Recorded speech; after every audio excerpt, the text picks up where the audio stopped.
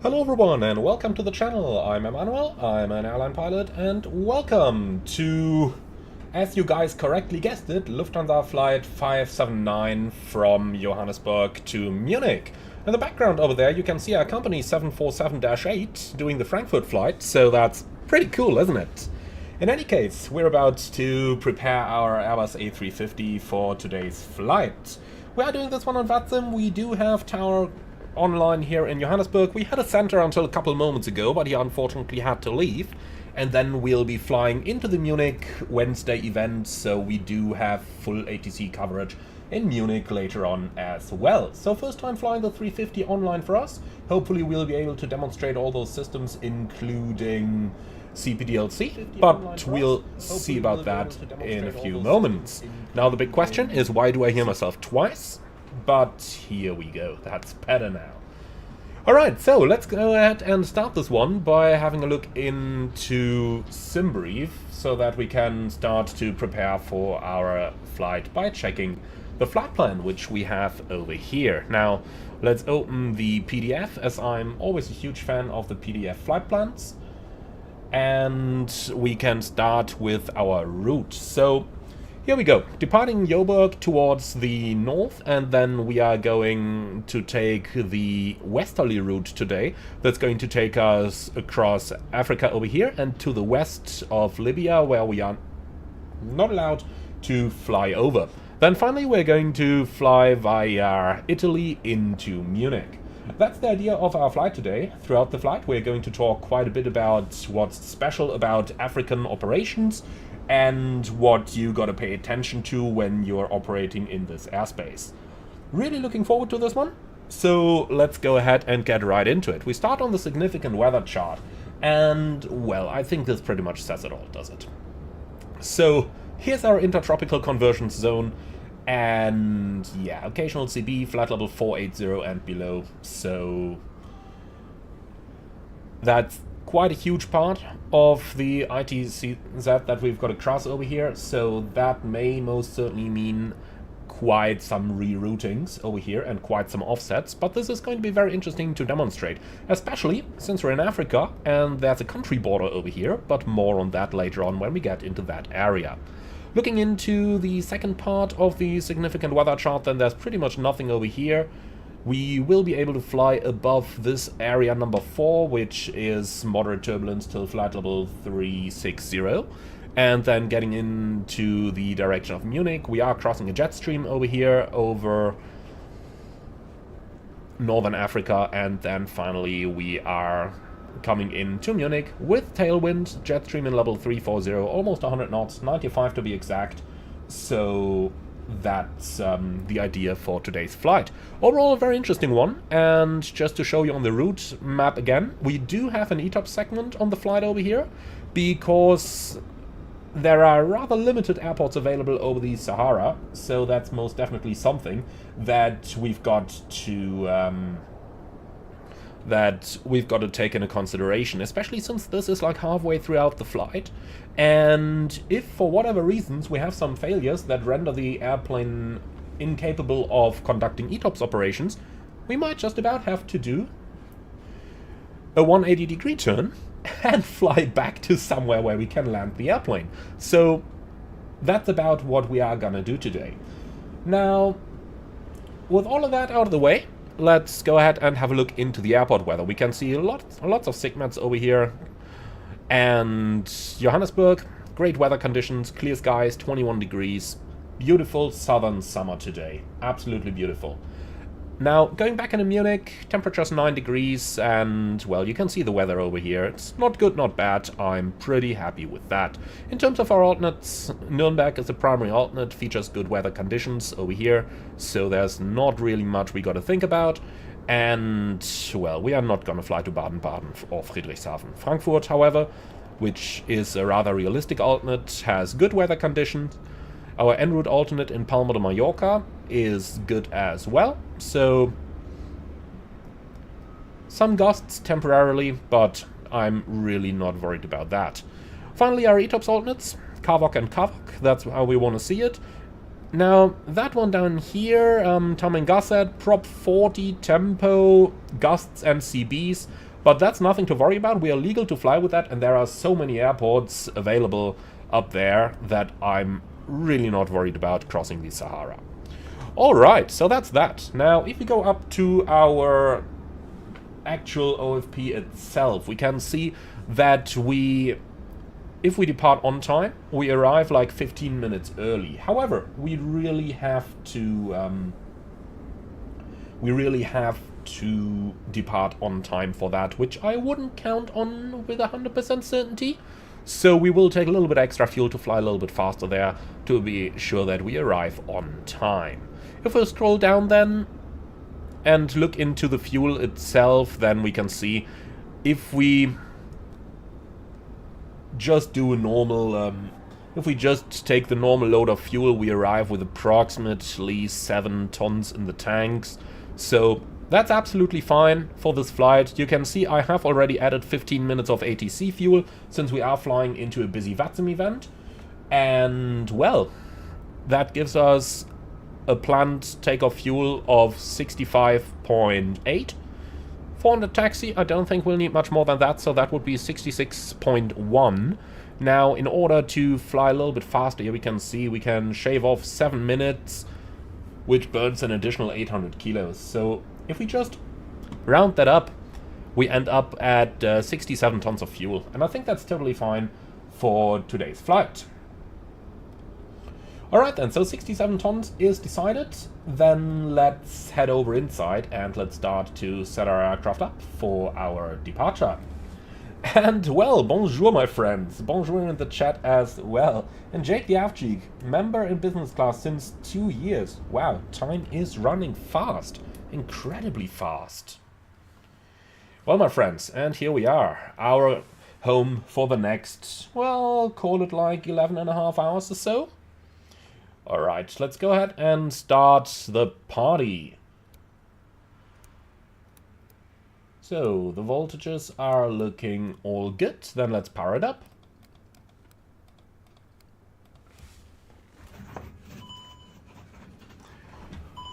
So, that is going to take a little while for the airplane to start to boot. In the meantime, we can run over into the electronic flight bag. We load the plane over here, and by doing that, we can prepare it for sim brief as well. So set the 0 fuel weight, then 67 tons. Oh, no, that wasn't quite correct. 67, and set the fuel. And with that done, let's go ahead and start the GSX services. We'll start with catering, and I can really tell you, African catering is absolutely lovely. They do really offer some of the best that you will get hold of around the world. So, catering vehicles are on their way, and we're also going to do some additional services here with water service, and we are gonna do the shit truck as well. Perfect. So, please connect my jetway. And it looks like it's coming to the one left. So let's just go back there.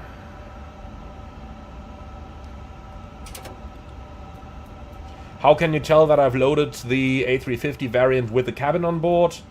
The frame rate becomes absolutely atrocious once you're moving into the cabin. Look at that. Even though I have no idea why. I mean, we're in Johannesburg. The frames really shouldn't be that much of a problem. They'll just tell me that they get better again by the time we are moving back into the flight deck. This is quite... I have no clue why. I have absolutely no clue. But look at that. Door closed. Superb frame rate. Alright. Note to myself, we are not gonna move into the cabin on this flight again.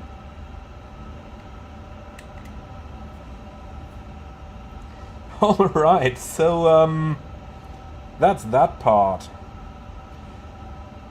Well then, Adrian85, are we going to make the whole flight alive and on VATSIM, or do you use acceleration? Well, we are of course going to use time acceleration for this one, but yeah, we will do it live and on VATSIM.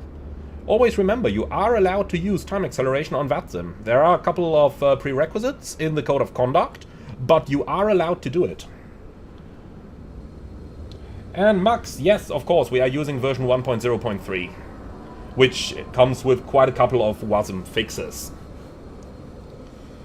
So, they are catering the aircraft now. I would just love to steal some food right now, but alright. We are gonna get the leftovers later on in cruise. That's fair enough. So then, ADIRs 1, 2 and 3 is coming on. The cockpit lights are set. And we do want to use the APU. It's just around 20 degrees outside, but 20 degrees with those clear skies as we have them over here. I mean, this is literally just a little bit of clouds. Is most definitely going to be, well, interesting. Alright, so let's do the recall. Hold that one for 3 seconds at least. And everything is normal. Perfect. Dispatch page, not simulated just yet, but they will add it with a future update. So get that into your habit to click the dispatch button and check your ECAM. Alright, and then we can do the fire test.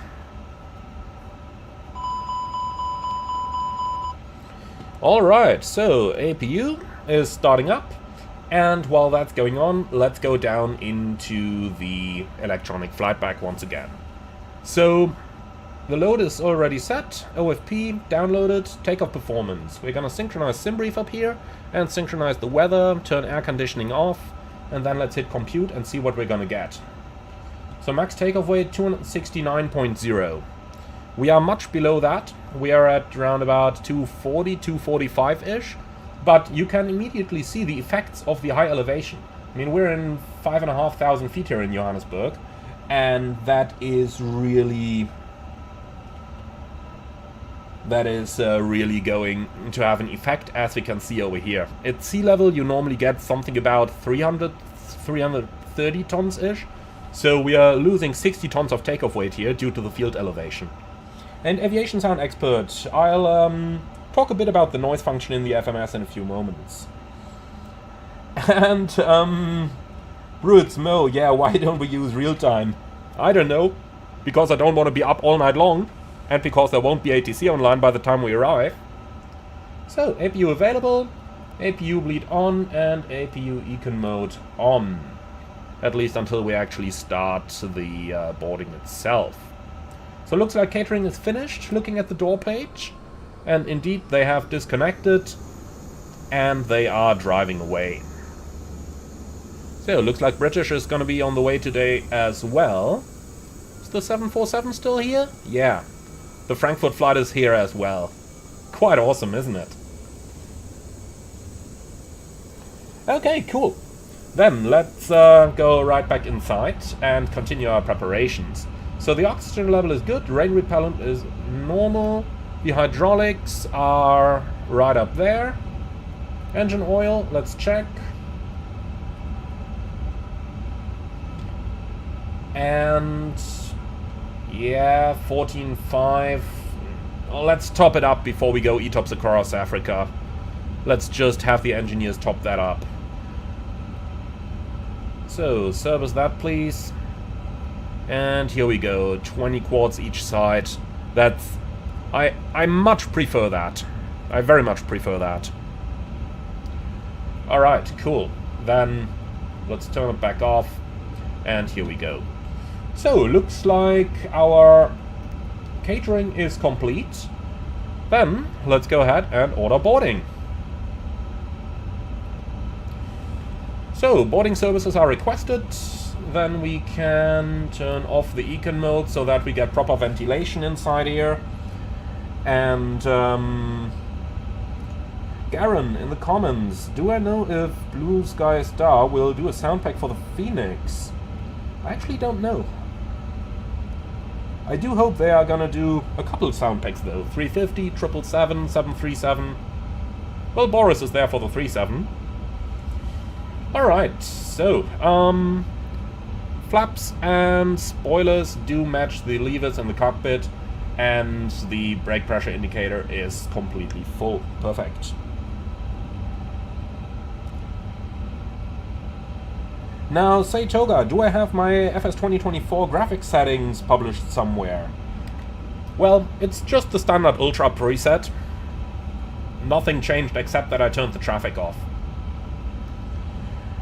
Alright, so let's go and do the cockpit preparation. Make sure that all the reset switches are in. Note that they are reset switches and not circuit breakers, like some people tend to say. Alright. Extinguish all the white lights, except for the maintenance panel. The maintenance panel can actually have white lights on it, but you're not supposed to activate any. Okay, so temperature in the aft cargo is going to go right down low, because we do have some temperature sensitive cargo on board, and that's on both holds. So 5 degrees on either side. CVR test is looking good, and the reset button's over here as well. Just a small comment, as we're doing African operations on the cargo temperature controls. On pretty much any African flight, you will carry temperature-sensitive cargo. That's because either they're shipping flowers, or they're shipping things that they've shot over there, that they're carrying to Europe. So yeah, you will normally have pretty low cargo temperatures on those flights. Alright then, let's go ahead and set that QNH 1025. Here we go. And the other side is set as well. In terms of the frequencies, we can dial in 1 to 1.5 in COM 2. I will keep COM 1 off for the time being, because obviously we do have air traffic control online, but we'll talk to them later, shall we? Alright, over here everything's set, the same settings for you then. And since a flight like this would have 3 pilots on board, you are gonna do the same.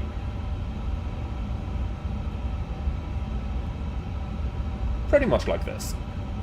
Okay, and with that we can get right up into our FMS. So first of all, delete any of those previously stored waypoints. Then let's go to the ATC COM MFD page. ADSC connected is checked.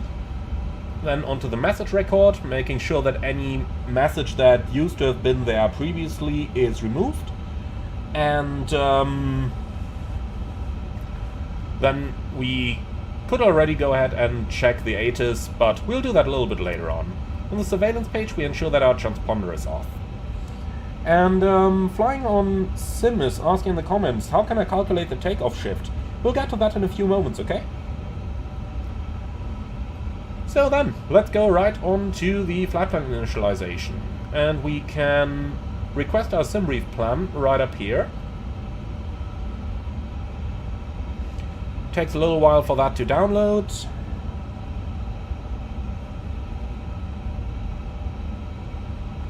And Fatboy Fight UK, I ordered my new AMD 9950X 3D processor today. Super excited to get more frames. Yeah, I'm really looking forward to your feedback on that one. I'm quite happy with my 9800X 3D for the time being, except for those audio issues. But really looking forward to your feedback. So, Lufthansa 579, Johannesburg to Munich, alternate in Nuremberg. Flight level 360. Let's check for the temperatures in cruise. Minus 45 degrees and the tropopause in 55,000. So this is minus 45. No, not a plus. That would probably not bring us to our destination anymore. Minus 45 and the tropopause in 55,000. Alright, then we can do a wind request. Very important on a flight like this that you get the correct winds. Because, look at this. The average tailwind for today's flight is 28 knots. However, if you think about the effect that has on the flight, that 28 knots means we travel 28 nautical miles further every hour. And while 28 might not seem like much, we are flying for 10 hours. That means the wind pushes us 280 nautical miles further than if the wind was calm. That's the meaning of that tailwind over here. So 280 miles is half an hour flight time. So these 28 knots of wind over here make over half an hour difference in our trip time and therefore in the fuel consumption. It's quite impressive, isn't it?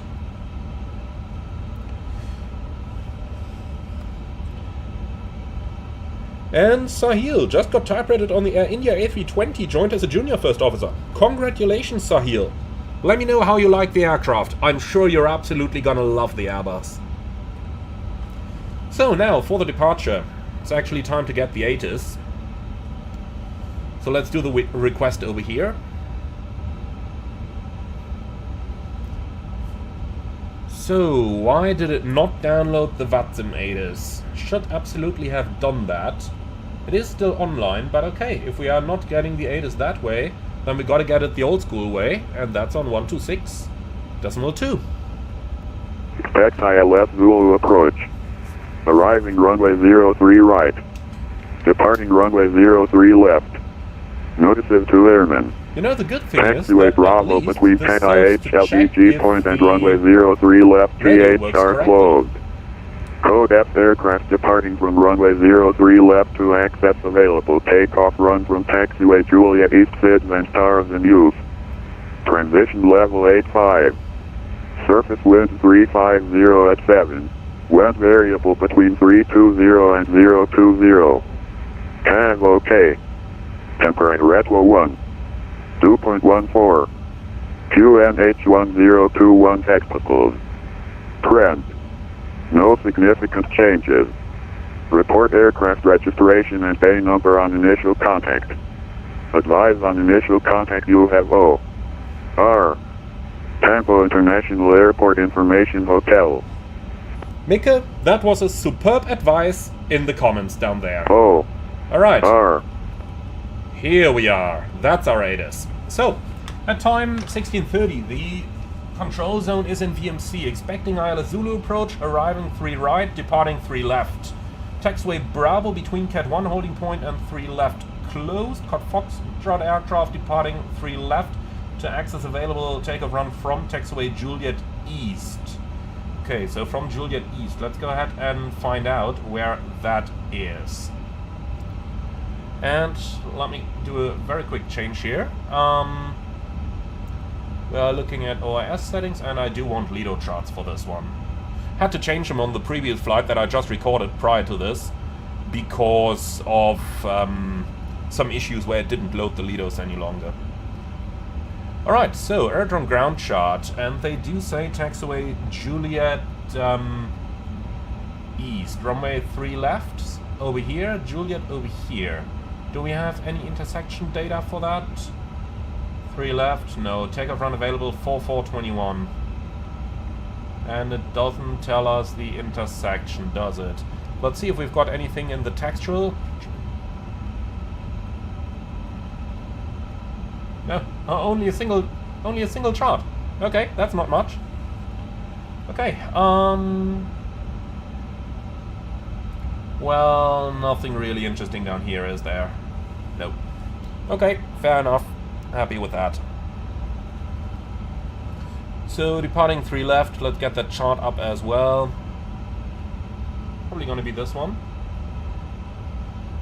So, sit 3 left is pinned. Okay, well, so be it. Then, so, sits and starts in use, transition level 85, wind 350 at 7, selected variable, carvok 21 degrees, 1021 down here. Report aircraft registration and bay number on initial contact. We will remember that. And there's the second page, advice information hotel. Alright, fair enough. So, departing runway 3 left. And our initial waypoint is Vasur. So, let's go on to departures. Runway 3 left, sit.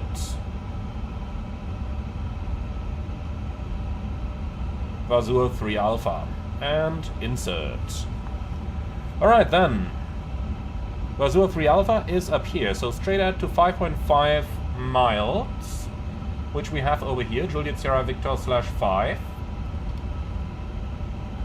And then we turn left onto 311, which is that one over here. And then intercept radial 351 outbound from Johannesburg VOR, Juliet Sierra Victor towards Vasur. And Yeah, that looks pretty much like it, doesn't it? So, for the arrival in Munich, 26 left is expected with an ILS approach. Actually, I promised you last time that we do an ANAF approach, so let's go ahead and do that. Star, well, none, arrival transition, Betas 26, and we can insert that as well. Then, onto the nav aids, we don't need to tune anything, but let's just enter Juliet Sierra Victor up here, just so that we have it in as a backup. And the course would be 351. Alright. So then, fuel and load. Let's see what we've got on our flight plan. We'll do this the realistic way. No load sheet data before we have actually gotten our clearance. Or rather before we've finished the boarding. So 0 fuel 176.8. Come on. 176.8 CG, since we don't know it yet, 30, and the block fuel 67. Alright, passengers is 295 today, and then we can just about check our diversion and final reserve fuel figures. So alternate is 2.9, final 2.3. 2.9 and 2.3. Alright. So, then we go on to the takeoff performance, and we're initially just going to send whatever we have down here. So, send to FMS, please. And confirm those speeds. And look at that, full toga. You guys asked for it, you guys are gonna get it. Scott Brandenburg. Hello Amy, have you had any issues using time acceleration and the time in the simulator not matching? Yeah, absolutely. FS 2024 has that, but you can download a little tool from flightsim.to that's called Sim Time Rate Adjuster, and that tool ensures that your simulator time accelerates together with your aircraft movement. So I can highly recommend that tool, Sim Time Rate Adjuster, on flightsim.to. Alright, engine out acceleration, 1500 above the ground. Let's enter that. Position monitor. We've got Fox Alpha Oscar Romeo 03 left. Like this. And then let's enter the engine out sit. And the engine out sit in this one is going to be a little bit interesting here. Basically, we can just go straight at 25 miles, but that's right over the city. So, suppose you could do that, or you could leave it. But why don't we have a look at Blackbox 711's website, because he's actually got some very, very good detail. So, from follow streamer Blackbox 711, you can find that on app.blackbox711.com. And over here we can see runway 3 left, acceleration in 7,100, and noise abatement procedure number 2, engine outset is indeed runway track 25 miles to hold. So, yeah, if that's the data, that's the data. Then we are gonna hold right over the city. Primos asking in the comments, hello Emmanuel, are you going to be up for a shared cockpit flight at any point? To be honest, probably not. It just doesn't sound that appealing to me. My apologies. Because you would really have to be on the same level with the other pilot to make it like really good. And even then, it would have to be a pilot of my airline, since every airline is using a different SOP. So that's a bit of a problem there. Alright. Emergency waypoint then. Johannesburg X1, and that's from Johannesburg 03 left on a bearing of 035 for a distance of 25 nautical miles. And store. So, flight plan info, fix info, and FAOR 03 left. Arriving runway 03 right. Departing runway 03 left. Like this. Notices to airmen. Radio Taxiway 035. Bravo between 10 IH LEG point and runway 03 left TH are closed. X. Code F aircraft departing from runway 03 left to access available. Takeoff run from taxiway Juliet East SIDS and stars in use. Here we go. Transition level 85. Very good. Surface So, wind 350 at 7. Then let's go on Wind to the secondary variable flight between plan 320 and 020. So import active. Tag OK. Flight plan. Tempering retro From the 1. runway, insert next waypoint, 2.14. and that's the point we just created. QNH1021 technicals. Trend. And then No we can pick up a significant holding over there, changes. 034 Report right aircraft turns, registration time and should be bay 1 number on minute. initial contact. Happy with that. Advise on initial And from contact here, new you'll have O. destination, R. creating an immediate Tampa return International Airport Information Hotel. towards Fahor, and then arrival, runway R. 3 right. Tampa International Airport HF Information Hotel at time ILS 1630 Zulu. Alright, Zone and that's the engine GMT. out waypoint Expect created. ILS Zulu approach. Arriving runway 03 right. Departing runway 03 left. And that's that. Notices to airmen. Taxiway Bravo you guys between are listening to 10 the IH latest again. LEG point and runway 03 left THR closed. One. Code F aircraft departing from runway 03 left Most to importantly, access number one is available. not dialed Takeoff up. You run shouldn't from be hearing any taxiway of Juliet. that. Interesting. Is there anything going on in my settings? Let's just quickly go into there and have a look. Assistances. Did it activate anything it shouldn't have activated? So, realism, that stuff is off as it's supposed to be. No. IATC is off. Huh. Very interesting. Was certainly not supposed to do this. Let's see, the only thing that's on is the gyro drift. And then we have disable the damages, icing, turbulence. No. There is nothing in here that should have done that. And Whitson, yeah, you're right. VHF2 was on, but VHF2 is selected to the guard frequency. So you should not have heard an ATIS on that. For some reason it tuned that at VHF1. That didn't make any sense. Oh well. Alright, let's just finish our flight plan setup then, entering the step altitudes. So what do we have? Flight level 380 over at Durna.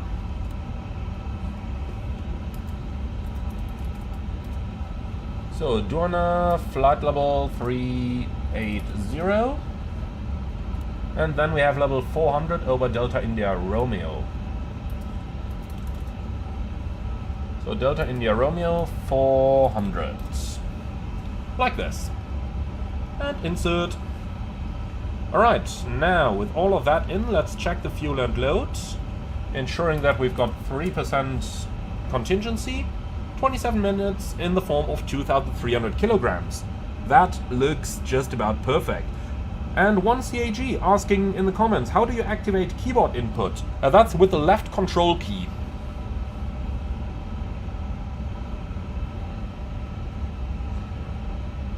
And Hussein, hello Amy from South Africa. Hi.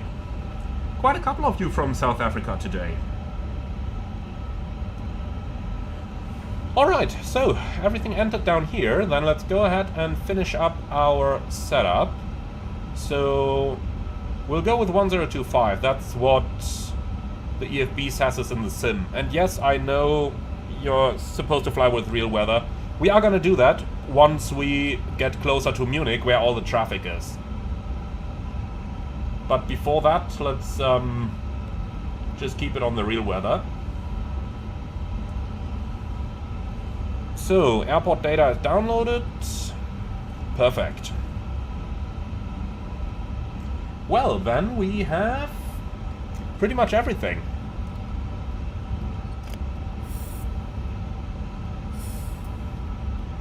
Oxygen test is done. Alright, so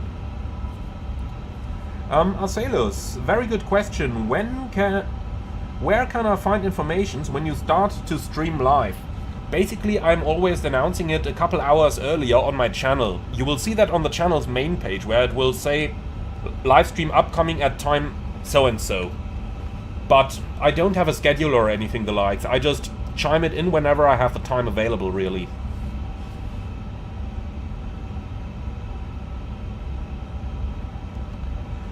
And Whitson, in your engine out flight plan, was that waypoint created by you? Yes, it was. We created that up here on the data page. Data, waypoint, pilot stored waypoint. And you can add new waypoints by going onto the new waypoint tab over here. And there you can add anything. I do have a dedicated video, by the way, where I explain how to create those engine out waypoints, where to find information about engine outs, departures, and all that good stuff. So, Flyer on Sim, will you calculate takeoff shift? Yeah, kinda. But thank you very much for the reminder. So the problem with takeoff shift today is just that there is none published for our departure runway. Normally you would find it right over here. So let's assume intersection India was a published intersection for takeoff. Then you should find a little arrow on the chart over here, and it should read the runway distance next to that. In order to calculate the takeoff shift, you would take the distance, or you would take the total runway distance, subtract whatever it reads on the chart, and that's your takeoff shift. What you can also do is there will always be a scale on each chart. So you can see this is about 100 meters. So for intersection Juliet up here, I would subtract 200 meters. So for Juliet, the shift would be 200 meters. And that's how we'd do that.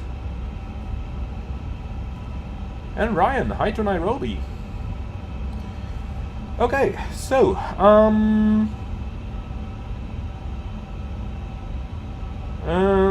Pulasia, I think when you typed the IK of Fox Alpha Oscar Romeo the first time without the keyboard input, it switched the frequency to the ATIS. That is possible. And Harsh Deity, is the throttle that you are using made for the A350? Kinda, yes. I'm using the Honeycomb Bravo, and I have bought the official Honeycomb Airbus pack.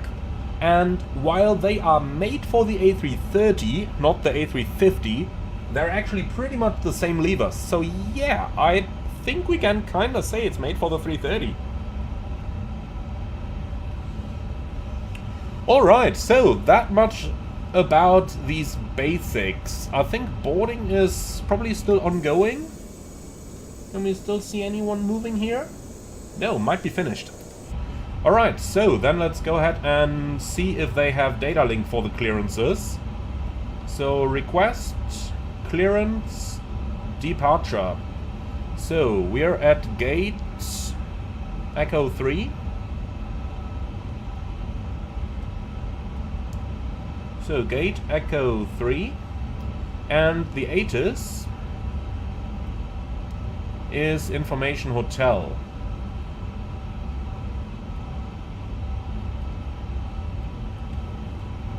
So, departure airport Fox Alpha Oscar Romeo, Echo 3, ATIS Hotel, Airbus 359, and destination Munich. By the way, you might be laughing, but it's really worth cross-checking the aircraft type. In my airline, there are 2 aircraft that, despite being A330s, read A340 in the aircraft type. No idea how that got in there, but yeah. You really gotta cross-check the aircraft type, even though it might seem trivial at times. Right, transfer to mailbox, and then that's going to Fox Oscar Alpha Romeo, send. I don't know if they actually have data link clearance available on VATSIM over here in Joburg. But I suppose we're gonna find out.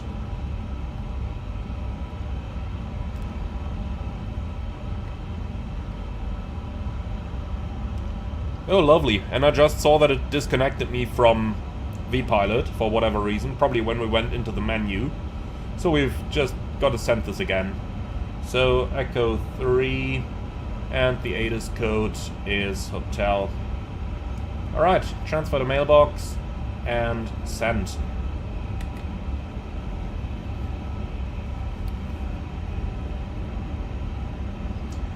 And Jaborescu, you're correct. ATIS said state registration on contact. However, you will see that the ini-built aircraft actually doesn't let you type anything into the random text field. So, yeah, we can't enter that. We'll have to do it on voice when we actually call them for our pushback.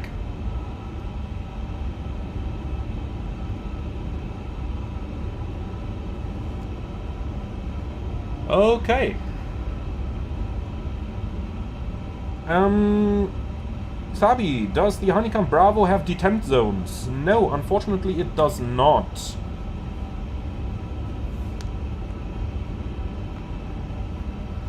So yeah, let's see if any clearance comes back. If not, then we're just going to request it on voice. For the time being, let's say hello to our passengers. Boarding should be completed by now. Liebe Fluggäste, einen wunderschönen guten Morgen aus dem Cockpit. Hier spricht Ihr Kapitän. Mein Name ist Emanuel. Im Namen der Lufthansa darf ich Sie ganz herzlich an Bord von Flug 579 nach München willkommen heißen. Die heutige Flugzeit wurde mit 9 Stunden und 55 Minuten berechnet. Wir erwarten einen weitestgehend ruhigen Flug, kreuzen jedoch einige Starkwindfelder entlang unseres Fluges, weshalb es von Zeit zu leichten Turbulenzen kommen kann. Aus dem Grund bitten wir Sie, die Anschnallgurte angelegt zu halten, auch wenn die Anschnallzeichen ausgeschaltet sind, solange sie sich in ihrem Sitz befinden. Wir erwarten einige wunderschöne Aussichten auf Afrika und einen ruhigen Flug in anfänglich 10.700 Metern Flughöhe, später dann bis zu 12.000 Metern. Wir bedanken uns herzlich für Ihre Aufmerksamkeit, melden uns mit dem neuesten Wetter, wenn wir uns im Anflug auf München befinden und wünschen Ihnen jetzt einen schönen Flug. Ladies and gentlemen, a very good morning from the flight deck. This is your captain speaking. My name is Emanuel, and in the name of Lufthansa, welcome aboard flight 579 to Munich. Today's flight time will be 9 hours and 55 minutes. We expect a smooth flight in initially 36,000 feet and later on up to 40,000 feet. We do expect some minor turbulence every now and then throughout the flight as we are crossing a couple of jet streams along our way. Therefore, we do request you to keep the seatbelt fastened whenever you are in your seat, even if the fasten seatbelt sign is turned off. Once again, thank you very much for being our guests today. Sit back, relax, and enjoy the flight with us, and we will update you with the latest weather when we start our approach to Munich. Thank you very much for your attention. Alright, so it looks like there is no data link clearance over here. Then let's go ahead and contact tower over here. And let's see, the tower frequency is 118.1, as you can see up here.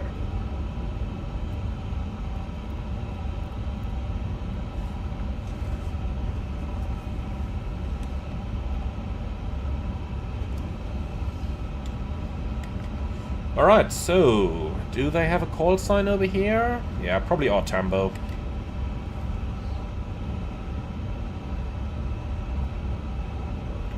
Ortambo Tower, good evening, Lufthansa 579er Heavy, Airbus 359er, registration Delta, Alpha, India, X-Ray, Quebec, information hotel, request clearance to Frankfurt.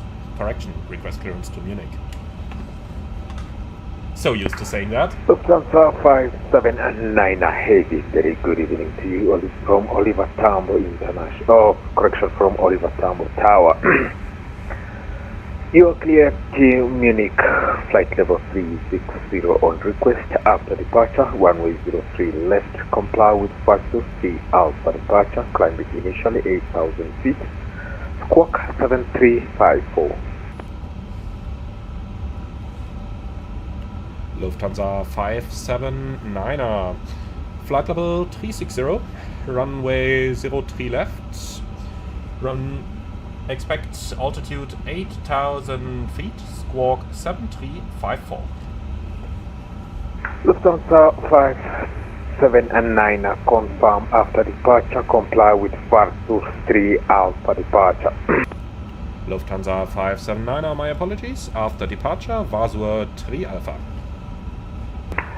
Lufthansa 579er, readback is absolutely correct. Report when ready for push and start. Wilco. Lufthansa 573 at holding for runway. Aha, Lufthansa 573. That's the 747 to Frankfurt.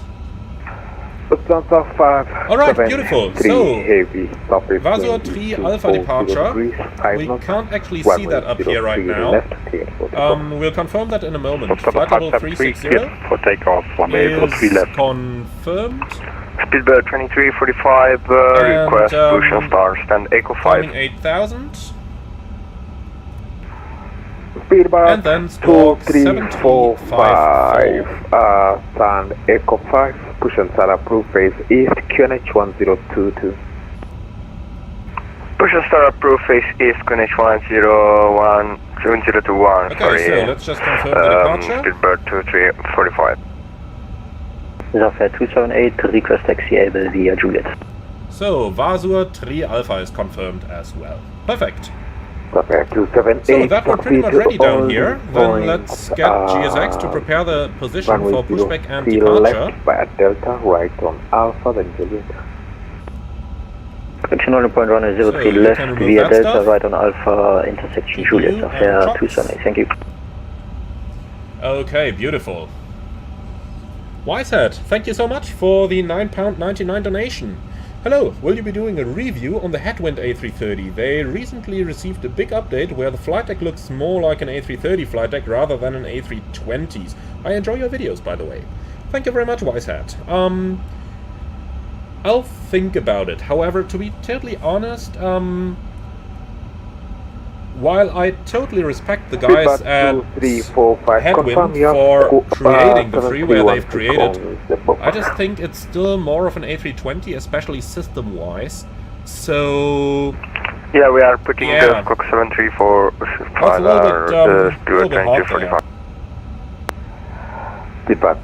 and especially since I don't have... especially since I don't have FS 2020 installed at all anymore. So, someone said ATC is very loud. I have reduced their volume a little bit. Once they are talking, we'll be able to check that. Okay, someone asked about the tropopause. Am I sure that it's 55,000? Yes, I am. And I can show you why. If we go into the flight plan, you can see tropopause over here. And 748. that's 55,000. We have to cross runway 03 left via Lima, then taxi to stand Charlie 23. And I'll explain why once we're in flight, as that's actually something that really matters to African operations, but we'll talk about it in a few moments. Okay, so let's go for the departure briefing, please. Pilot monitoring, that's up to you. Alright, thank you very much. So, we are departing Joburg, runway 3 left, Vasur 3 Alpha, initial to 8000, and we have an MSA off. Let's see that real quick. Give me the offside, please. So here we go, MSA 7,800, so 8,000 is going to keep us safe. Extra fuel and time, we had some 25 minutes in the form of 2,400 kilograms. No hotspots for taxi routing, and our engine out sit takes us straight out to 25 miles. Stop margin on the takeoff is close to 0. Full toga is required for our takeoff. Now, if we need to make an immediate return, we have prepared runway 03 right for the time being. We'll have to consider switching to 3 left if we are landing overweight. And at the moment we are like 35 tons overweight, so that is definitely there as an option. Now, if we need to make that immediate return, the secondary flight plan number 1 is prepared, and at the same time we can just import the active flight plan into Sec 2. Alright, that's our setup. So, threats for the departure, the high elevation of course is one, and the very low level of altitude. We're in 5,500 here, and the initial is only 8,000, so that's only 2.5 above the field. So very low level off, and we are departing with toga. Once we're actually in the air, that might cause quite a significant rate of climb. So Airbus does allow us to reduce the climb thrust above 400 feet if we have a low level off like we do today. For this reason, if we indeed climb very quickly, then at 400 feet I'm just going to reduce to climb thrust, but we must not start the acceleration until we're at the acceleration altitude, so at 6,600 feet. Just to keep that in mind, that this procedure exists and that we may be using it. Alright, and that's the threat for today's departure. Any questions? None? Okay, so aviation sound expert, I promised you the explanation about the noise function, so let's quickly do that. Normally you would always do everything with the thrust reduction and acceleration, so any noise abatement departure procedure you do down here. The noise function allows you to reduce to a certain N1 and a certain speed at a certain altitude. So at the thrust reduction you would then enter, for example, 80%, and at the acceleration you could enter the speed, and then you would have a noise end, and that would then define when to restore thrust to the actual climb thrust. It's not really used in any types of operations that I know of. I think there's one airport in the US that uses that regularly, however they only serve 737s and 320s. So not really A350s, but that exists. Now, what we do is to use the auto derate on the climb page, makes our life a lot easier. Alright, so that's everything done down here. Before start checklist, down to the line. Gear pins and covers, removed, fuel quantity, and that's 66,900 kilogram balanced. Takeoff data, set. Barrel ref, QNH 10, actually that looks like it has changed a little bit, let's synchronize that. Yeah, 1024 now. How did I tell? Because I knew the field elevation is 5,500, so if it shows 5.6, chances are the QNH has changed. So, barrel ref, QNH 1024, before start checklist complete down to the line. Alright then. By now, boarding is completed, so the load sheet should have been received. And we have a zero fuel weight 176.8, which is checked, and a CG 30.6. No, I just said, have a nice evening, thanks for the ADC. Here we go. Alright, perfect. 67 tons of fuel is correct. Alright, link 163 hotel, thank you for flying to and then let's go ahead and get our pushback clearance. Have a very good evening, until next time, ciao. Ciao. Lufthansa 579er, stand Echo 3, request pushback and startup.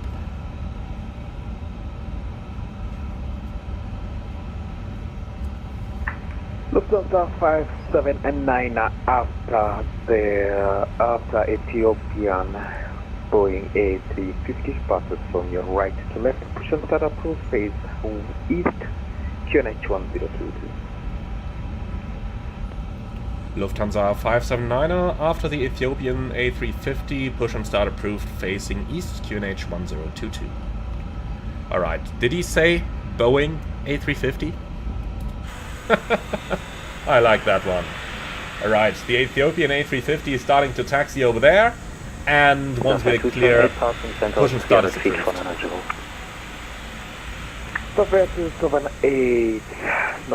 And Charlie M, any idea when the video on the operation in Africa will be coming out? Well, you're seeing it as we speak. I'm going to explain everything over here, but no worries, I will do a dedicated, a little bit shorter one, probably over the next week or so. But in today's live stream, you will learn most of the stuff that you have to learn about flying in Africa anyway. Okay, so push is approved, before start checklist below the line. And cabin crew, all doors in flight. So, doors closed, parking brake set, before start checklist complete. Alright, ground flight, go. So, pushback approved, face east, and parking brake is set. Roger, facing east, release brakes. Brakes released, clear to push, and we are standing by for your clearance to start the engines. Roger.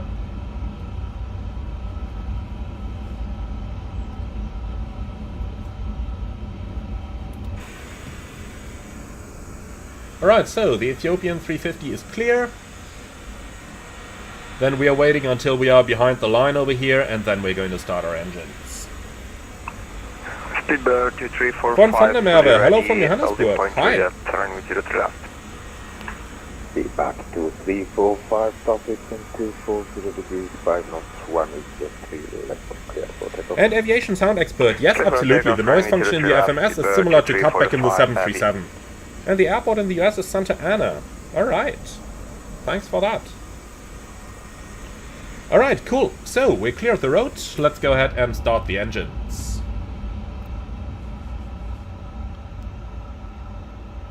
So, FADEX are on. 10 seconds timing. Quick check over here, but it looks like, for whatever reason, we cannot get the Enroute chart to work again. So be it.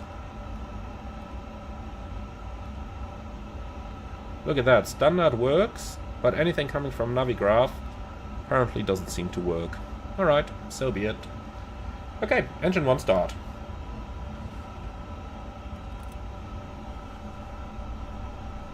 Another A350 over here. Quite cool, isn't it? I really do like it.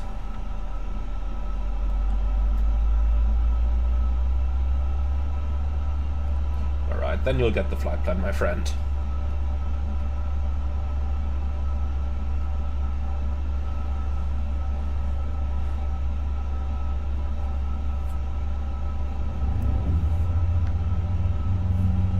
And G Walker, yes, you are right. It is a bug with the Enroute charts. Striking Scorp, hi, nice to see you. And G5 driver, at Johannesburg they clear to start only once the pushback is done due to jet blast. Yeah, you're right on that one. I just didn't want to wait that long. Okay, so, good start on number 1, starting number 2. And the parking brake is set. You're clear to remove all the ground equipment, bypass pin, and advise when clear, please. By the way, look at this. The thrust percentage on the elevation of 5,500 over here is actually quite a bit more than what you would have down on the ground. Or at sea level, I should say. So, nicely done.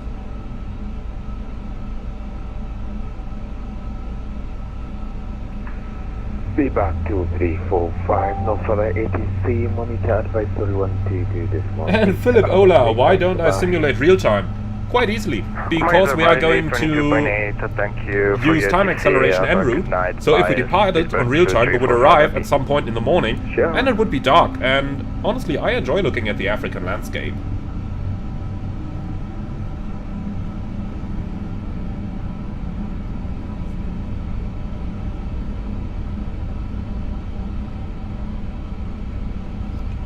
Okay, so we have 2 good engine starts. Clear to disconnect, show me the pin on the right please, disregard whatever your tires are doing on that tuck over here, and then I'm looking forward to see you next time. Bye bye.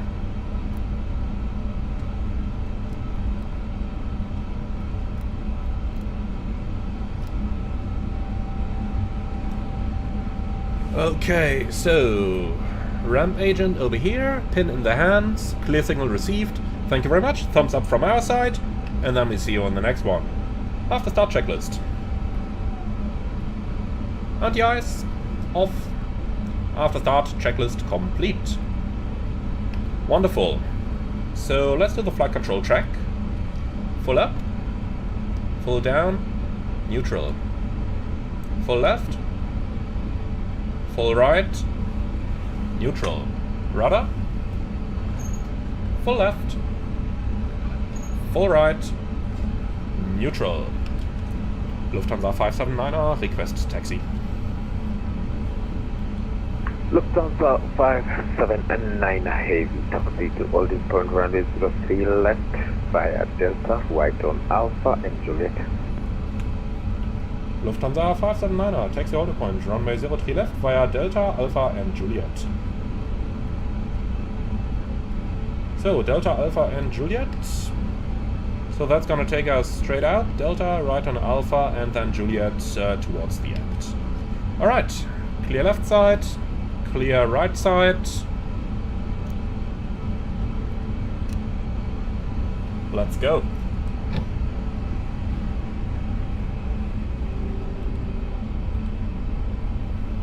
Brake check. Brakes, okay. Ethiopian 931 via Juliet, southwestern 240 degrees by knot 103. So he's clearing them for takeoff out of Juliet. We said earlier that Juliet is 2,000 meters less than... sorry, 200 meters less than the full length. So let's just quickly go ahead and calculate that as well. So give me the full ground chart, please. 2,421, so 4,200 meters then. Takeoff performance, let's just redo this up here. 4,200. Alright, compute. So, those speeds have changed a little bit. And this is still the current weather, that's okay. So, clear left side and clear right side.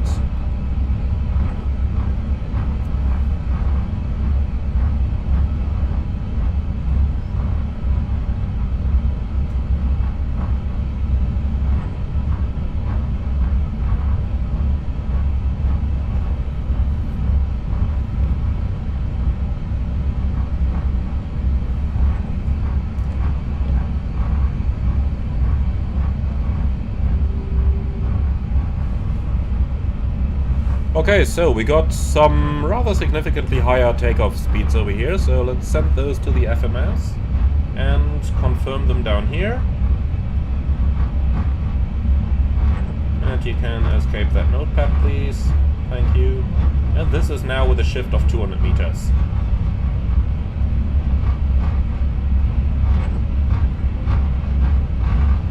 Will you? 2. Interesting, I can't enter a takeoff shift anymore. Okay, so be it. Perhaps if we close the notepad. Yeah, it looks like there's a bug in the notepad there. Alright, that's fine.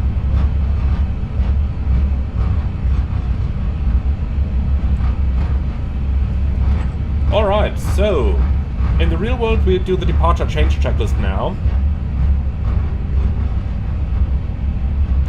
And Xabi, you're absolutely right. 4,200 meters in the OIT is correct.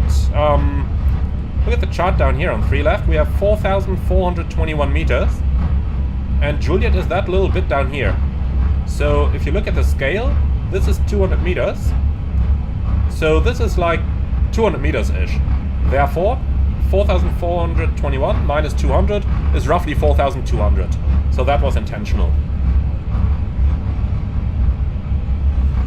Okay, cool. So we have slightly higher takeoff speeds. The rest is unchanged. Still full toga, packs off. And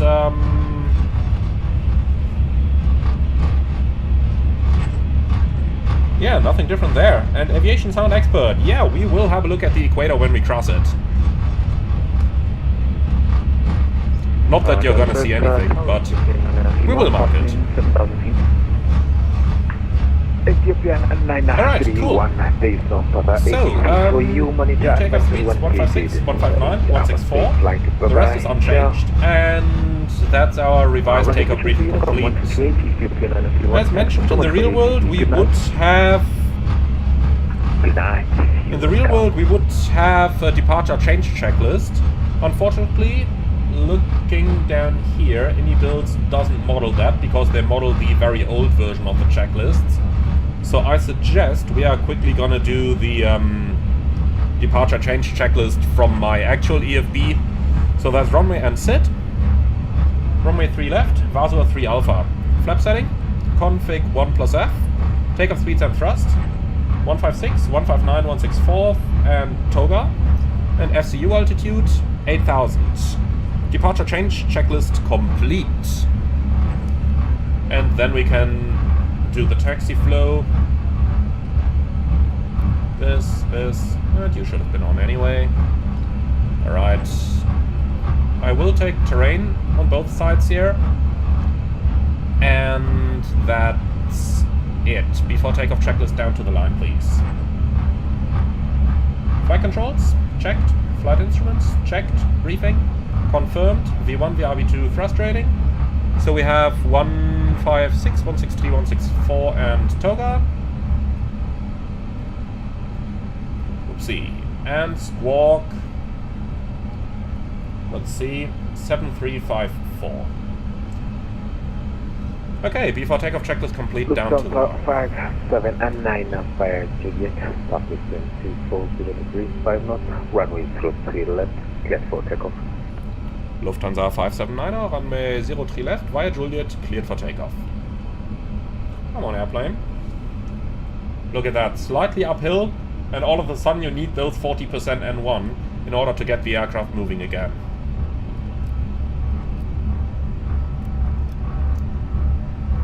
So, we are cleared for takeoff. Approach area is clear. I don't like this.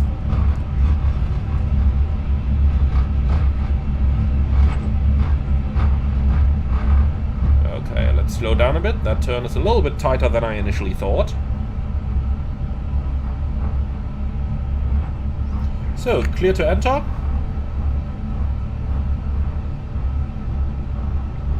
The approach area was clear. Before takeoff checklist below the line, please.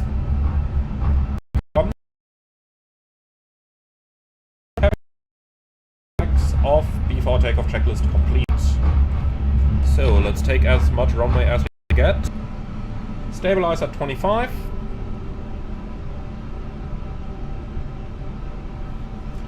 And take off. Mantoga, as there is runway, auto thrust blue. Brakes released.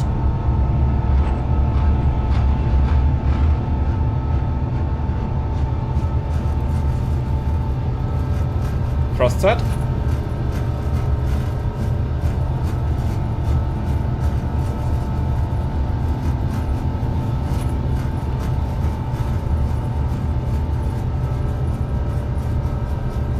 .100 knots. Checked.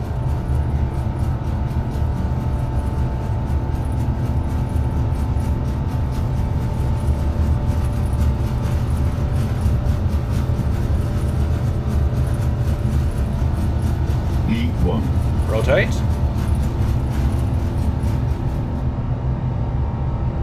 Positive climb. Gear up. Nav. Checked.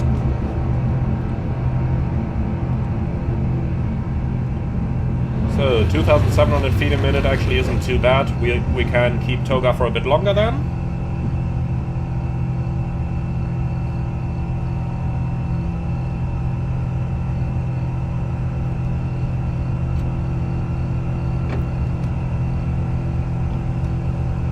Thrust decline, climb, auto thrust.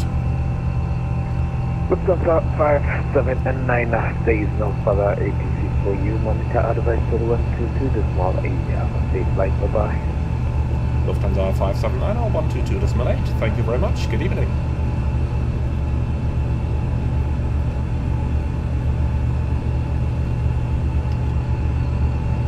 Okay, flap 0, speed checked.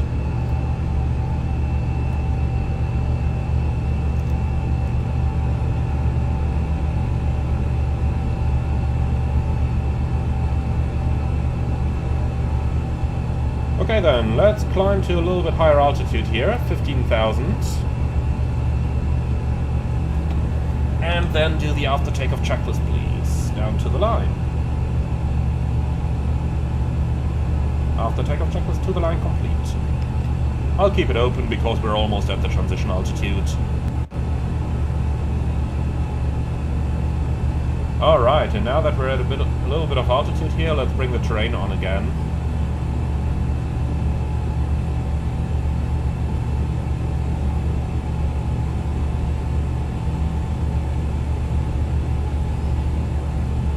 So, small bug, in the real world, once you have reached the target intercept heading, the route would jump to your present position.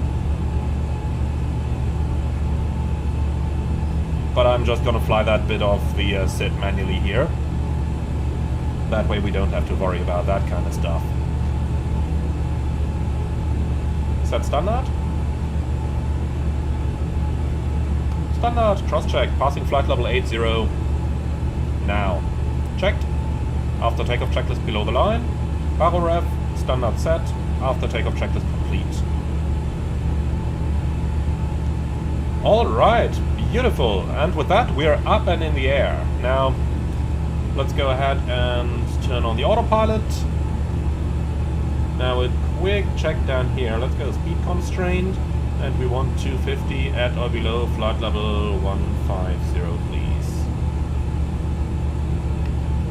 That's because of the high elevation of Johannesburg itself. Therefore, I want... therefore, I don't want the aircraft to accelerate while we're in 5,000 above the ground. Climb thrust is set, therefore we can reset the chronometer down here. We do have one running down here. And with that, everything is now getting a little bit easier. Okay, so the worst part of the flight is now done. At least in the modern world. In the old world, think 20 years back, in the times prior to CPDLC, the worst part would be ahead of us, because back then they didn't have CPDLC in Africa, and they in many cases didn't have VHF radios and only used HF radios.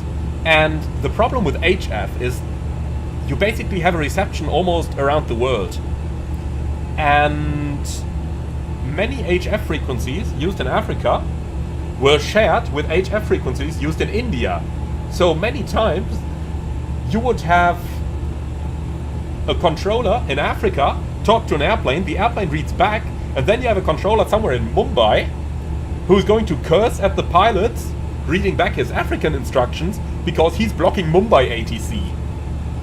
Oh yeah, that's the good old days, but luckily that time is over, and nowadays they do have CPDLC and VHF radios in Africa, but yeah, a little bit more problems there, but we'll get into those in a few moments. For the time being, just look at the rate of climb, 1800 feet a minute here. Our airplane is clean. Yeah, ISR plus 13, it shows. It definitely shows.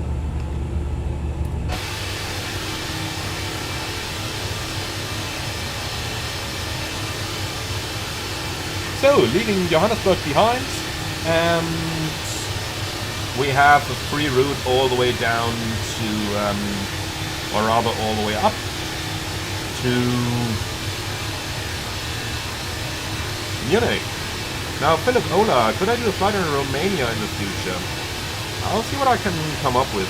And SD 2008, no worries. We are turning the time acceleration on in a few moments, but I at least want to get to 10,000 above the ground, do the flow, and when all of that is done, then we'll turn on time acceleration to fast forward a little bit to our destination. Now, I do want to try one thing though, and that's, yeah, I know it's always a good idea to get up at these times. That's leaving the cockpit once again. Now that we are no longer on the ground, yeah, look at that, all of a sudden the frame rate is a lot better over here. So knowing that, we can use the cabin along our flight. It's just on the ground where we had those performance problems. Okay, so let's take a seat again.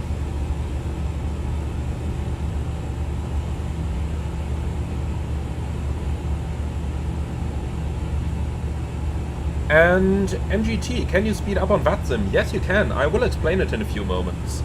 And Charlie M would love a Virgin Atlantic A350-1000 flight at some point. We'll probably get to that. So, passing 10,000 AGL, lights off, signs, yeah, everything's smooth over here. Signs off. Then we can go to weather over here, 160 miles. We can keep the terrain for the time being. And then let's clear the VOR that we tuned manually, and optimum 368, maximum 379. So yeah, level 360 at first should be good. Okay, cool. So with that, all this good stuff is done. Then I tend to say, let's go ahead and speed this up a little bit. But first, let me dial in flight level 360. Here we go. I'll cruise flight level 360 blue. And then we can turn on the afterburners.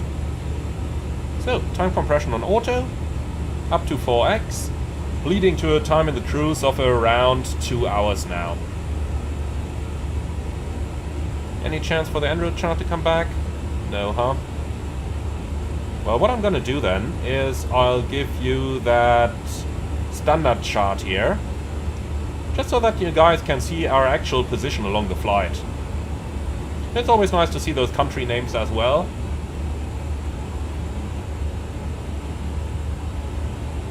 And Jake the Avkey, this makes me want to leave this work early and go home and hop on the sim.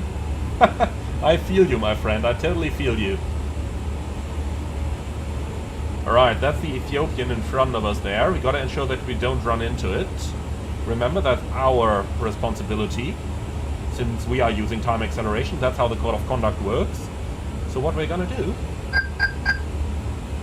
is heading 360. And we'll navigate around him.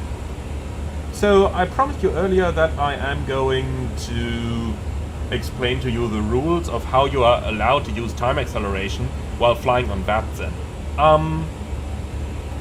Basically, the code of conduct says that you are allowed to use it in airspace where there is no ATC online, and you are allowed to use it when there is ATC online if they have given your express permission.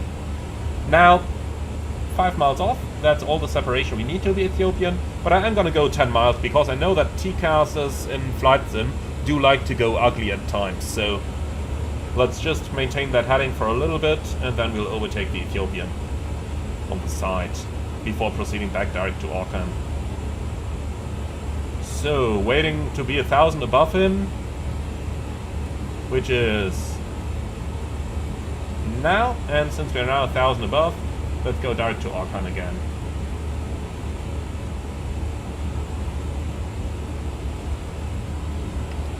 Alright, so what you just saw is the second rule of,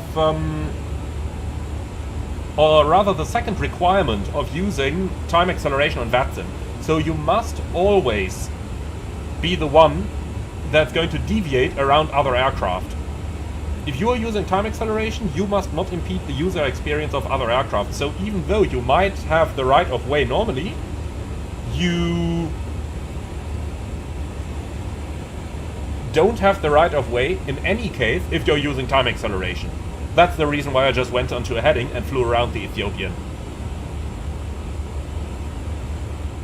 Otherwise we could of course just have outclimbed him normally, but yeah. So those are the two rules.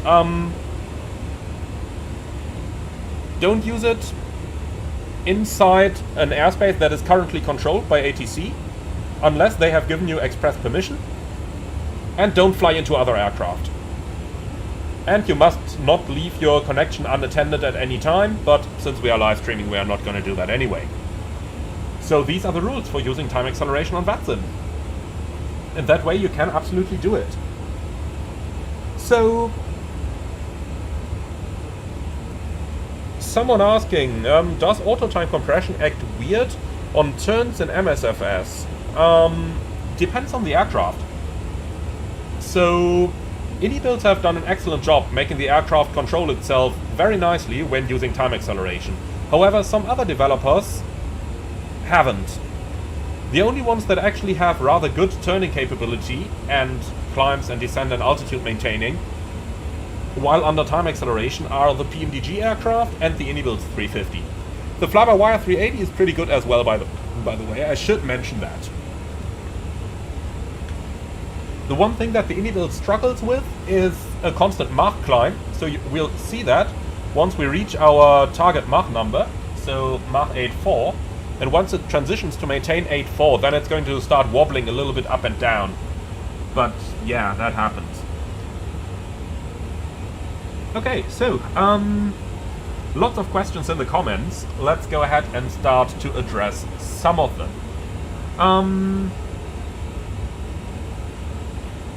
Ralu, am I using the built-in performance mode of the aircraft? Yes, I do.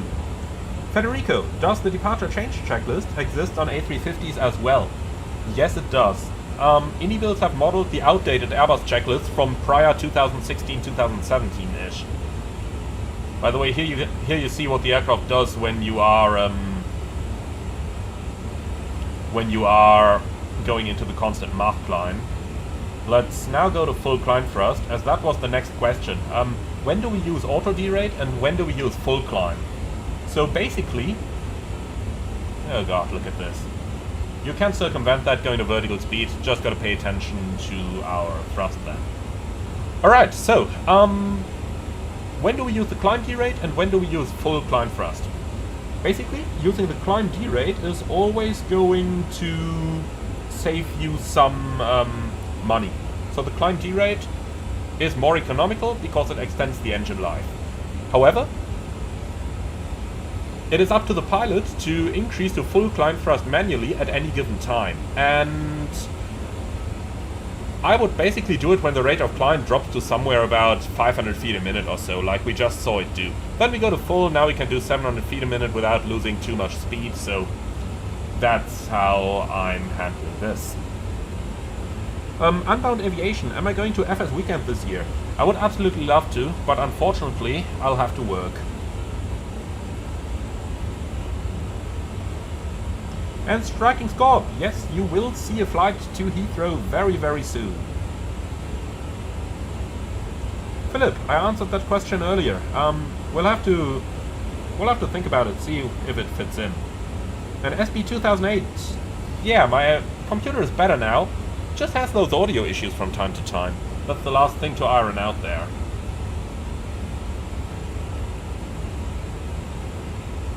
And MGT, why did I stop being a controller on VATSIM? That's just because I didn't have the time anymore to do it properly, and to be honest, because it became pretty annoying at times. Alright, so we've reached our cruising level. Let's go ahead and do the first fuel check. Top of climb, 25 minutes, and yeah, we took 35. 57.6, we have 60.4, but yeah, with a different time, that's kind of expected to be different. So let's see, Eximi is the next waypoint. Do we have anything there? No. Imlam is the next waypoint we have. Alright, that's fine. So, we talked about African operations, and we wanted to talk about African operations. So let's go ahead and talk about that for a little bit. But before that, I see two questions that we definitely want to answer before that. So, three actually. Seaconics, why are you allowed, or when are you allowed to make direct on Unicom? Basically all the time. Just make sure that the direct you give yourself does not impede any active controller's airspace. If the controller comes on afterwards, yeah, his problem, but for as long as you are, for as long as you check if there's any ATC online before you give yourself the direct, that's fine. In my opinion. There is nothing defined in the code of conduct there. Alright, the other question that I want to answer is, in my opinion, what is the state of Flight Simulator 2024 now? Well, it's not perfect. We clearly gotta say that. They have more work to do, but they are doing that work. I mean, they worked for 4 years on FS 2020 as well, did they? I think it's in a state where once you are in a flight, the experience is actually pretty good. However, it sometimes takes a little bit to actually get into a flight. So sometimes the sim doesn't load, sometimes it crashes to desktop during loading. That's a bit annoying, but on the other hand side, it starts much quicker than 2020, so I guess if 2024 crashes to desktop while loading and 2020 just takes longer to load, it takes more or less the same time to get into an aircraft, right? So I think 2024 at present is superior than 2020. Because flying wise, there's not that much difference. However, the graphics are better. Add-ons are becoming available now, with basically only the PMDGs missing at the moment. And even those do work under certain circumstances if copied, but I cannot give official advice on that. So overall we are looking at, in my opinion, a simulator that is still in a condition where it has to grow over time and where it has to mature, but it's in a usable state, and once you're actually within a flight, I think it's better than 2020.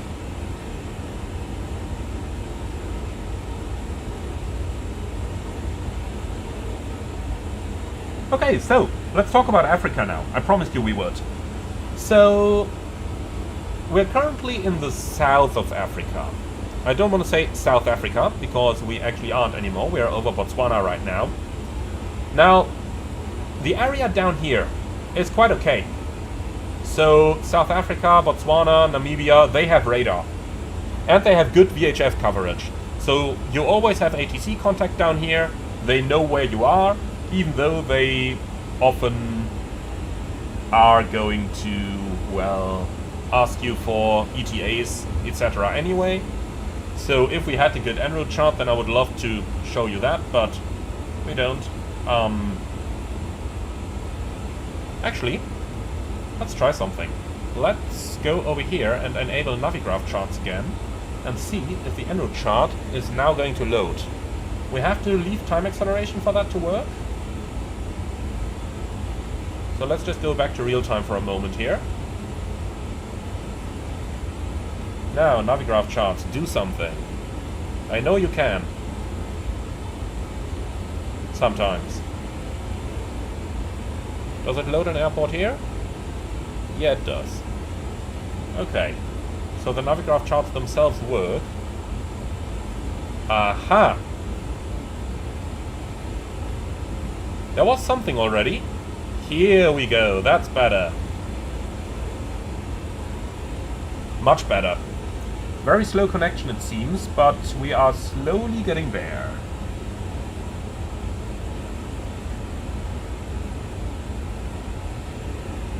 Okay, come on, you can load this. I'm sure you can. Let's just switch through.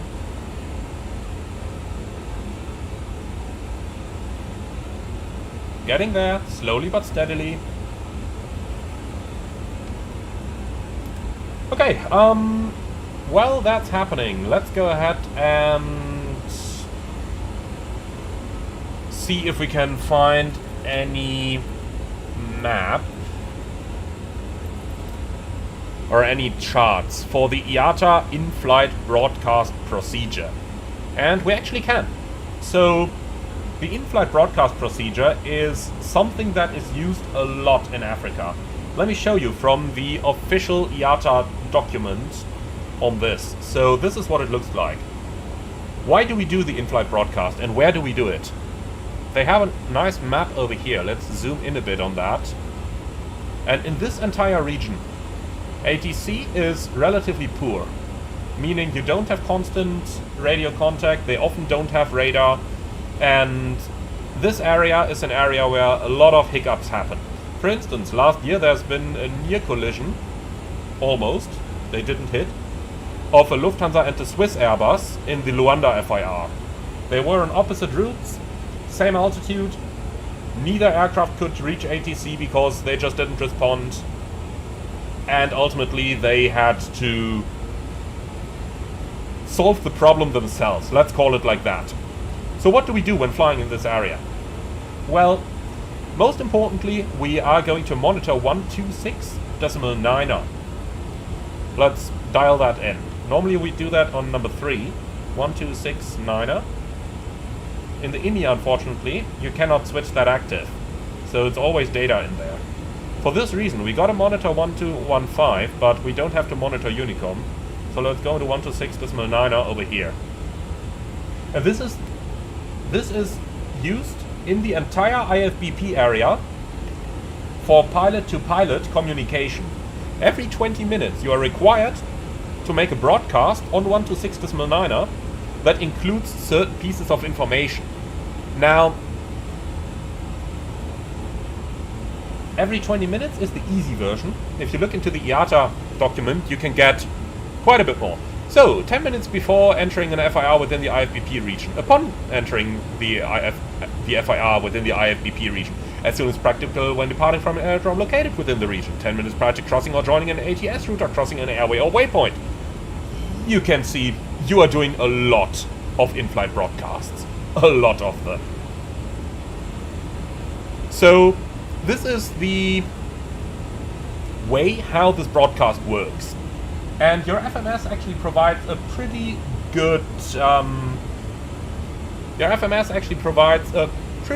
good layout for doing this. So you can see that by looking at the flight plan page, you basically have all that information over here already. So how would we do such a broadcast then? Well, most importantly, we would re-enable time acceleration so that we eventually make it up to Munich within the time of the event.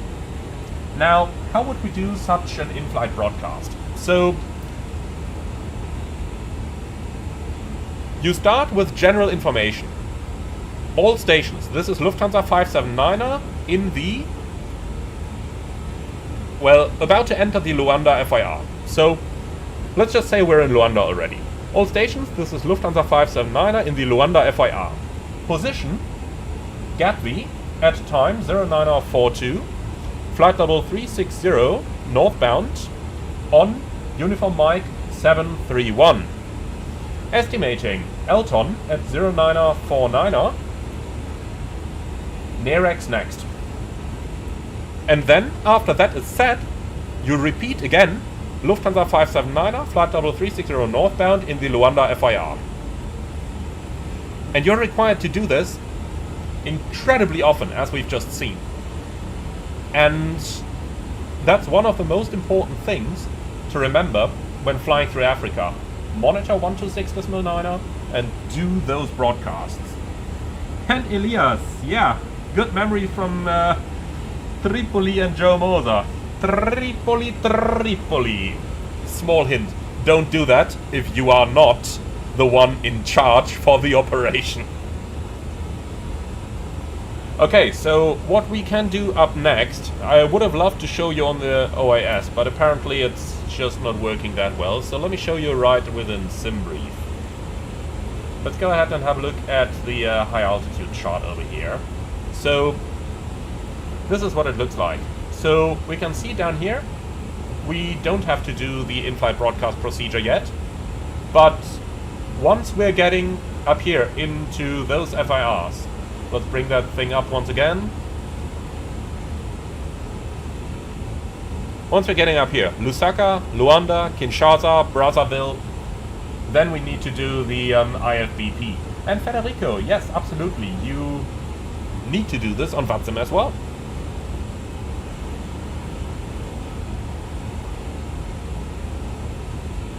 Of course, right now, I have to admit I'm not too thrilled to do it, because I know that there is nobody around from VATSPY, and because using time acceleration, it doesn't make that much sense. The next thing flying in Africa then is...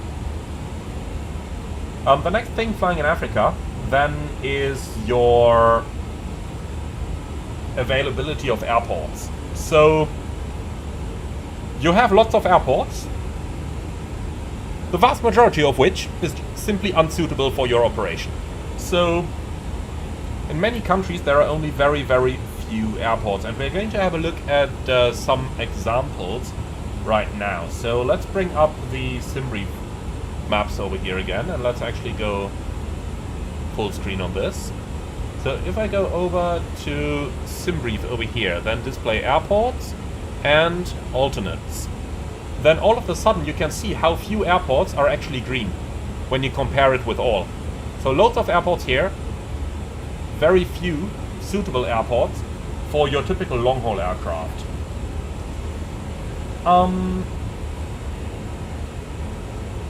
This means we gotta pay very good attention to the weather at those airports, especially when flying through the intertropical convergence zone. They can turn poor very, very quickly, and in many cases you don't even get any ATIS or any weather report at all.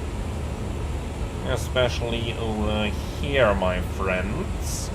Just saying. It's a lot of fun when you fly down to Mauritius. A lot of fun. Alright, in any case, for us, we're about to enter the Luanda FIR, so what do we have available? Down here is Victoria Falls, and we can see Vic Falls actually has pretty good weather. Then when we are moving up north, we have Luanda up next. No, not the small one, but the big one, FNLU. And then moving up north, we have Kinshasa and Brazzaville down here. And then finally getting up here, you can see airports are sparse. You can really see that. So we've got to be aware of the Enroute alternates that we have available. So what can we do to monitor them? Well, hoping that it's going to work today, let's go right down here into the flight plan info and into our closest airports. And this time it works. Wonderful. So you can see up here already, not all that many airports available. Now, we are going to enter Victoria Falls, which is behind us. Then we're going to enter Luanda, which is in front of us. You can already see not that much space over there. Now, if you go down here, flight plan info and equal time point, let's enter those over here as well. So Victor Fox, Victor Alpha, and RAF number 2, FNLU. Alright, and that's going to give us an equal time point just over here. And like that, we've always got to keep track of the closest airport, because chances are there aren't many.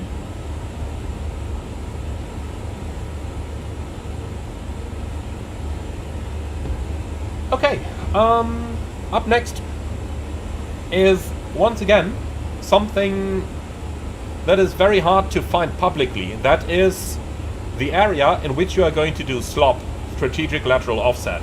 You know that from the Atlantic, and you can kind of use that IFBP area of applicability chart from IATA, and basically within this area you've got to use strategic lateral offset as well. So since we are within Lusaka by the time, let's go down here and enter a SLOP as well. And for that, let's go offset from present position. Close that list, please. Off to the right. I'm gonna go 2 nautical miles to the right. And then we gotta know where to exit that. So let's have a look into the maps once again. So basically we're leaving the SLOP area in Niamey FIR up here. So then we can go over to Simbrief, bring up that Navigraph Enroute chart, and let's see, we're leaving Niamey up here at ICTAF. Oh boy, I've flown over that waypoint a dozen times. So the end of the SLOP is going to be ICTAF.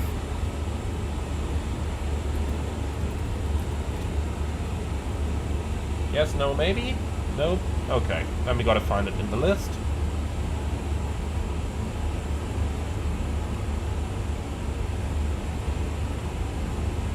Here it is, ICTAF.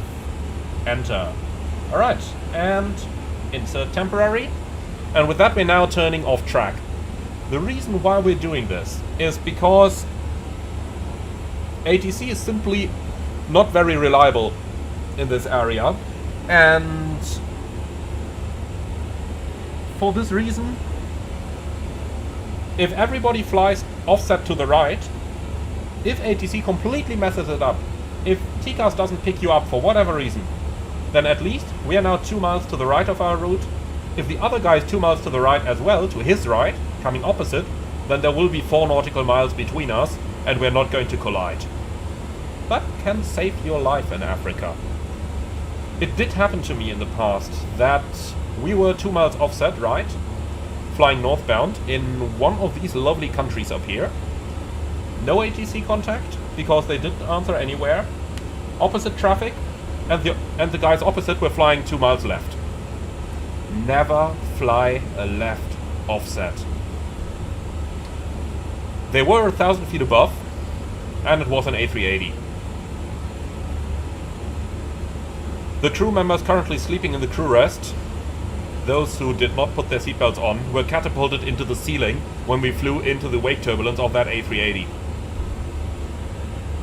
That was the British doing left traffic in Africa. Don't. Just don't. Always offset to the right.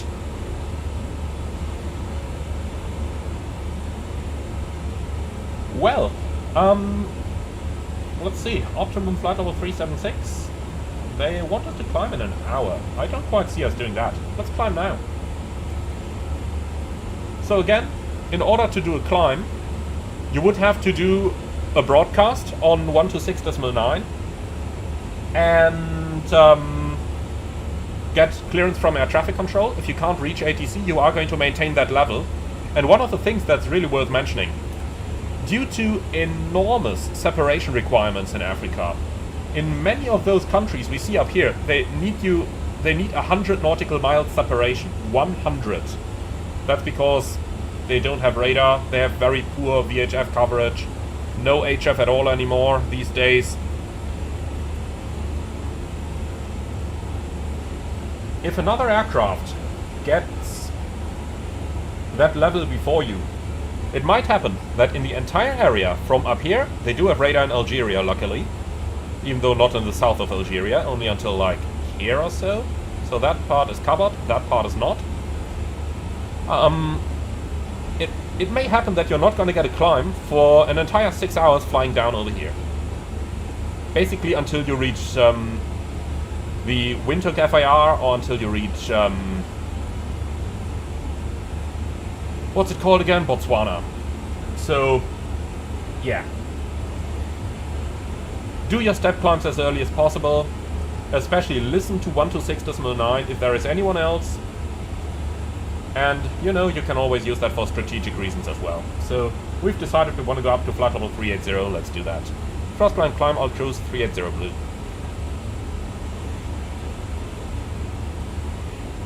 So yeah, you get it guys, flying in Africa is interesting. Now, something that's even more interesting flying in Africa, we're in the Luanda FIR right now. Luanda is up here. They have radar that's maybe around 100 miles around the airport, but that's all. Now, what's gonna happen? When they have done some strange modifications to their VHF equipment so that they can increase their range in order to be able to talk to most of the FIR. But the problem is, by doing that, they caused some very strange beeping sounds that are super loud. You can imagine that like some, I don't know about the frequency, but some very high beep whenever they are talking. And that beep sound is super loud. And, well, that's not good for your ears. Especially because the controller is super quiet, so you have to turn that bloody speaker up in order to be able to understand that Luanda controller. And that just completely kills your ears. And yeah, crossing Luanda north to south is about an hour and a bit. So yeah, poor ears. Very poor ears. But that's what happens. Gotta live with that. Not very nice, but at least they have VHF nowadays. Because until like 2010 or so, they did not even have RVSM airspace, and they only had HF radios, but without cell call. So you had to constantly monitor for about 6 hours of flight time. Yeah, I'd rather take the beep from Luanda nowadays then. Now, Hoff Place had asked in the comments, will you do the flight on accelerated time? Yeah, we're running at 4x simulation rate. You can see that up here in the OIS, in the INI builds.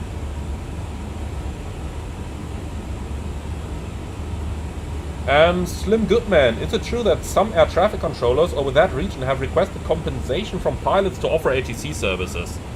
I haven't heard about that, and honestly, if any of them would do that, I would just tell them, yeah, fuck off. You know, the good thing is, especially when flying in this area up here, think Somalia, Eritrea, they don't have an air force, so yeah. Federico, can I upload that PDF on my Discord? Well, just Google for IATA IFBP. I'm gonna put that in the chat here. IATA IFBP. In-flight broadcast procedure. Just Google that and you will very quickly find that document. But it is copyrighted, so I'm not going to share it directly. But you can find it very, very easily.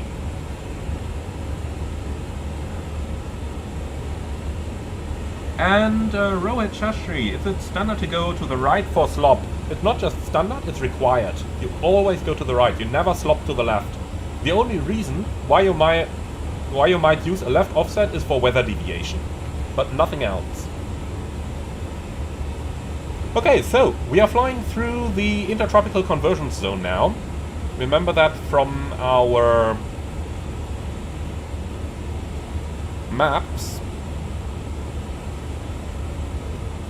That one in particular. So that's the northern part of the Luanda FIR over here. And that's pretty much the part that we're about to enter. And you can absolutely see this on the weather radar down here. There's some precipitation areas everywhere. But in the real world, this would be, well, probably a lot stronger. So I've regularly seen weather systems that maybe started over here and went all the way up here. So like a 200-mile system. Good luck if that's not here, but here. Happens. A lot. And of course, whenever that does happen, you will be in one of those areas where you cannot get hold of ATC, which is especially regular towards the boundaries of those FIRs, and when you are far away from any airport. So we have an airport here, we have an airport here, but if we are anywhere down here or up here, chances are you will not be able to receive the controller on VHF. So then you are now operating in an airspace where ATC is poor anyway,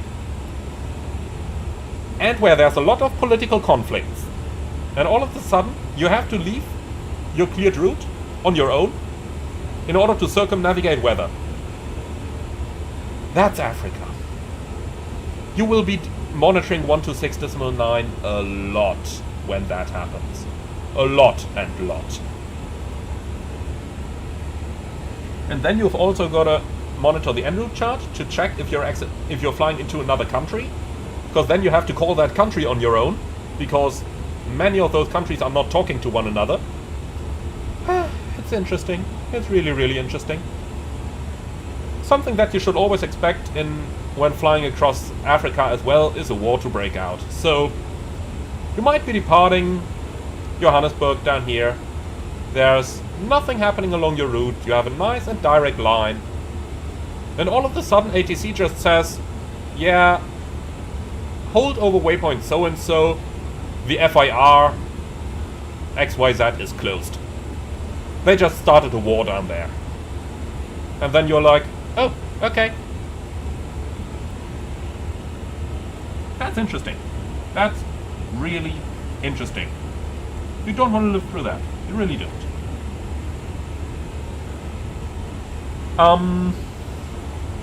What are you gonna do in that case?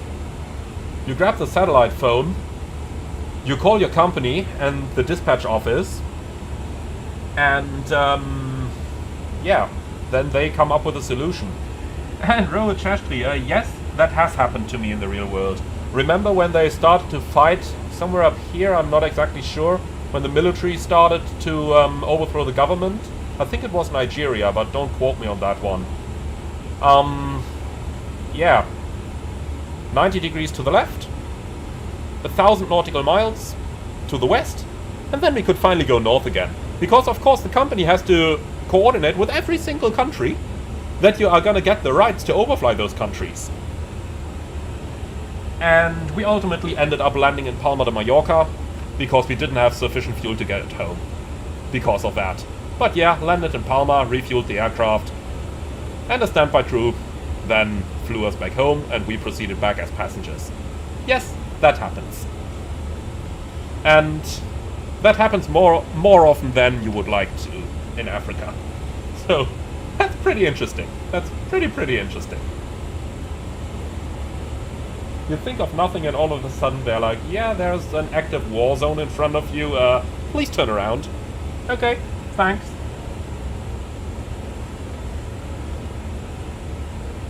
So, looking into the chat again, thank you so much, Feel My Hate too, interesting username. Thank you so much for the €20 donation, that's really welcome, my friend. Just wanted to say thank you for the high quality content, keep it going, Grüße aus Deutschland. Vielen lieben Dank und viele liebe Grüße zurück nach Deutschland. Von Deutschland. You get the idea. Fly to live, which is the most expensive country to overfly? I don't really know, I'm afraid. That's nothing that pilots deal with. Well, Maybe some private jet pilots would deal with that, but airline pilots, we don't really care about that.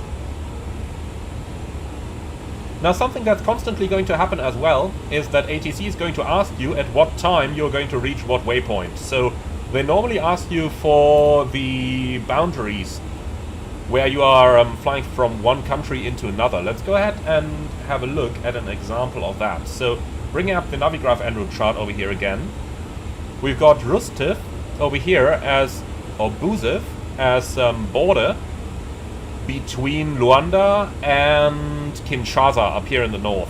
So by the time when we entered Luanda down here, they would have asked us to confirm the ETA for Buzev.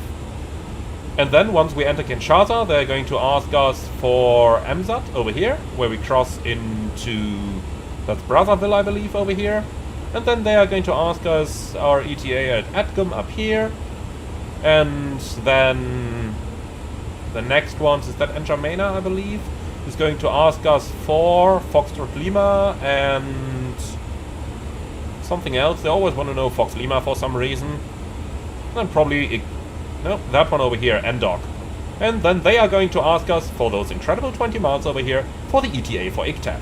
I don't know what that could probably be. So that's typical Africa, and you should revise those ETAs if they change, or if you've been too dumb to read a number properly because it's dark, you're tired, and your colleague is sleeping anyway, but that's just for the sake of it.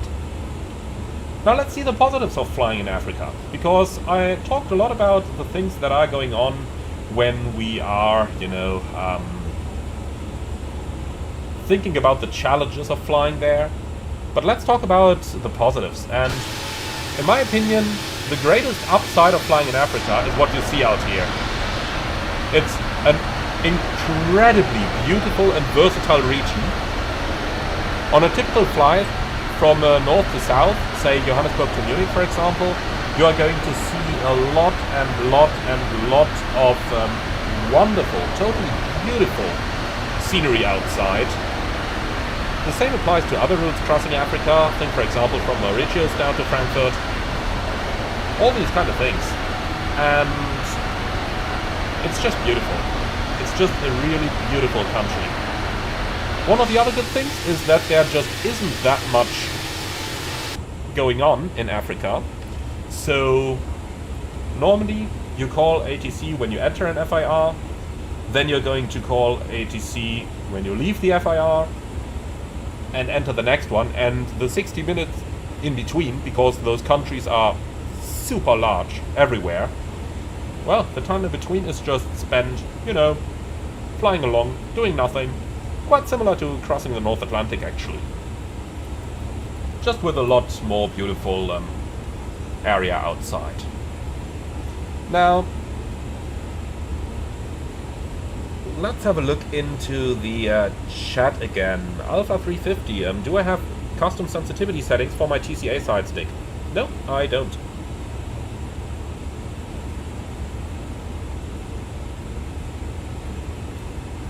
Then,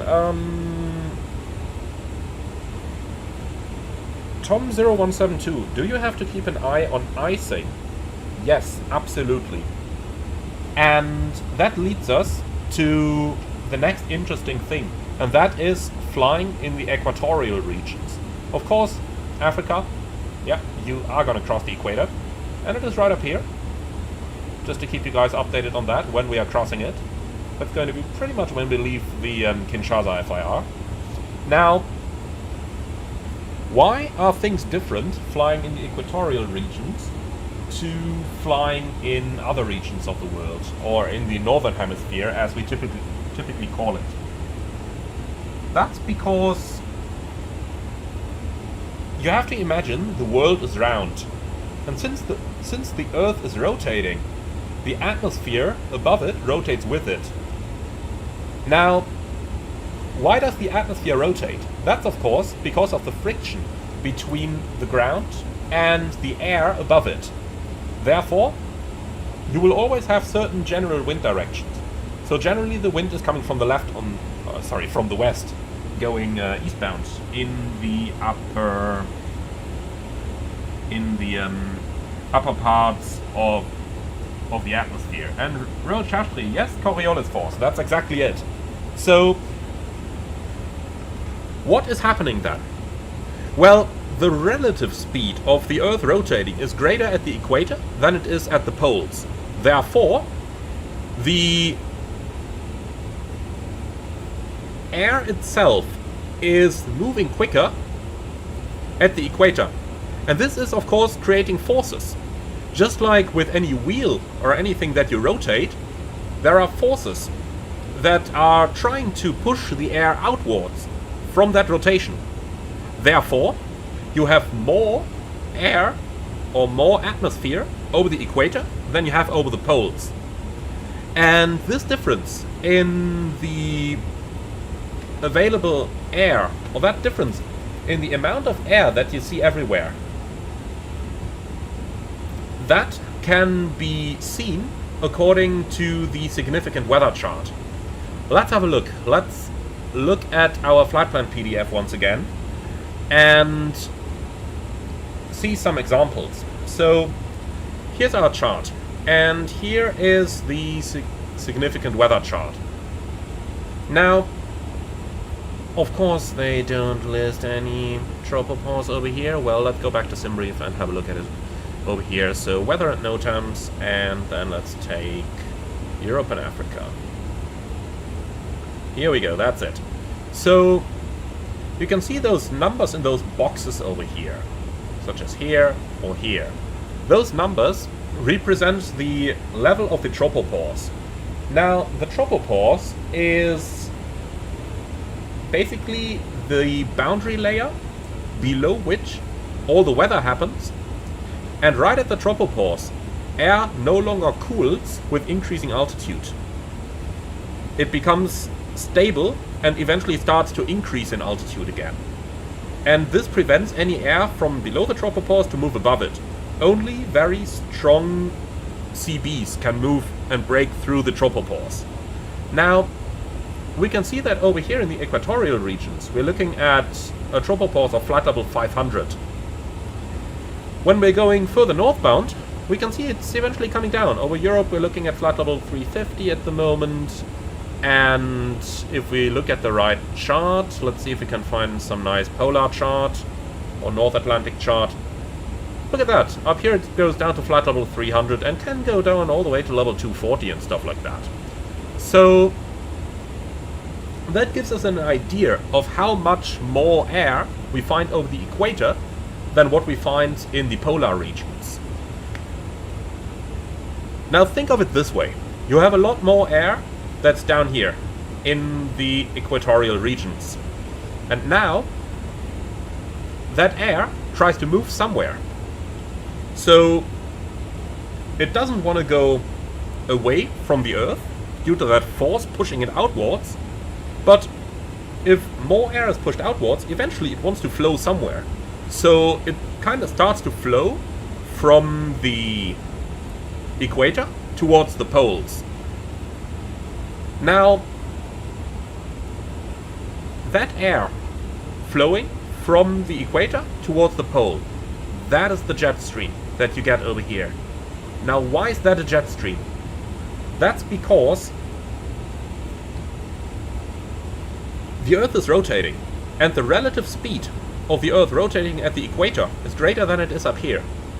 And for this reason, the air is now coming along. It's already moving quicker at the equator.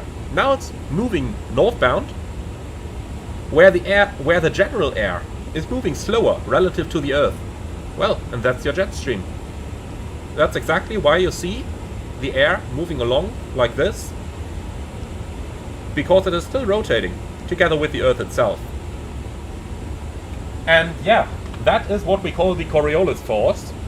I hope I explained that rather well, because I really try to put it into layman's terms so that everyone can understand it. But that is kind of how those jet streams come up. Now, there are a couple other points that can of course cause different jet streams. For instance, you'll see one going opposite over here, and depending on the time of the year, things can look a little bit different as well. Think, for example, if we are going over to Asia, things are getting interesting once again. Because over here in Asia, you do have the Himalaya. And the Himalaya is a lot of rocks, and rocks heat up very well. In other words, if the rocks heat up in summer, they heat up the air above them, and all of a sudden you have a lot of warm air over here as well. That wants to go somewhere, and it can eventually go the other direction as well. That's why, depending on the time of the year, you can actually have jet streams going into different directions. Oh yeah, that's meteorology and basic ATPL meteorology. Oh boy, I hate that word. But yeah, that's the kind of stuff that you learn in ATPL theory, and you really see that when you are flying. Now, have a look at this. We are slowly getting closer to the equator.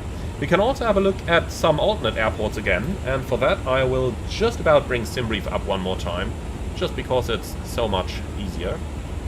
And with that I mean so much easier. So let's bring up the SimBrief map one more time, and let's go ahead and bring up the airports and alternates. So, we are now up here. And to the left we have both Kinshasa and Brazzaville.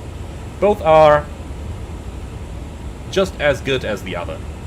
Now, flying northbound, however, things start to get difficult. So, on the left side you have a couple alternates that you can use, mostly down at the coast, but you really don't want to land in any of those. So Douala is available over here. Then you have, what's the other one called? I keep forgetting that name. Fox Kilo Yankee Sierra. But those are all airports. You know, Brussels Airlines flies there, and when their crews get transported from the airport to the hotel, they get escorted by armed mercenaries. So, yeah. That's all I need to know about landing in these kind of countries. So this is really not an area where I would want to divert. But, of course, if my plane is on fire, then, yeah. Then I rather divert than, you know, die. Because chances are if someone tries to hijack me with an AK-47, then at least there will be other guys, friendly guys with an AK-47. So there are chances I can survive it. If I smash my burning aircraft into the rock, chances are the rock is gonna win. So yeah, Africa. Alright, so, up here we've got Fox Charlie Bravo Bravo, that's Brazzaville, that is normally a good alternate, and then the next one getting close to up here, Garua, well, not really, but at least you can land there, which is, you know, something. And the first one that is really good again is Tamangasset up here. Now, Tamangasset, you will find some mercenaries there as well, but at least if you pay them a good sum, they will be on your side, so you can land there. And N'Djamena is nearby as well, yes. But again, not particularly a place I'd like to divert to. That's one of those airports where the crews are escorted to the crew hotel with an armed crew. So, I gladly pass on that. In any case, what we can use is Brazzaville. So let's go ahead and get some weather for that. So, ATC-COM, D-ATIS, and we're looking for Fox Charlie Bravo Bravo. Then we can also get Fox Kilo Yankee Sierra, and then we can also get Fox Kilo Romeo Romeo. I believe it's Fox Kilo Kilo Romeo. Well, I'm not sure. Fox Kilo Kilo Romeo, yeah. Alright, so update them all. And here we go. So, Brazzaville, becoming thunderstorms. Lovely. So, you basically don't want to fly there anymore. It's legal to go there, so we can continue the flight, but with this, you basically don't want to go there anymore. Fox Kilo Yankee Sierra, I believe that's Yaoundé, is good. And then Fox Kilo Kilo Romeo is good as well, so we can use those. So let's go down here into the flight plan once again, and go to closest airports. Bring up those airports on the right hand side over here. We have to use Brazzaville because otherwise we are just not gonna get anywhere. So Fox Charlie Bravo Bravo. Of course we could use Kinshasa as well, and I'll show you something in a few moments. Let's see if we can demonstrate the ultra-reliable African weather services. But first of all, let's insert those airports over here, and then we also want to come up with an equal time point, so ETP, and we can now use Fox Charlie Bravo Bravo and Fox Kilo Yankee Sierra. So that's our ETP somewhere along the route. Let's see. We're actually past it already, so Fox Kilo Yankee Sierra is our current alternate. Are we that far? I kinda doubt it. Down here is Brazzaville. We aren't approaching this already. Okay, anyway. I think the ETP function isn't 100% perfect anyway already, so we'll just leave it at that. Actually, look at that. 556 miles outbound. No, I doubt that. I highly doubt that. Well, Fox Charlie Bravo Bravo and Fox Kilo Kilo Romeo. That is definitely still in front of us. Here we go. Yeah, that's incorrect. But we would enter those and it would draw us an ETP somewhere over here, just to have that in mind. Okay,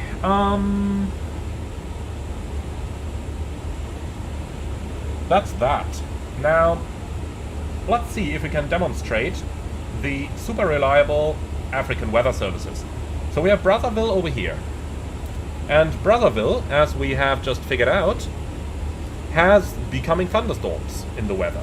Now, let's go ahead and have a look at Kinshasa, which is literally 10 nautical miles away. So you can look at it down here. That's Brazzaville. That's Kinshasa. It's basically the same city. It's literally a couple of bridges connecting them. Can we have satellite scenery over here to show it better? Not really. By the way, it is the same city, and nonetheless there are several flights a day between those two airports. Some actually on Boeing 777. So, just have that in mind. I did actually cover one of those flights on my channel already. Now, let's look at this. Weather in Brazzaville becoming thunderstorms. Weather in Kinshasa, recent thunderstorms, no significant change. In other words, the meteorologists at Kinshasa are trying to tell me that they have superb weather and that it is going to stay that way. No sig means no significant change within the next 2 hours. They say very good weather for the next 2 hours. The guys just 10 nautical miles away tell me becoming thunderstorms. In other words, thunderstorms inbound within the next 2 hours. Welcome to Africa. That's just about how reliable it is. So take any weather report you get, especially any weather forecast you get, with a grain of salt. It's not like, you know, there are too few airports or anything to decide. But yeah, just take it like that. You're on fire, you're going somewhere, they tell you nice weather, you get there, thunderstorms. Shit happens. You gotta lose at some point. Alright, equator time. We are just about crossing it now. And as you can see, you don't see a lot. That's just what it is.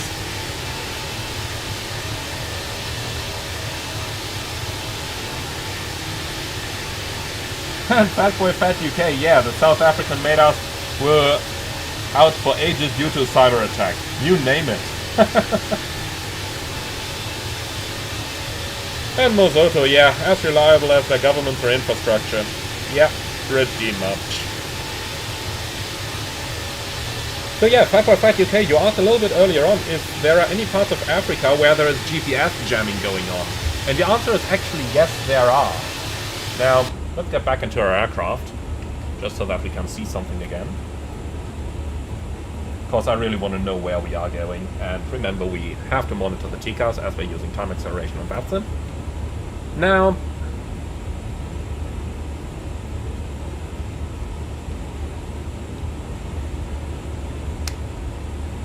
GPS jamming in Africa. Of course there is GPS jamming in Africa. It would be too easy if there wasn't, right? Luckily, though, there is not a lot of it. So let's have a look at the chart one more time. And basically the only area where GPS jamming is of consideration is the Sinai Peninsula over here. So over the Sinai you do have some GPS jamming going on, but I flew into those areas several times and I did encounter the GPS jamming there, but honestly it was basically nothing significant. In most cases, when you do encounter GPS jamming areas, all you got to do is to set the time to FS internal. Did I say FS? Of course I mean aircraft internal. So how do you do that? Flight plan info, time, and then over here you can go aircraft time reference automatic, then it comes from the GPS. That can go manual. And now you can simply enter the time here yourself, and you see it over here. And that's what you do as a precaution when you are entering a GPS jamming area. So that way the aircraft is no longer going to be affected by any of the time problems. Because remember, if you're on automatic, that time is GPS time. The aircraft gets its time from those GPS satellites.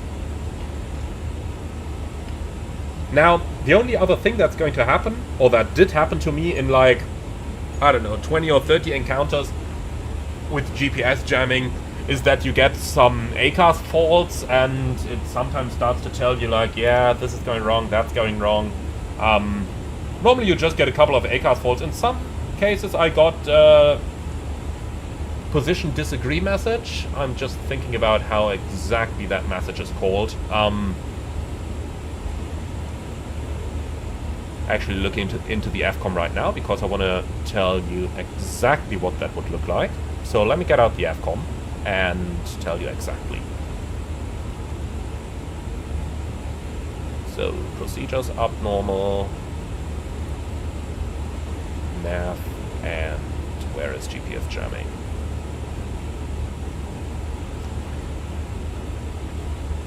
Here we go. So the one message that I did get there was the nav FMIR position disagree. Now, according to the FCOM, this alert triggers when a significant drift is detected between any of the FMS positions and any of the IRS positions. So let's have a look into FMS positions and what they are. So you've got position, monitor. Up here you've got the FMS positions, position 1, position 2. And you can see this is a mix of the IRS and the GPS positions. Now, down here on the GNSS page, we can get a lot more data from our GPS satellites. So up here, we could also deselect GPS. If we do this, then GPS is no longer used for our position at all. So let's keep it on for today's flight. And basically, when it detects that the GNSS position, Global Navigation Satellite System, position disagrees too much from the IRS position that you've got up here, then the aircraft is going to give you an alert. You can check all those different IRS positions down here if you're interested. And, well, that's when you get this nav FMIR position disagree message. However, when you do that, the ECAM will tell you to perform a position accuracy check. So how would you do that? Well, let's go ahead and actually have a look into it. So let's see if we can receive any VOR over here. Unfortunately we can't, so right now it would be a little bit problematic. In general, you pick a VOR, so something that you have raw data, and then you go down here into the position monitor page. Where's the position monitor? The A350 is a little bit different from the A330 over here. Report, no. Nav aids, no. Interesting, I could have sworn it should be on the monitor page. Slightly different aircraft from mine. Well, we can always get it from here, so performance, position monitor. Oh yeah. Yeah, I've had it in front of me all the time, I didn't notice. Okay, stupid me. So basically over here, you would enter, let's say for example, we got Mike Papa Kilo VOR. So Mike Papa Kilo, insert that, and now it tells you a bearing and a distance. And you compare that to the raw data that we would receive over here. And whenever that, whenever I carried that check out, after I got that FMS message, we were always 100% accurate. So it never actually changed the GPS, or the FMS position. But, you know, you do that check, you think along, you try to anticipate that happening, and that is most definitely something that you do on such a flight. One big flappy, can I elaborate? Okay, so let's do that again. So if you encounter a GPS jamming area, unfortunately we can't really simulate that, because if I go into the situations and if I enable GPS jamming now, then our flight is completed thereafter. We can't continue to destination. So unfortunately IndyBuild is a bit limited there. Basically you get that nav FM position disagree, because the GPS position is somewhere different than the IRS position and the FMS position. So the ECAM action tells you to carry out a position check.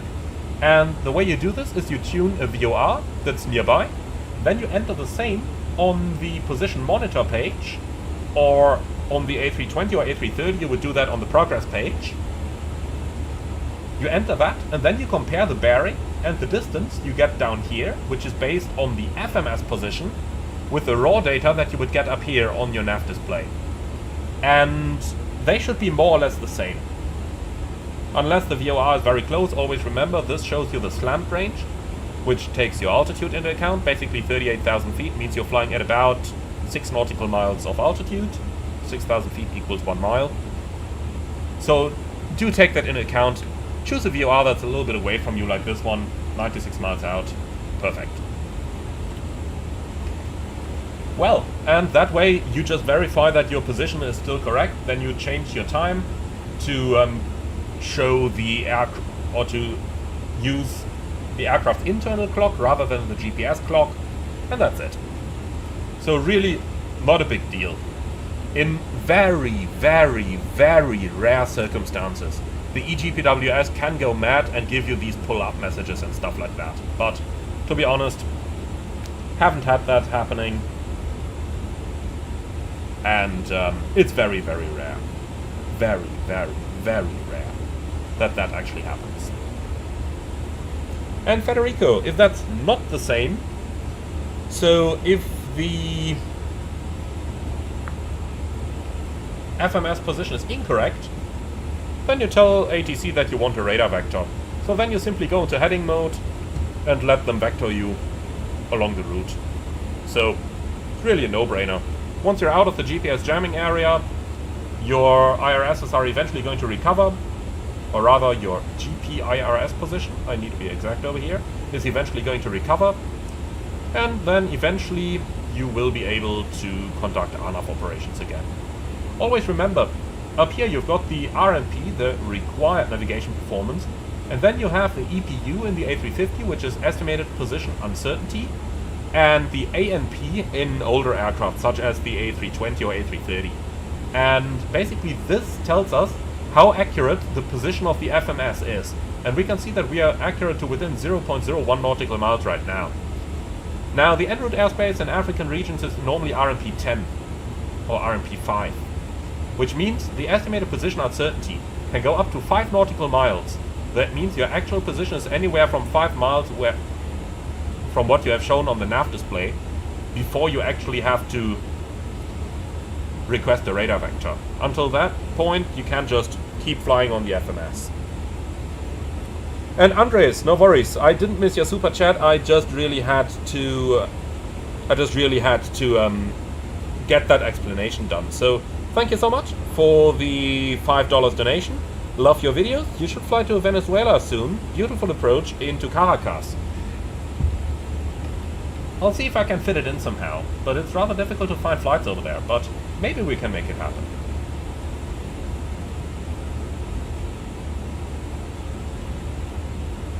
Okay, well, so that's basically the entire story behind GPS jamming, if you ask me.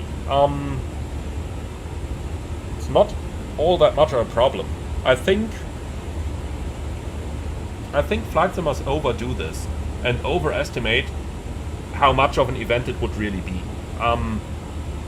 For the vast majority of situations where you encounter it, it's no problem at all, really. No problem at all. So, Look at how much the landscape has changed again. From the rainforest that we've been over about an hour ago, that's an hour simulated time ago,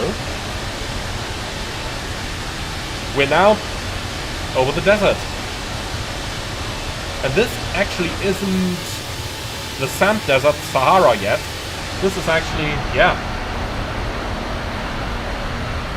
completely different landscape. Completely different. That's what I like so much about flying in Africa.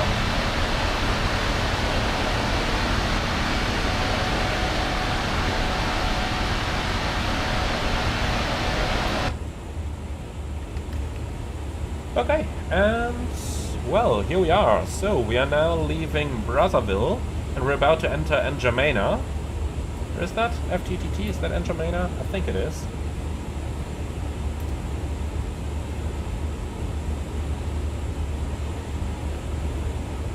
Well, so, from here on, let's check the next alternates. So, Fox Kilo Kilo Romeo, Garua is the nearest airport now, and they did have very good weather, if I recall that correctly. Yep, Garua, 40 degrees, FML. But look at that, from 1100 UTC. We do have weather from 1500 up here for Brazzaville. So, yeah, that weather hasn't been updated for the past 7 hours. So it could literally be anything over there. Lovely, because that's our ETOPS entry point.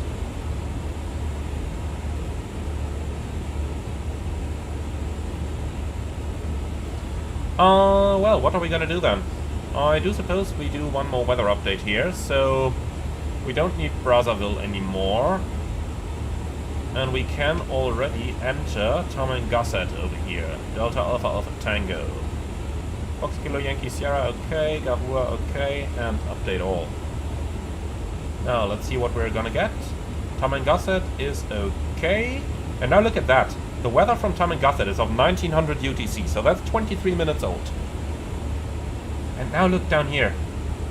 Garua, 1100 UTC. Yaoundé, 1200 UTC. They just didn't update their metas anymore for, you know, 7 hours, 8 hours. That's Africa. In other words, you have no clue what the weather over there actually is.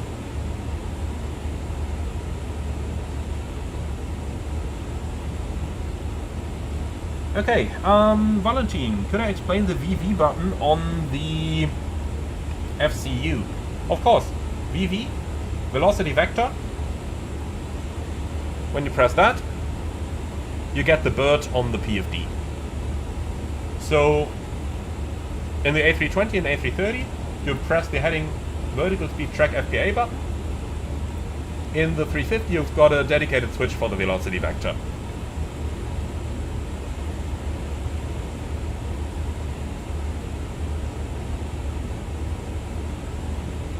Okay,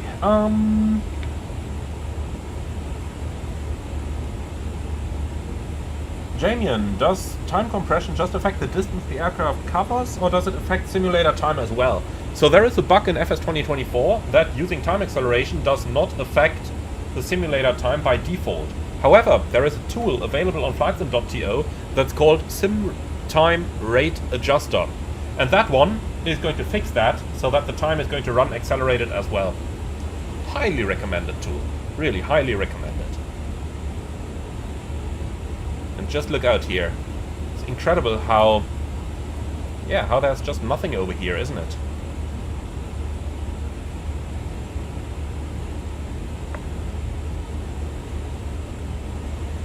Okay, it's Supreme has asked, have I flown in virtual reality? I have, but I gotta be honest, I didn't like it all that much, because I did buy a VR headset.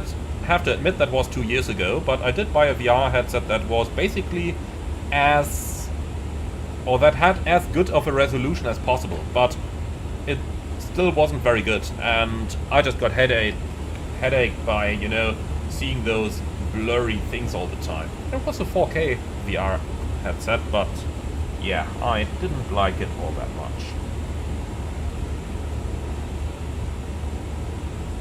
Okay, passing Fox Kilo Kilo Lima over there. Gotta check which one that is, but in general, I think we can start to prepare for the ETOPS segment. Someone's asked, can you explain ETOPS? So, I went into details on that on my last live stream, but let's go over the basics, because obviously we are gonna do some ETOPS operation here. So let's first of all find that part of the flight plan. And down here it is. So, ETOPS is an outdated term. Nowadays it's called EDTO. Extended Diversion Time Operations. That's because it no longer refers only to 2-engine aircraft, but also to 3- and 4-engine aircraft. Normally, any aircraft needs to fly within 60 minutes from a suitable diversion airport, in commercial operation that is. So normally, 60 minutes to the next airport. But if the airplane manufacturer and the airline can prove that they have an especially reliable operation, then this ETOPS certificate may be issued, which allows more than 60 minutes to the next airport. Common ratings are 120 minutes, 180 minutes, 207 minutes, and then the 350 is certified all the way up to 370 minutes, the 777 360, and that basically covers the entire Earth.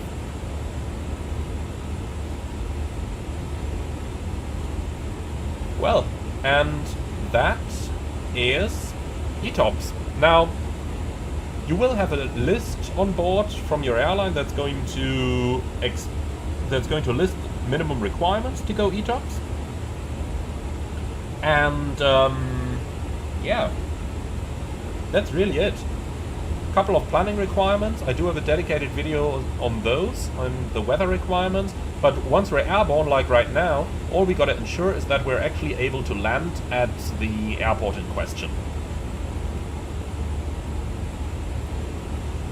Okay, so let's go ahead and set that stuff up. So, flight plan, data, waypoints, and then let's start entering our ETOPS waypoint. We have the ETOPS entry point number 1, and looking over here, it's located at 1638.3 degrees north.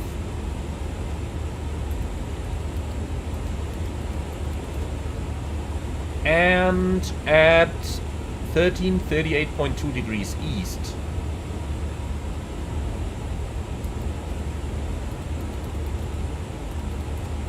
Like that. Alright, store that waypoint. Then we can go new waypoint, and now we have to enter the 2 diversion airports. So we got Fox Kilo Kilo Romeo and Delta Alpha Alpha Tango. Let's go ahead and find those charts. So let's start with Fox Kilo Kilo Romeo. Search that. So, airport, 3,400 meters of runway, small apron only. Yeah, what do you expect? So, Garua, and that's Golf Oscar Uniform. So that will be the first letters of the equal time point. Golf Oscar Uniform. And then the next airport is going to be Delta Alpha Alpha Tango, Tamangasset, and that's TMR. I happen to know that by heart because we do use it quite a lot. So Tango Mike Romeo. So Garua, Tango Mike Romeo, and that's at 1831.3 degrees north.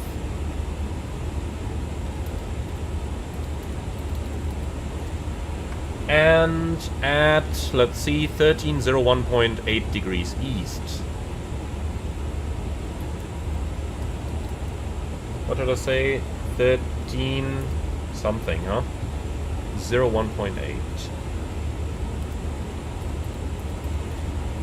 Alright, then we can store that one, and last but not least we have our ETOPS exit point, which is called EXP1, like this, and that's on 1937.4 degrees north.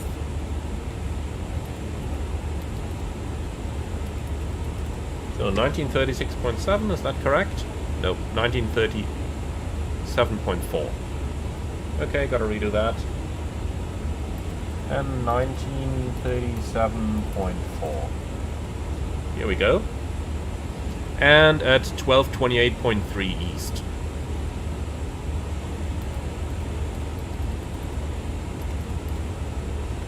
Alright, store waypoint, and then we can go down here into the flight plan info, fix info, and enter all those points. So we start with the ETOPS entry point 1, like that. Then we have the equal time point, which is going to be Garua Tamegosset. And then we have our exit point, EXP1, like that. And that's our ETOPS airport entered. Alright, so looks like I have slightly misprogrammed the entry point, but that's fine. We know where it is located generally, so that is that's exactly what you saw there in the comments, Ramin. You entered 15 instead of 16 for the entry point. That's what we see over here, but generally we know it is located over here. Well, let's go to the plan mode to check the others, if I've done any other mistakes. Entry over here, equal time point over here, that's correct, and the exit over here. So you can see it's just about, 20 minutes or so, 20 to 30 minutes of ETOPS on this route, but we should be joking about it because, well, look outside. This is not an area where you want to land. I mean, you've got some water over here, that's fine. On the other hand side, the water is normally where the war is, because that's what everyone in those regions is fighting about. Well, not everyone. Gotta be politically correct here, but you get the idea. The water is where most of the conflicts will be, because everyone seems to think that that is their land.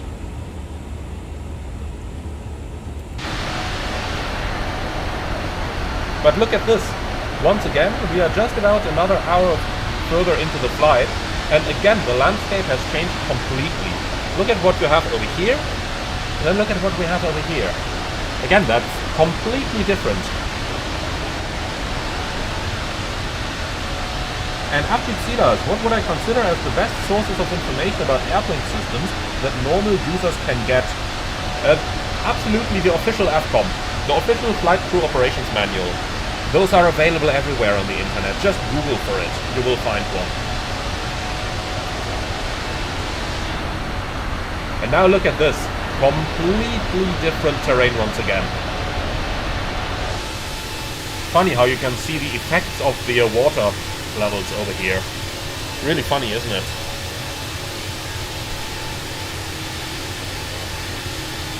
Again, beautiful scenery. Really beautiful scenery. And AM says we're over Lake Chad at the moment.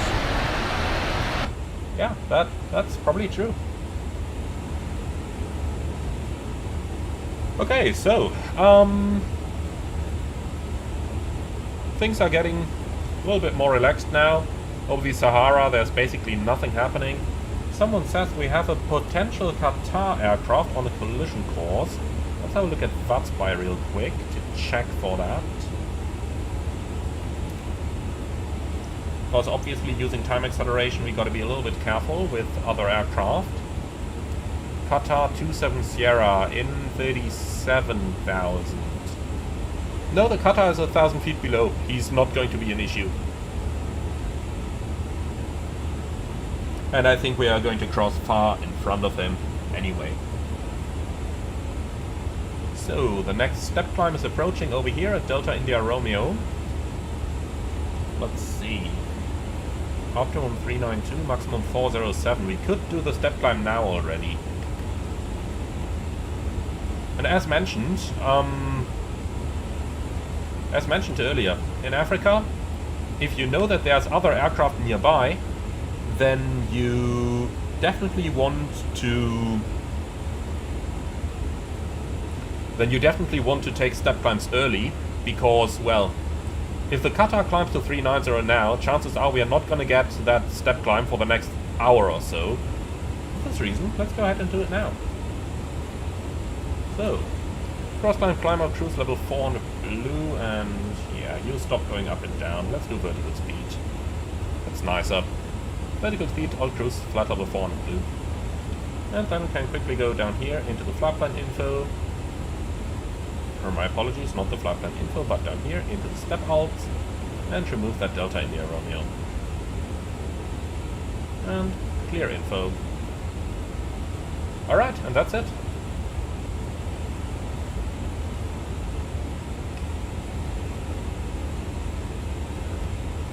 And Federico, no one uses 126.9. Well, to be completely honest, the Qatar is so far away it wouldn't make much of a difference. VHF reception air-to-air is somewhere around 400 nautical miles, but you know, you would only really notice around, you know, 40 or 50 miles out, probably. All true stuff. Well, let's make that 100 nautical miles out, but if you look at VATSIM again, the distance between the two aircraft is so much that it's currently about the distance east to west of Germany, a couple hundred miles, so it wouldn't really make much of a difference, to be honest. Okay, we're approaching the ETOPS entry point, and, well, we can most definitely see why this is ETOPS, right? Nothing over here, nothing but sand and rocks. When you're flying over the Sahara at night, things are really interesting. You will not see anything over here. This is completely black. We call it Black Africa, and that has absolutely nothing racist among it, simply because you can't make a difference if you're flying over water or if you're flying over Africa at night. But when you are approaching Algeria, basically when you're approaching Taman Gasset over here, that's where the oil fields start. And the oil fields are really awesome to see at night, because all those oil fields are burning some gases. So you see those huge flames coming out of the ground, and that's really impressive to see. The sim, of course, can't show any of this, but in the real world that is really, really impressive.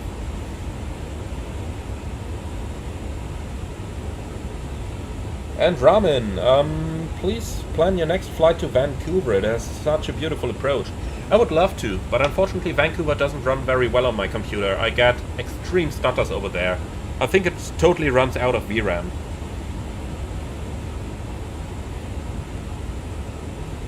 And Ralph, am I going to make a tutorial about the secondary navigational display? To be completely honest, Lufthansa doesn't even have it. So, probably not.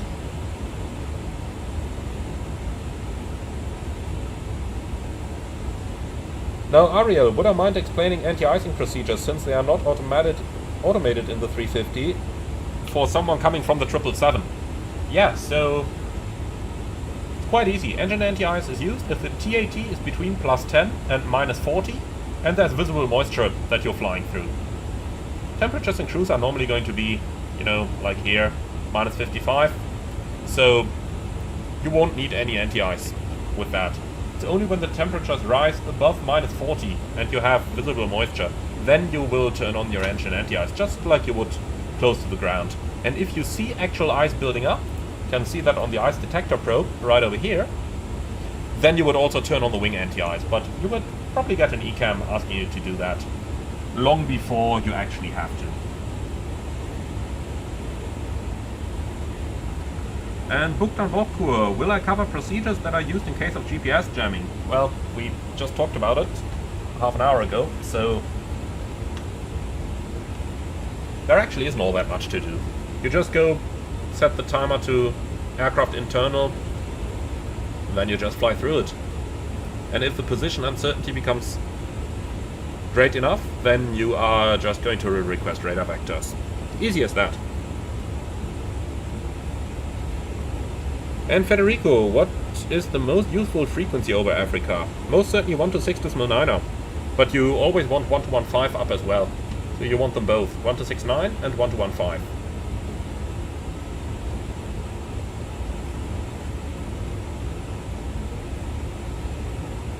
And Turbo, will we receive a final review of the A350 after a few weeks of flying it?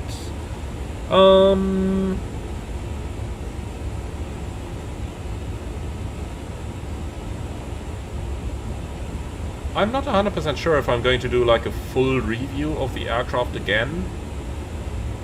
But let me say it like this. I think it is a very enjoyable aircraft and absolutely one worth having. It covers all the normal procedures that we would use, Has a couple bugs, but indie builds are working on them and ironing them out. And I really think it's a very good aircraft, much recommended to have. Now, of course it is pretty expensive, maybe a little bit more expensive than it should be. You know, looking at what you get versus what you might expect from the price, but if it was $20 cheaper, it would be a no-brainer. But at the present price, yeah, you gotta know if it's interesting for you. I would say yes. I definitely think it's worth it, and I'm really enjoying flying it. Has a few quirks, of course. Indie Builds is working on a lot of them, so I think it's worth it. And FMA, does it have a QWERTY keyboard? Yep, that's your QWERTY.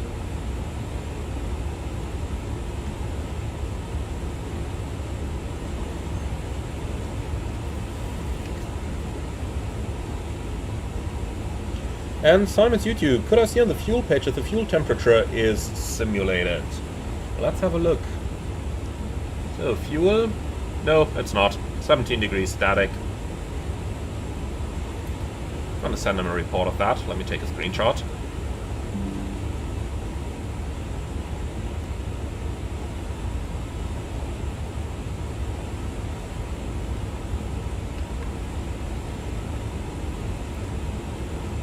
So, we're approaching Delta India Romeo. Let's see if there's a waypoint to do a fuel check anywhere around. So we have NDOC at 6 hours 7 in flight, which is over here. Okay, so tell you what, let's mark NDOC on the fix page so that we remember to do the fuel check over there. So fix info, fix 4, and that's NDOC. 25-mile ring around it, just to be sure that we actually remember it. And now it's marked, and that way we know that we want to do a fuel check over there.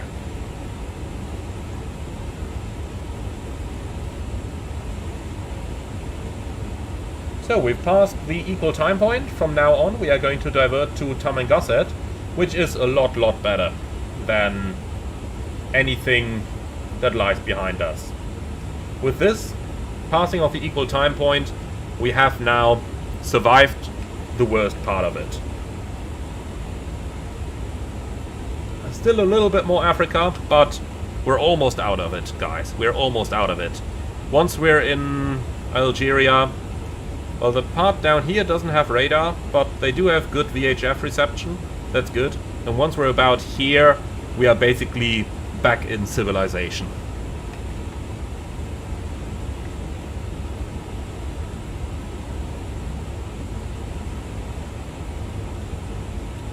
And Adriano, do I plan to do a flight from Rome with the ETA A350? Thinking about it, but I'll have one to South America coming soon. Someone asked for it so much that ultimately we did it. But that's going to be from Madrid. Then we'll have some Chinese-Russia crossing coming soon. We also have some North Atlantic crossing coming soon from London Heathrow. We'll see. If I have the time to record something like that, then I will. And Charlie N, do I prefer the A350 over the A330? Anytime. Very easy answer. Yes, anytime. That's because the A350 is just a lot more modern, has better avionics, flies faster, is even a bit more economical or ergonomical for the pilots. And yeah, that's the kind of stuff that matters to me. So yes, I would absolutely prefer the 350 over the 330 anytime.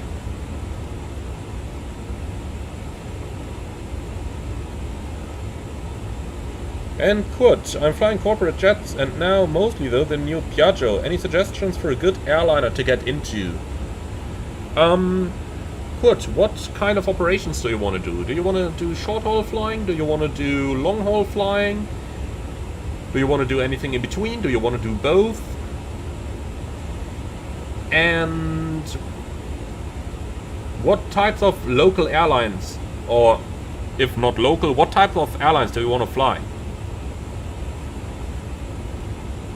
So Kurt, medium haul. Okay, so we are talking in the region of, you know, A320s, 737s.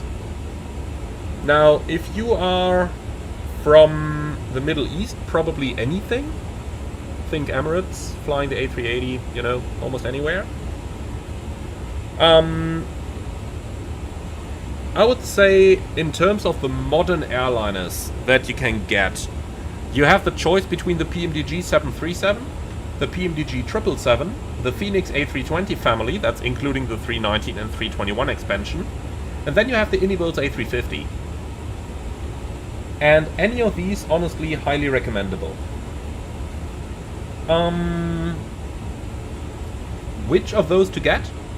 I would make it dependent on the type of operation that you want to do. So, let's say if you are German, like I am, then for me, the 320 would be the first choice. Because pretty much any German airline operates A320s. So I have the most choice with that aircraft. If you're American, then probably the 737 is the better choice. Because almost any US airline is operating 737s. Note that I did say almost any. Yes, I know about Spirit and Allegiant. No comment.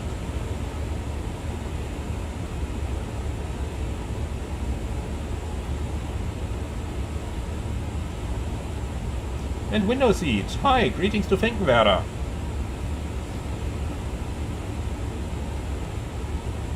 So, Federico, have I ever done a video about fuel planning? Yeah, I did. And Turbo, I would think it would be great if you could start a series called Ask a Pilot. I believe the community has numerous questions and your expertise would provide valuable insights. Let me think about it. Not 100% decided, to be honest. You know, we can always answer these kind of questions on live streams. Respectively, you can write them below any of those videos.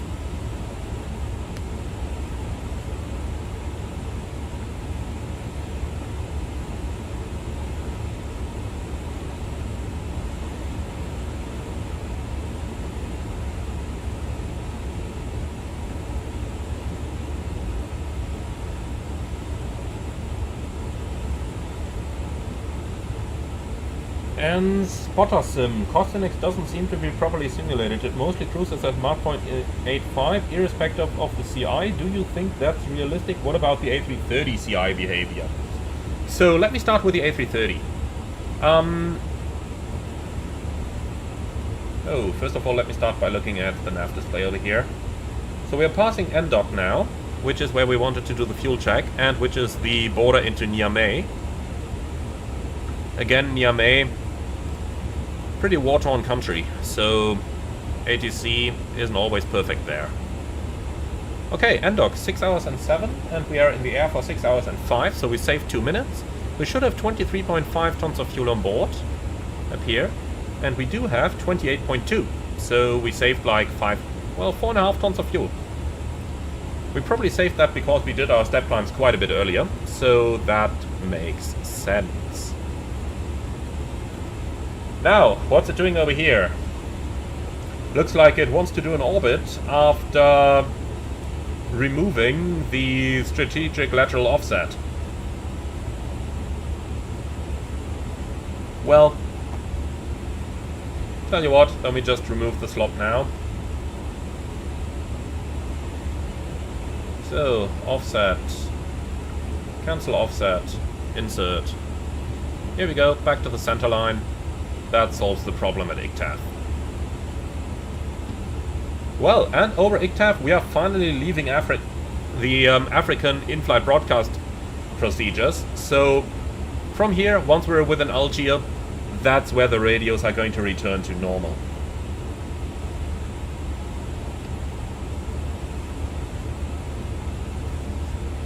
Alright, so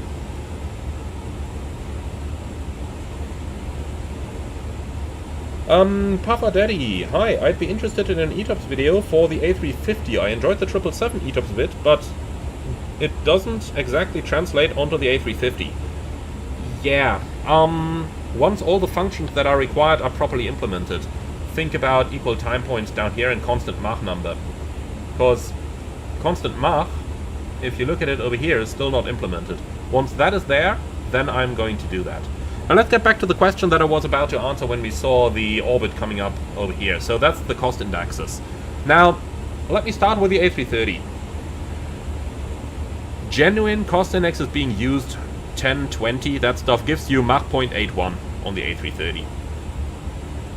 Cost index 0 is roughly Mach 0.80. And if you go high, like cost index 80, that gives you around Mach 0.82. And if you go very high, like 150, 200, that gives you Mach 0.83. In general, on the A330, you would, well, let's say if your flight is planned at Mach 0.81, so anything cost index 10, 20, something like that. And if you decide to increase the cost index 80 on an A330, 10-hour flight, that's going to cut your flight time by about 10 minutes and burn, yeah, a ton or so of extra fuel. A ton to a ton and a half. Now, the A350 behaves different. On the A350, you will basically always get anything between Mach 0.84 and Mach 0.85, with the vast majority giving you Mach 0.85. I did ask Inibuilds about it, because, as you correctly mentioned, it mostly flies 8.5. But that's realistic, they say. So Inibuilds said that anything around Mach 0.85 is what the aircraft would normally fly in cruise. And it even flies 8.5 so precisely with different cost indexes that Inibuilds told me they didn't implement the constant Mach number down here because the real A350 pilots would barely use it when crossing the Atlantic or other oceans, because it would fly 8.5 anyway. So according to the Inibuild developers, that is correct. I haven't cross-checked it. So I have not cross-checked that. I should probably ask my TRI friend what he says. But, yeah, basically if Inibuilds tells me that, then I kinda believe it. I mean, something you gotta realize is that those wings of modern aircraft, they are really optimized to give you a certain speed. So these wings will be most effective at one very certain speed. And for the A350, that is definitely Mach 0.85.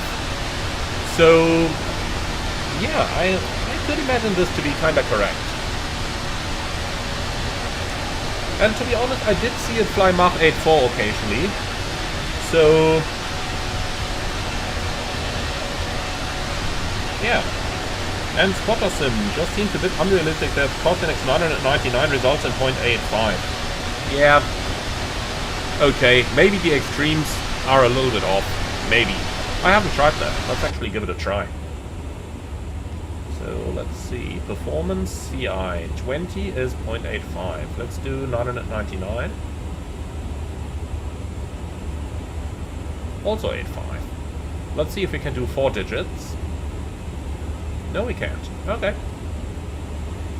So back to 20. Yeah, maybe that should give you a little bit more in the very high cost indexes. Be sure to file that one in the Inibuild support forum so that they can check it out.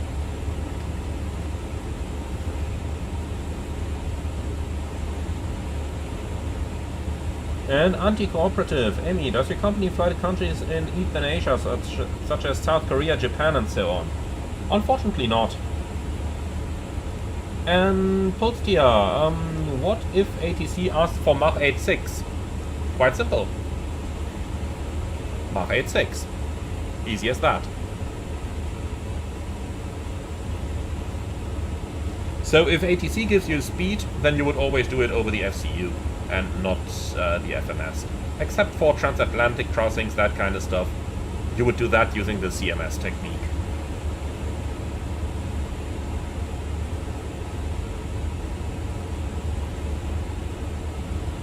And Kasparovsky, hi, I love watching and listening to your videos. They're full of practical and theoretical knowledge. The downside of the live stream is that it is going to be 4 hours of me listening to your podcast.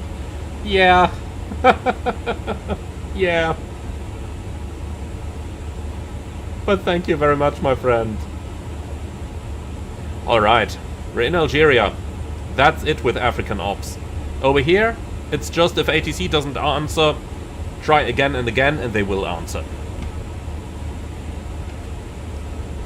So that's the African part of things. 6.5 flight hours.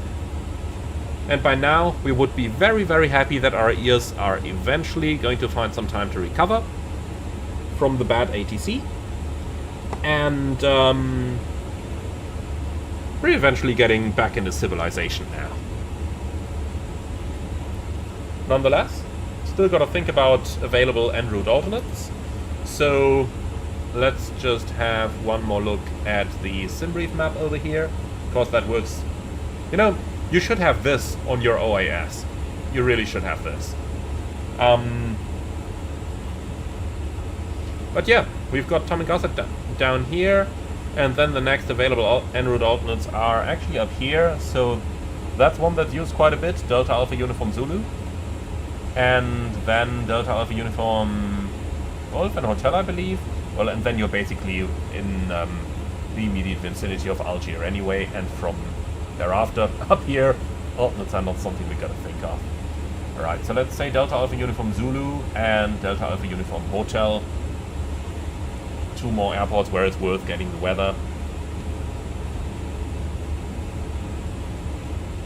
So, Delta Alpha Uniform Zulu, Delta Alpha Uniform Hotel. Alright, update all. Kavok, nice weather. Up-to-date weather, most importantly. So, very good. Very, very good. Okay.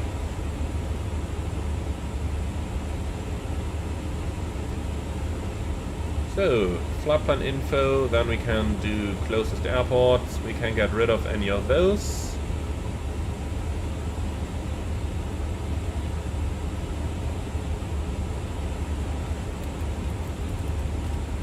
Let's just enter one more because we're almost over it, and thereafter we are almost in Algiers, so Delta Alpha Alpha Golf is going to be next thereafter. And then flight plan info, equal time point. And you can give me this, doubts, and DAAG.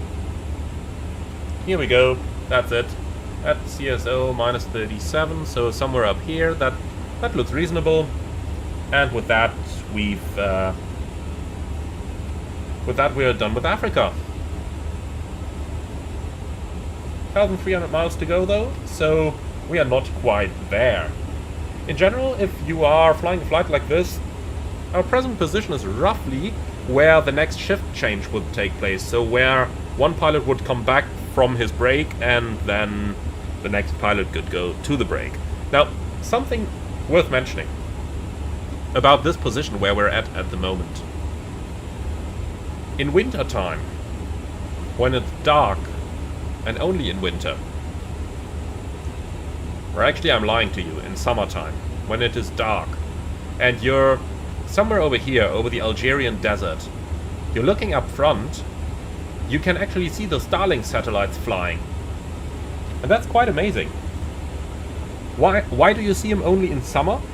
Because the Starlink satellites that you see round about over here, in like the 10 degrees above the horizon, are those that are flying close to the North Pole, where the sun is reflecting off from the other side of the Earth.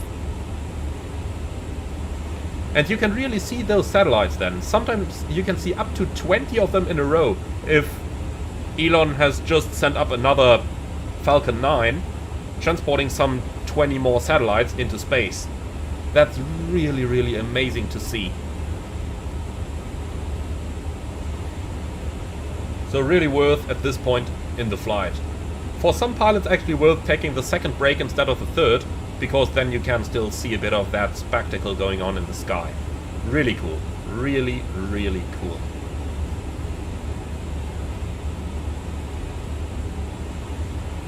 So, Suniga, hi Amy. I'm a student pilot based in Costa Rica. In the mid to far future I would like to fly long haul, but the options here are very limited. How is the market in Europe for Latin pilots? So, in general, you will need a permit to work in the European Union. When you have that, then of course you gotta have a sound knowledge of the English language, but I'm fairly sure you will develop that anyway. But really do focus on English, because I know that in Latin America they're often talking local languages. So be sure that you have good English, and be sure to get that working permit, which you definitely should be able to get. Many European countries are looking for experts. Well, and then this is where things get interesting. So the pilot market is changing over and over and over. Right now it's going southbound a little bit. So right now the number of available jobs is deteriorating a bit. But I'm sure in like 3 to 4 years that's going to go back up again.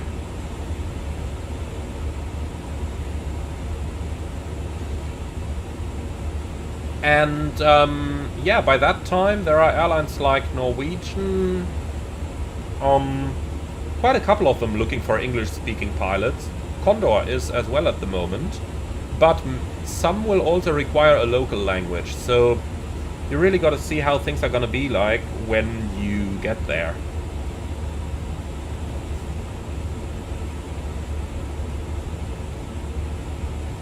Anti-cooperative. Very good question. Are you required to spend your break in the bunks, or could you technically spend it on the jump seat? You are required to spend it outside the flight deck. What you do? Up to you. However, there are certain minimum times that you should be sleeping. For instance, on a flight like what we're doing right now, you should be asleep for 90 minutes minimum.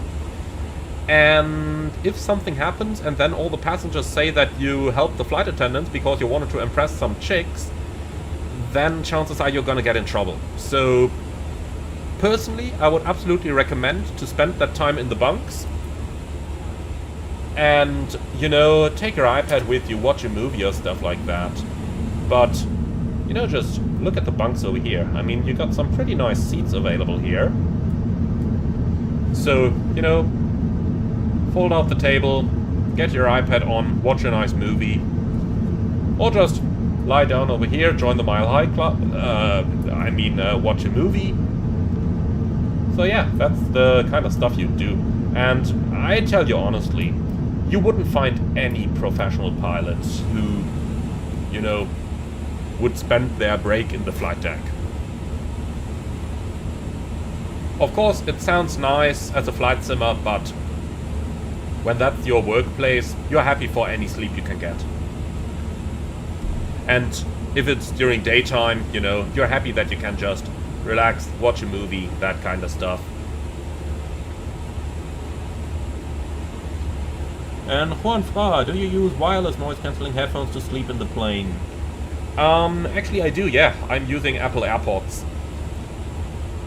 But the good thing is when you're sleeping in the bunks, then you, well, need it if the babies are crying above you. Because most aircraft have, or most A330s have a lower deck mobile crew rest. So that's basically next to the door 3 left and right in the cargo hold. So yeah, if there's a baby sitting right above it that's screaming, it starts to get a bit difficult. So absolutely, I would use noise cancelling headphones. And Leo Gui, do pilots watch air crash investigation? Well, of course, you know,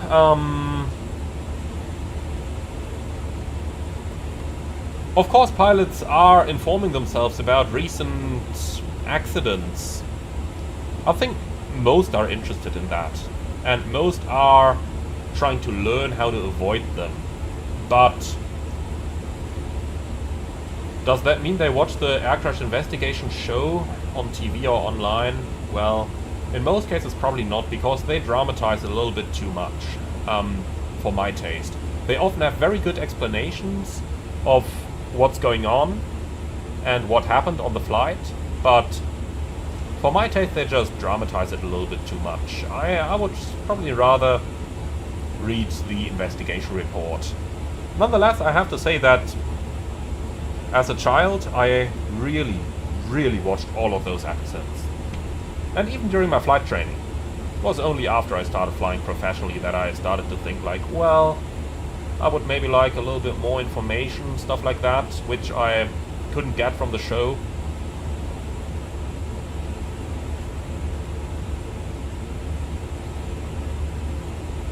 And second terrain, NTSB final reports my type of drama. Oh yeah.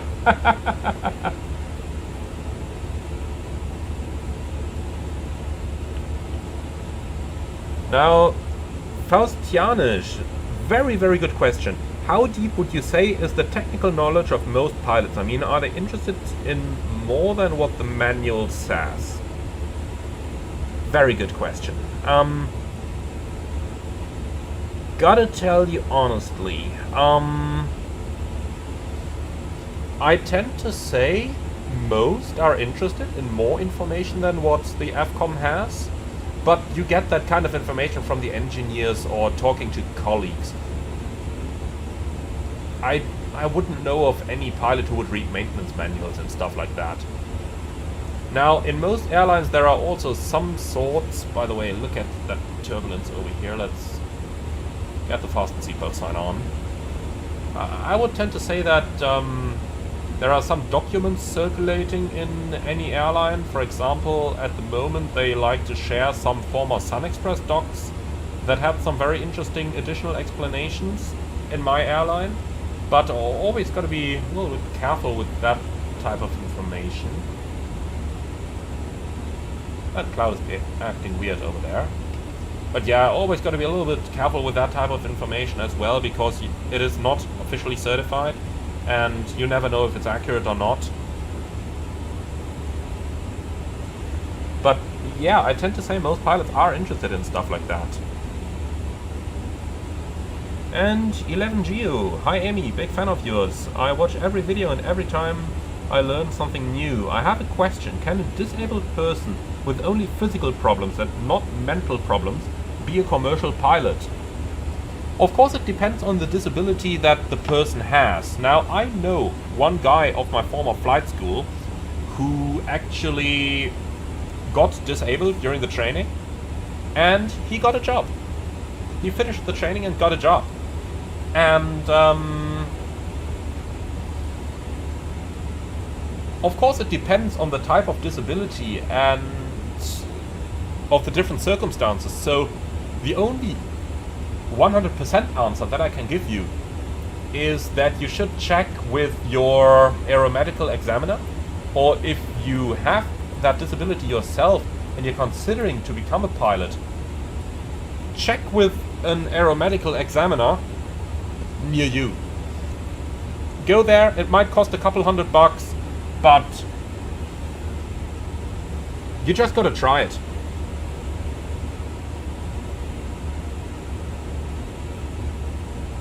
And Aston, hi there, I'm 15 with T1D. I already know that I can't get an ATPL, but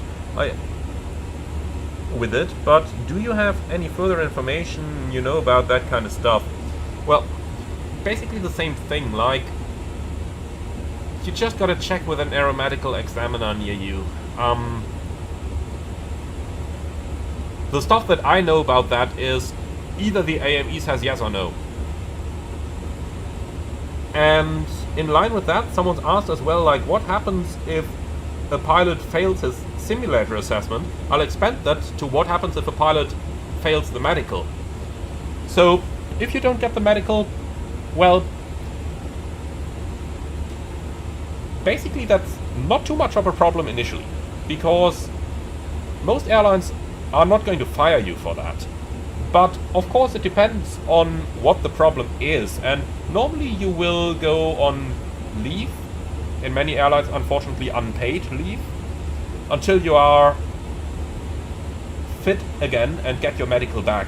But you know, it always depends on what it is and so many circumstances. Now let's go on to the question, what happens if you fail your recurrence simulator? Well, the first question is, why did you fail? If you only failed like a single item, and that one only just, and if the examiner can determine that you do possess the theoretical knowledge, maybe just had a bad day or whatever, then you're just going to retake the exam, and that's it. Now, if the checker comes to the conclusion that you might need some additional training in order to get proficient on a certain topic again, then you will get just that. So then they will schedule some simulator sessions. An instructor is going to take a look at where your problems are, and they will train you again in order to get you proficient again. And after that training, you will retake the exam. Now, if you fail that exam as well, then things start to get problematic. Then they will really start looking into what's going on there, why are you not fit on these topics, and basically from that point onwards, things are going to diverge significantly per airline. Many airlines will be like, okay, what kind of training do you need? Some airlines might fire you after this point already, but I tend to say in about every case, or at least in the majority of them, the airline will look into what went wrong, the airline will offer you additional training, and they will try to get you back on the line.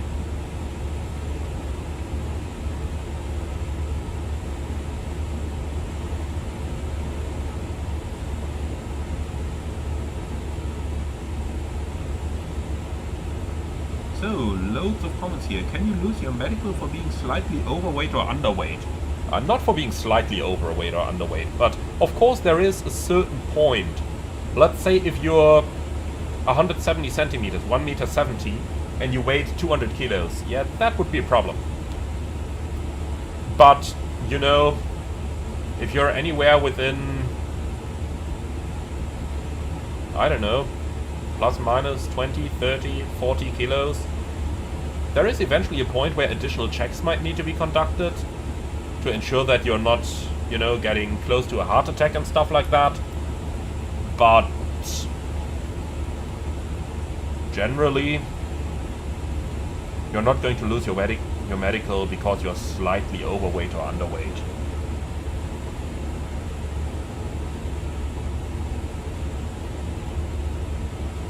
Anti-cooperative. One thing about the A350 cockpit I don't quite understand is why is there a pouch for a physical checklist when the 350 doesn't have those anymore?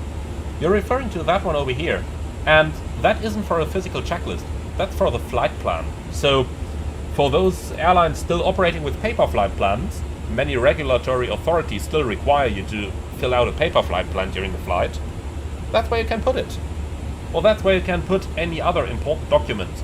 For example, my airline requires us to carry parts of the quick reference handbook in a printed form. Only things like smoke and evacuation checklists. So only like 4 or 5 checklists.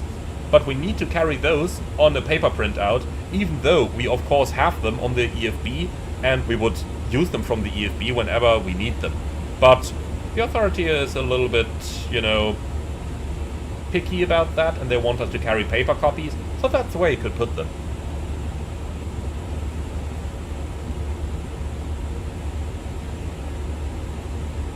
And second terrain. Very good question. If you behave yourself and actually try, is it difficult to get fired? Yes, pretty difficult. Of course it depends a little bit per country. Some will be worse than others. By the way, smooth again, so fasten seatbelts, going back to auto. So it's a little bit different per country, per culture, per airline.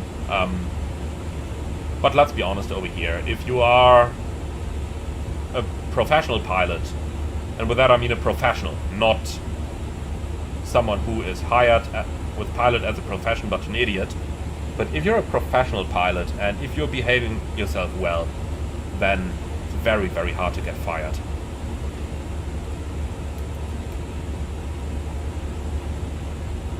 And 11 Geo, buongiorno to Roma.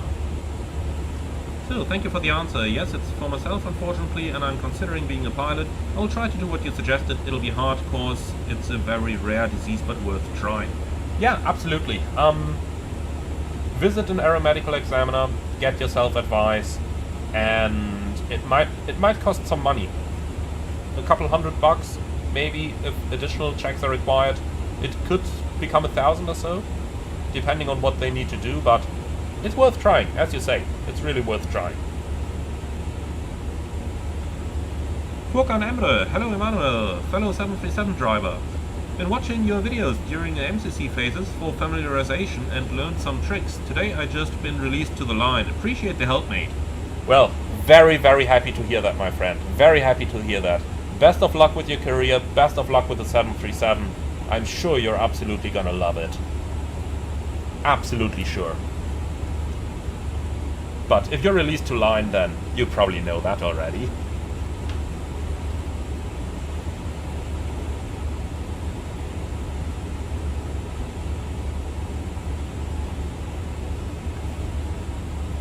Aston, is turbulence N1 automatically engaged or is it manually triggered? It depends on the aircraft. On the 737 you gotta do it manually. Well, in Airbuses that's not even a topic, so...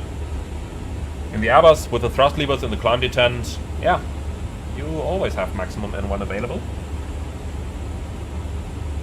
And Oli Fultz, does it make sense to do the PPL in club before you apply for a job as an airline pilot? Probably.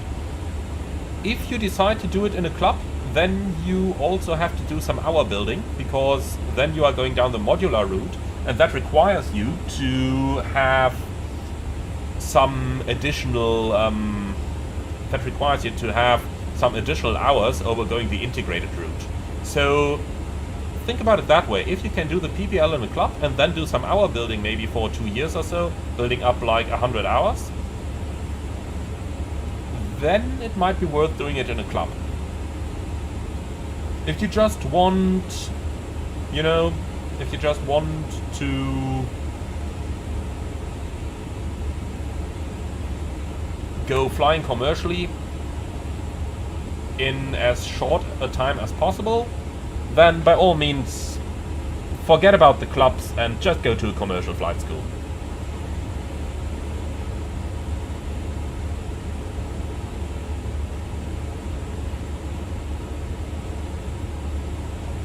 Alright, so many questions coming in.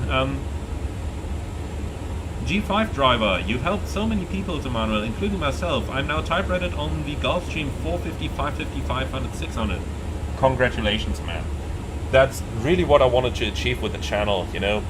Helping people gain solid knowledge and, of course, helping flight simmers to fly their aircraft professionally, but really happy to hear that it's also helping some real pilots as well. Of course, as always, manuals take precedence, you know that caveat. I really don't know why people say that so often, but hey, they do tell you not to dry your cat in a microwave in the US, so there's got to be reasons for that.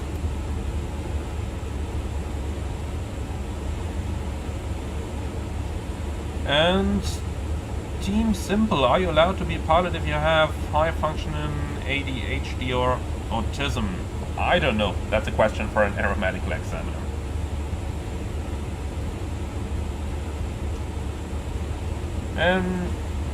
Faust Janisch, is turbulence penetration speed constant for a certain aircraft type? Yes, it is.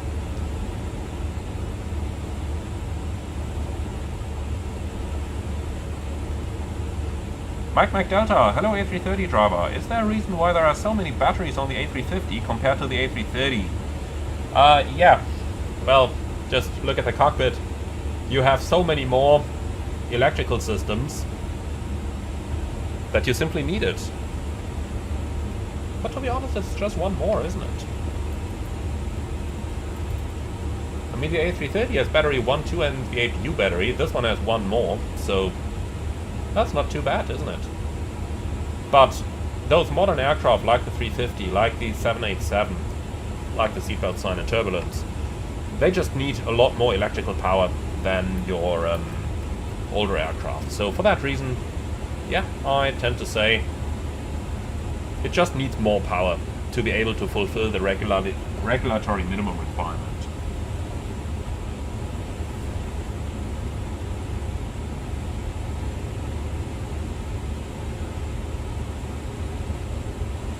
And second terrain, did I see the Fokker 28 V2 trailer? I didn't see the trailer, but I did a preview of the aircraft yesterday, so I kind of have my own, I suppose. It's a very nice aircraft. I like the Fokker 28. Unfortunately, not too many people seem to watch it, or seem to be interested in it, but I really do like it. I really do like it.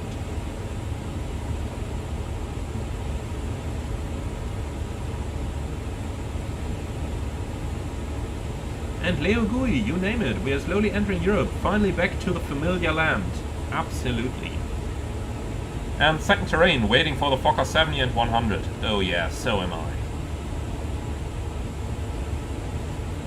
Alright, 11 Geo, last questions. Can modifications or structural adaptations, for example, to the flight stick or throttle be applied to accommodate the disabled person? No.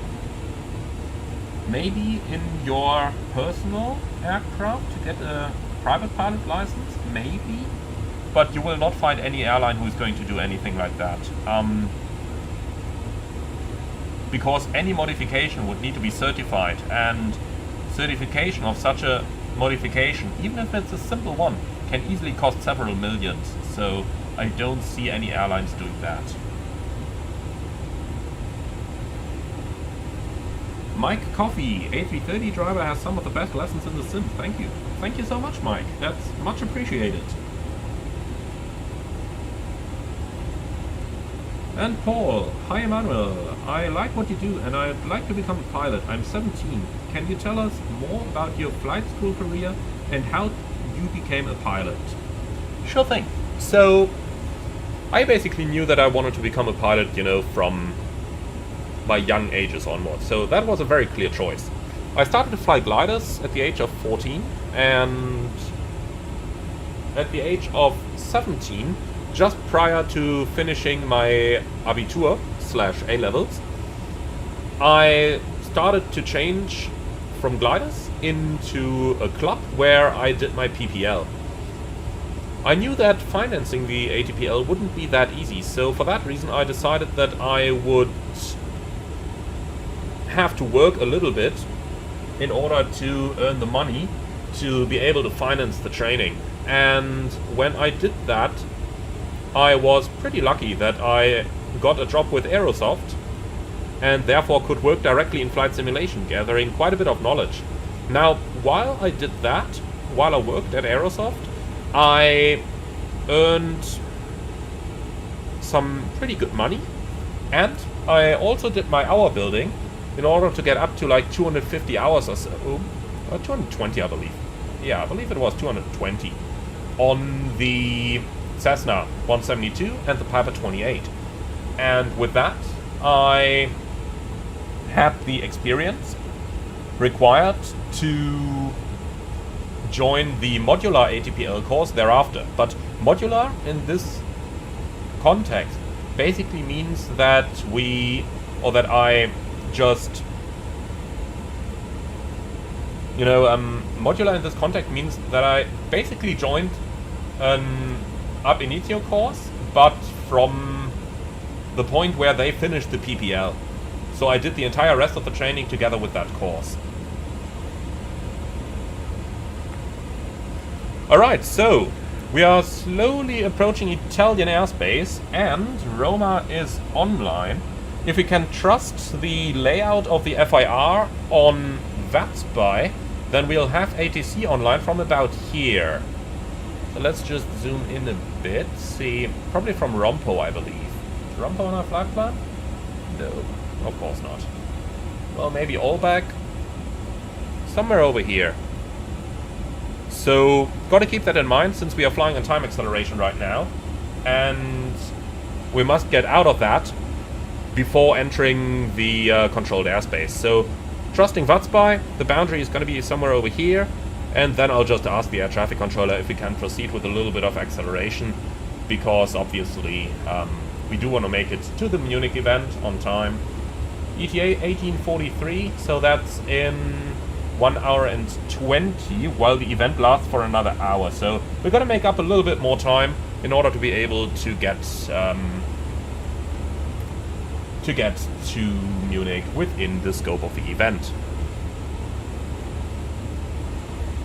Now, while we're on that, I'm quickly gonna send the air traffic controller a message over here asking him if we can continue with time acceleration.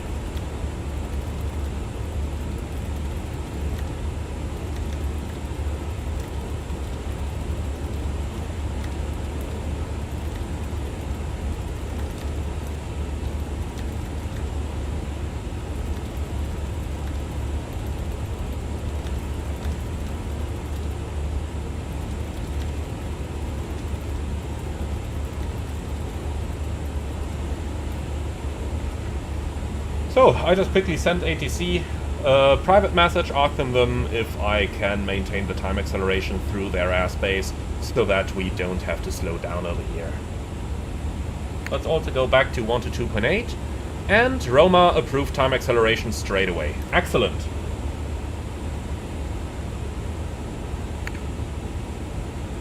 And he wants me to call him over at Pushback. Perfect, so that's going to be 124.2. Let's already listen into that.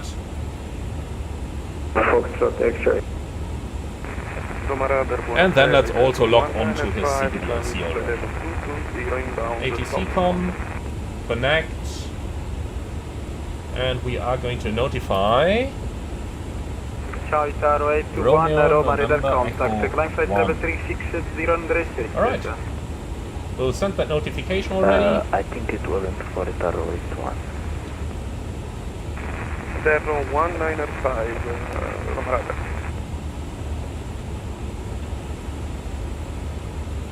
So, very nice. That's exactly how we do this.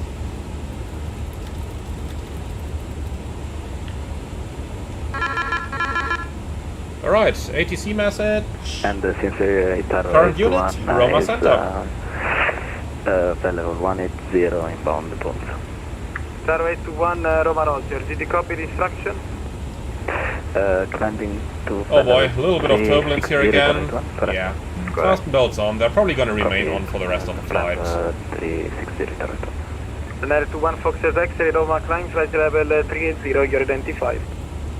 So, the sun is slowly setting. Climbing 380, runway 21. It looks so nice. In the real world, this is exactly the situation for which those sunshades are made. But in the sim, look at that. Just look at that.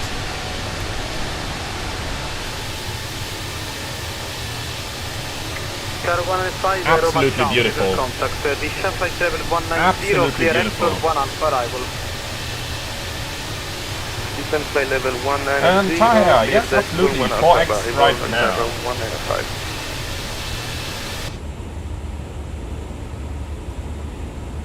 Roma, ciao, Lufthansa 579er Heavy, flight level 400, position Pushback. Ciao Lufthansa 579 Heavy, Roma, radar contact, CPDC connected. Proceed direct to Buonasera, Power Bell 7 Charlie, coming level 200 for 280.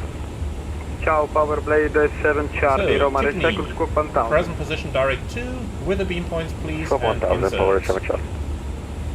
Emirates 908, Roma, confirm you are proceeding to Latina, Lima, Alpha, Tango, observing completely offset. Alright, so let's start to configure the airplane for the night. So we'll dim the displays a little bit, turn on the floodlights. In coordination with Roma radar, fly direct Bento, descent flight level 110. Just beautiful. Descent flight level 110, direct Bento. So Leo, what does a beam mean? Basically, Power a beam Blade 7 Charlie, Roma radar contact, retains waypoints that are direct to Betel. along our route here, such as over here we have a beam L-bar. And that way we can still do fuel checks and stuff like that. You can see that down here. We do have L-bar VOR along our flight plan here, 9 hours into the flight, 8,000 kilos fuel expected.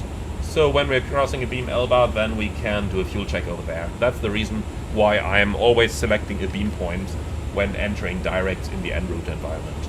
In the airport environment, things are different, but that shall not be our problem for the time being.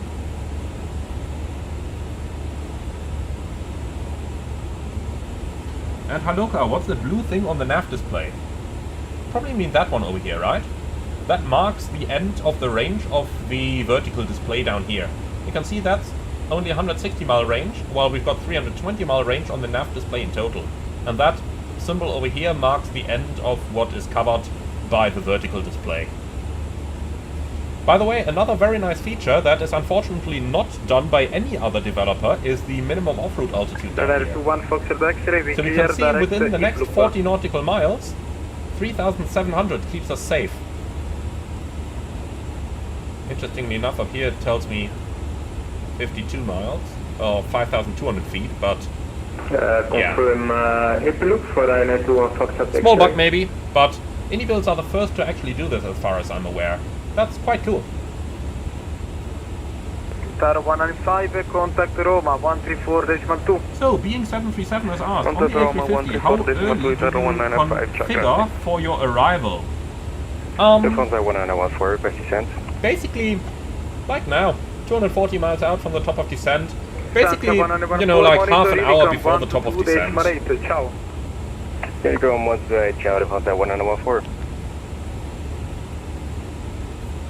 So, look at that, the shadow of the Earth is slowly rising. That's basically night over there, while it's evening over here. Or dawn over here, night over here. That's the shadow of the Earth. That's one of the coolest things to see when you are flying long haul and when you have time to watch this. Of course, you see that on medium and short haul as well, but so nice. And planes and more. Do I know any flat earther pilots? No. No pilot would think that. Otherwise, they have significantly not understood what they are doing. And Rob A320, very good evening to you as well.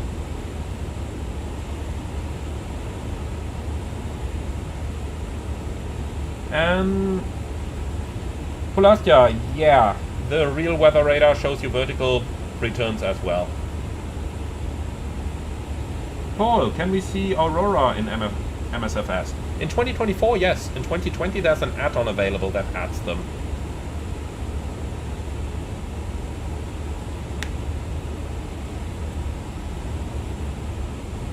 So, let's see. Next up, we're entering Padua.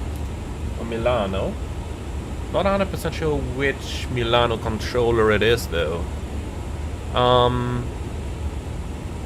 Yeah, I'm gonna ask him on voice when I get the handoff, if we can still use time acceleration there. We don't need to use it for too much longer. 1839, so arrival in 45 minutes already. That's already within the event. But I will use a little bit more time acceleration here to make up a couple more minutes in case we pick up any delays on our arrival into the event, and then we'll go back to real time. 579, contact Padova 125.9, ciao. 125.9 or Lufthansa 579. Thank you very much. Ciao. So back to real time. And then 1259 on. What do we have here? We send it via CPLC as well. Easy. So 1259 on. Wilco, send.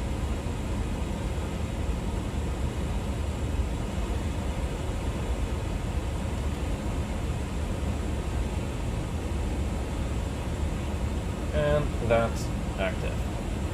Radar, ciao. Lufthansa 579 heavy. Flight level 400, inbound Tipney. Lufthansa 579 Padova radar, ciao, identified, continue climb, flight level 400 and direct Breno. Lufthansa 579, we are maintaining level 400 right now, proceeding direct to Breno.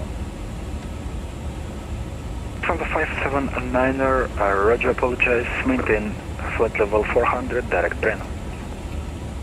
Thank you very much. Maintaining 400 direct to Breno. And can we use time acceleration for the next 100 nautical miles? Thereafter return to real time?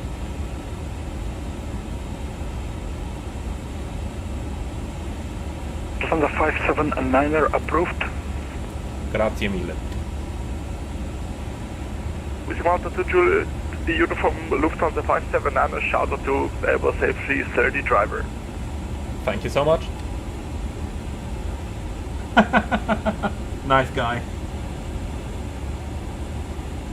Okay, cool. So we can use a little bit more acceleration. We said 100 miles, so that's basically one beam Venice over Visitor there. Malta 2, Juliet, uniform start, descent, flight level 350. A little bit of weather everywhere, but that shall not be too much of a problem. We can see that that doesn't reach up to our cruise altitudes.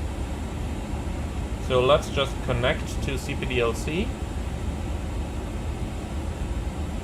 So that's gonna be Lima, India, Papa, November. Notify.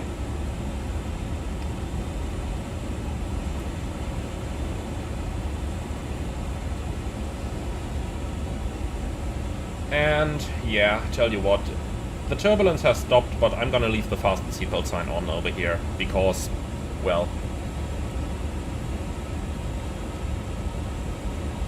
so we can already start to work ahead a little bit.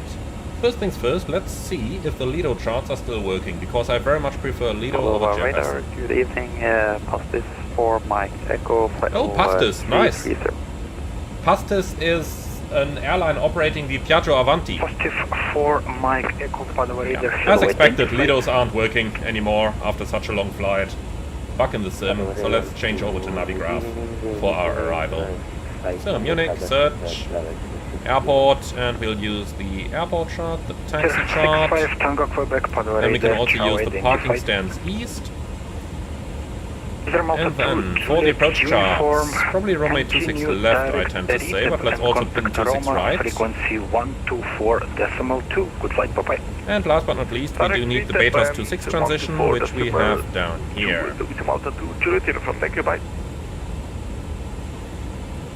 Padova radar, good evening with the 2 Yankee Sierra inbound, Labing, climbing flight level 260. So let's see, estimated time of arrival 39, so in 35 minutes. That is absolutely well within the event, so let's return to real time and fly the rest of the flight in real time now. So, options, simulation, and time compression off. It was very nice to use it, but here we are. I'm gonna wait for the sun to set completely, and when it has, then I'm going to change to real time, so that on the landing into Munich, we have the correct winds. Always remember... 579er, expect reach Breno at flight level 300, report when ready to descend.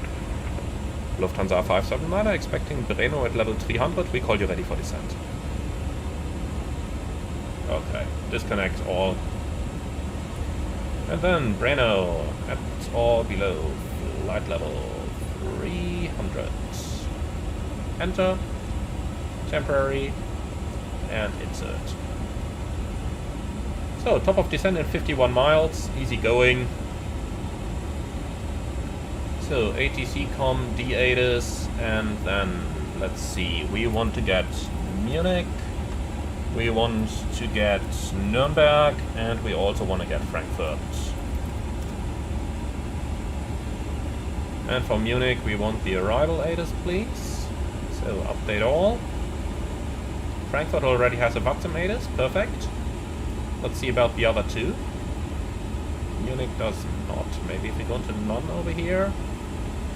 Ligurian 54 update one more time, here we go. When ready, start descent flight level 140 to reach Batmo. When ready, level 140 Batmo, Ligurian 54 Charlie.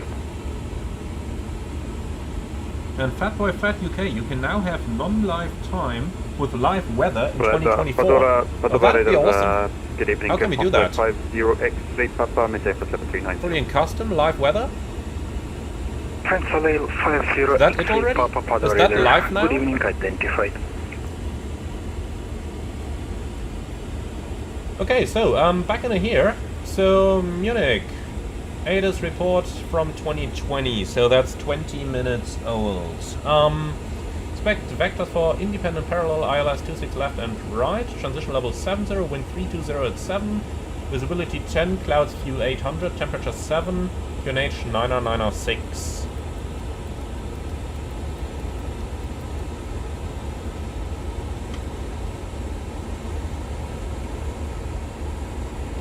And here we go, that is now set. Alright, clouds becoming broken 700, Munich info golf out. Okay. Well, that sounds quite good. Apart from that, our alternate Nuremberg is good, and Frankfurt, quick check over here. Yeah, Karbach. Okay, easy going. 25 center and 18. Oh, that's departure. Okay, I don't care. The weather is good. That's all that I care about. Even though we have a little bug here, it's an arrival ATIS request, and they sent us a departure ATIS. So a small bug there in builds.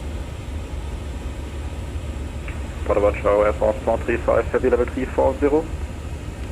Okay, so, heavy radar chow identified. Proceed directly. then let's go ahead and check our arrival. A little bit of weather, which we can basically disregard for now.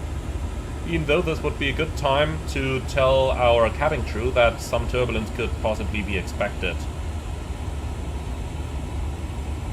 Also, this guy over here could get interesting. Lufthansa 01 Juliet doing 490 knots, so 20 knots less than we are. 4,000 feet below, probably same destination. But well, that's for our ATC, that's not our problem.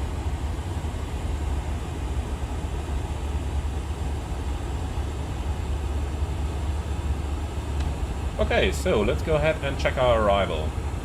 We start at Betos, then Delta Mike 452 in the downwind until Delta Mike 459 and thereafter continue present heading. From there we proceed on to the ILS approach 26 left, start I know in the box 4 passing flight level 280 for flight level 300 with you. Easy and we can 461 notice a bug over here. Identified. That manual should be followed by a discontinuity, and those lines should line up, but that line should go straight ahead over here. So we gotta pay attention to that. Actually, I tell you what I'm gonna do. Fix info, let's build a reminder here. So that's going to be Delta Mike 459er. Radial. What's that? 080. Here we go. So I'm building this one here in as a reminder. And you can give me like a 5-mile ring as well, please. So that we don't accidentally turn into the wrong direction. But okay. Then the approach starts at Nelby. Missed approach is straight at 1 DME Delta Mike Sierra on 1900, left turn to Ottersberg, climb into 5000, and that's exactly what we've got in here. Nice. So, for the descent, I think 300 knots is a good speed. Mach point 84, 300, that looks okay to me. Now for the approach weather. According to the ATIS, we have over radar, good evening, Twitch 320 at 7. Charlie flight level 360, amount target. So 320 for Charlie, Padova radar, hello, identified. 7, QNH. From the 01 Juliet, start descent flight level 300. Alright, and the minimum is going to be 1670 or 1690. 1670. And here we go. So, config full is looking good. Transition level is flight level 70. Here we go. Alright then. 5 miles to the TD, let's request descent as well. Lufthansa 579er, request descent. Lufthansa 579er, start descent, flight level 300. Descent flight level 300, Lufthansa 579er. Thrust descent alt, flight level 300 blue.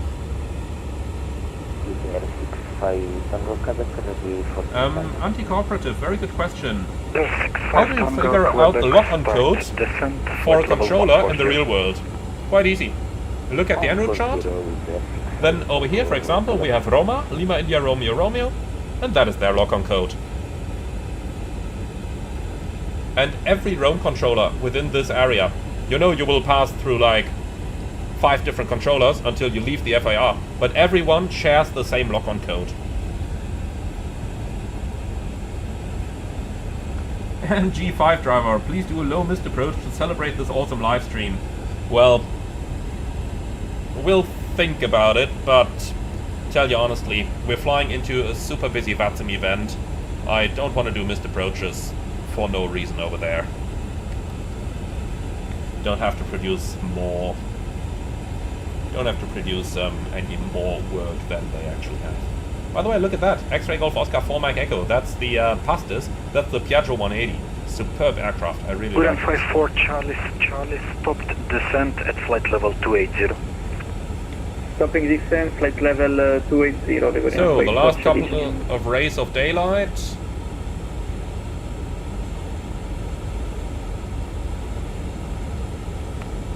Well, so, we have entered almost everything. Go around, engine out, acceleration is going to be the MSA, so 3,700. Position monitor. Lufthansa 01 Juliet, contact Munich radar 134.150, bye-bye. Contact Munich 134.150, Juliet, sharp. Okay, perfect. So I think that's the setup done. Let's do the secondary as well. Import, active. Flight plan, Munich, runway 26 right with an ILS and a BETAS 26 transition. And then secondary performance 26 right, minimum 1649, so you can make that 1650, and the rest. Lufthansa 579er, contact Munich radar 134.150. 134.150, Lufthansa 579, oh, grazie.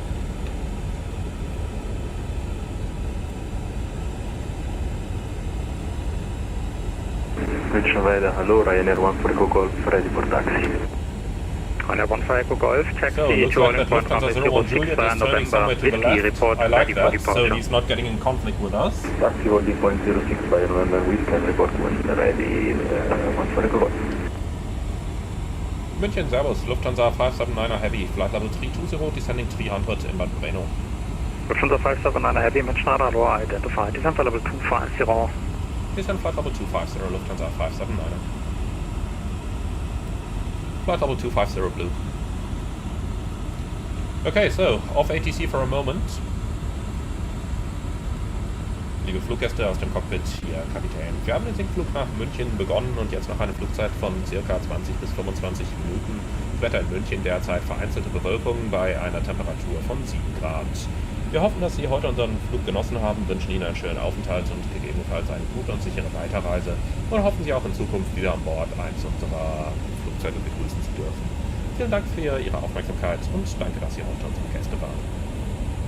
Ladies and gentlemen, from the flight deck, this is your captain speaking. Lufthansa 579er, proceed direct Delta Mike 452, thereafter Delta Mike 459er.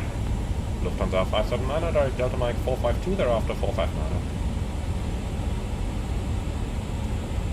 Bingo Scott, Air Force 435, so, Delta descending 300 now.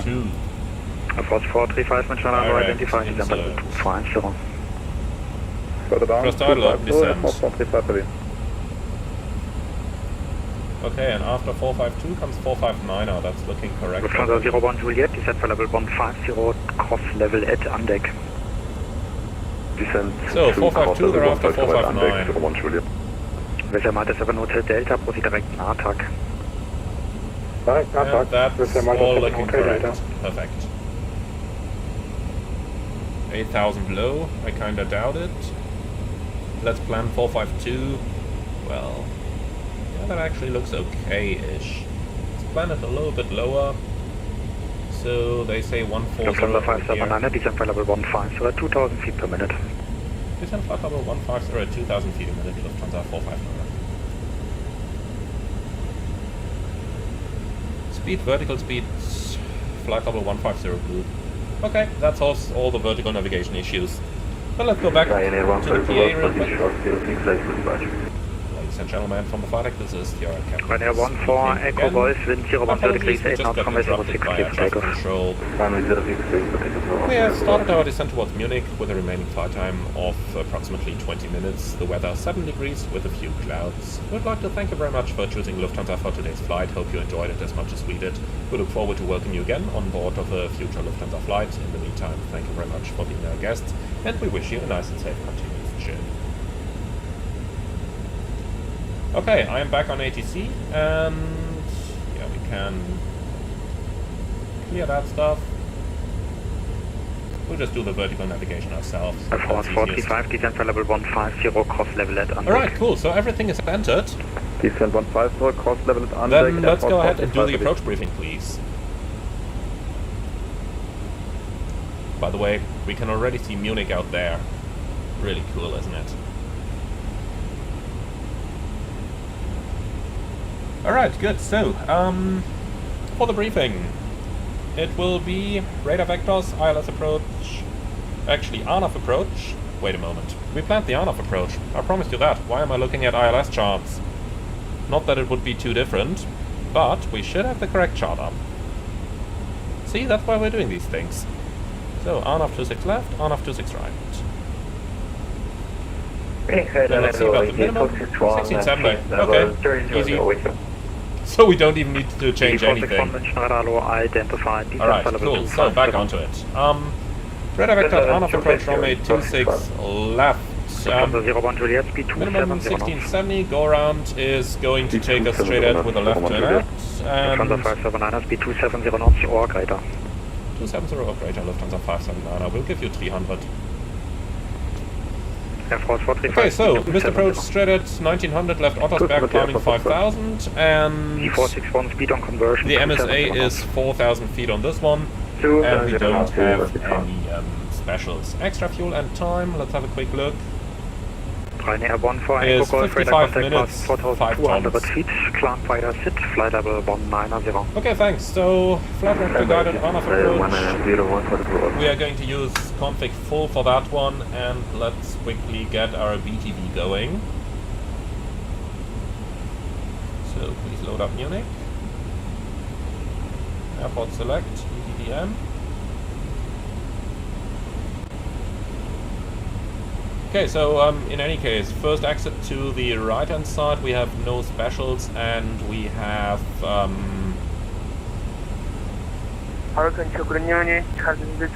nothing non-standard as well.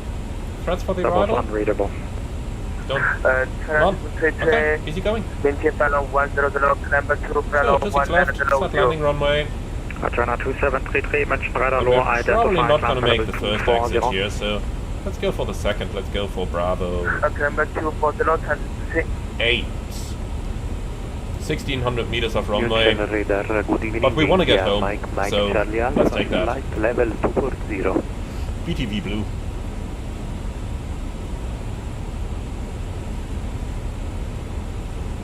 Okay, perfect. So that's it. Any questions? No? Wonderful. 288, that was I got 2 Sierra 110, climbing 190. The NSFS now. Hi Emmanuel, just wondering, how do you know what call sign to append to your aircraft, and do you have to add that on remarks for VATSIM? I'm not 100% sure what you mean with what call sign to append. Do you mean the heavy?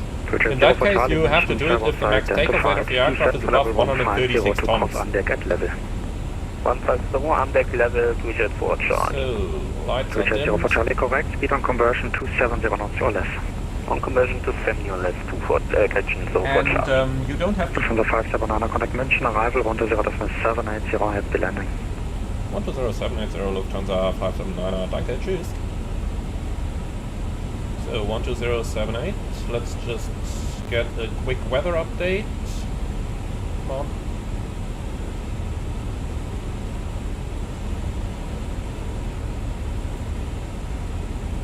Departure, very good evening, Lufthansa 31 for Papa, passing. And of course now it's taking a long time to update that ATIS. Lufthansa 31 Alpha Papa, climb by set level 190. By a seat climb, fly level 190, Lufthansa 31. But it doesn't sound like there's too much happening today. KLM 2064, turn right heading 320. Approaching? Right heading 320. Exactly, for now I'll... And now it doesn't get me the ATIS at all. Okay, that's fine. München Airbus Lufthansa 579 heavy, flight level 165, descending 150 at 2000 feet a minute, speed 300. So the 579 Airbus identified info golf, assigned rate descent to flight level 110. We'll check info golf at the assigned rate, descent flight level 110, Lufthansa 579. Flight level 110 blue. So it looks like for some reason it doesn't update the ATIS at all right now. That's fine, alright. Servus Lufthansa 01 So, Juliet, things start to look busy around the airport. So 01 Juliet, Servus, Golf correct. Proceed Delta Mike 451, thereafter Delta Mike 459er. Direct 451, thereafter 459er, 01 Juliet.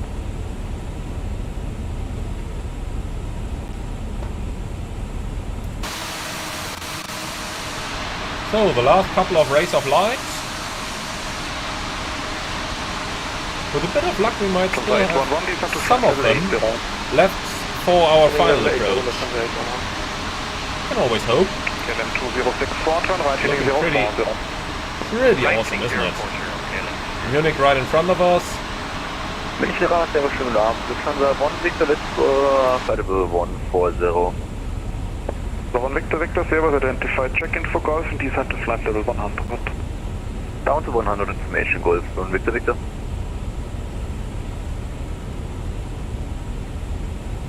And Whitson, you name it. 017, turn In right, FS heading 2024, the 330. night really is way better than in 2020. And Kostas, how long does the briefing usually take during pre-flight? Well, 2 minutes. Schönen Abend, Air Force 435 Heavy. Depending on how complicated things are. If they're straightforward home base, you can do that in a minute or Check-in so. for Golf, proceed Delta Mike 452, 459. And 1 CAG, yes, we are using FSLTL for the VATSIM model matching. KLM 2064, turn right, heading 080. Right heading 080, KLM 2064. 1000 to go, maintaining assigned rate. Plus 1 Victor Victor, at level speed to 20, cleared NAPSA 26 transition. At level Let's speed just to bring that 20. transition chart up. We're Transition. going inbound 452 as we can see over here.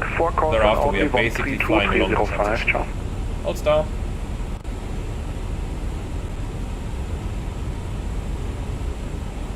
KLM 2064, with your call sign only, call 132.305.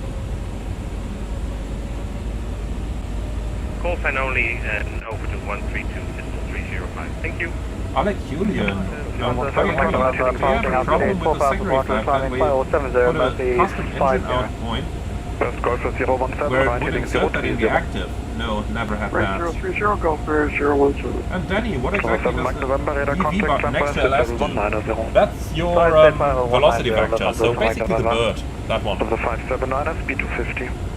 Lufthansa 579, speed 250. Lufthansa 01 Juliet, speed 250, descent to flight level 110. So, speed 250. 11001 Juliet.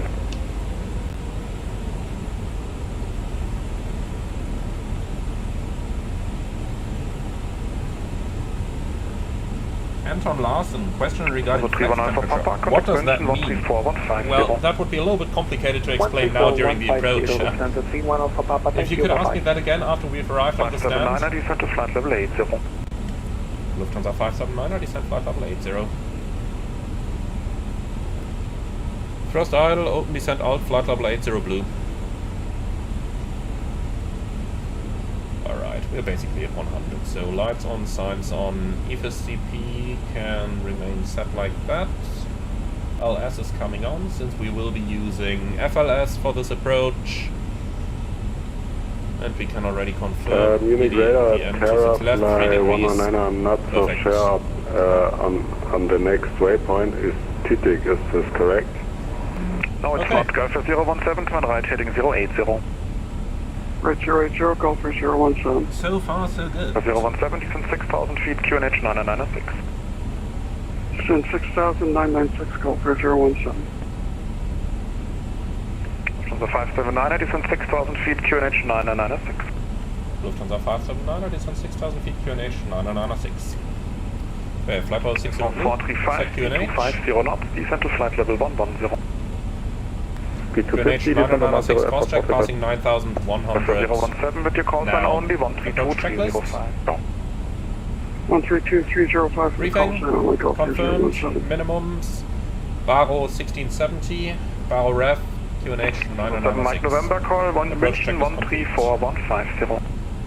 134, Temperature decimal prepare for 150, Lufthansa 7 Mike November, ciao ciao.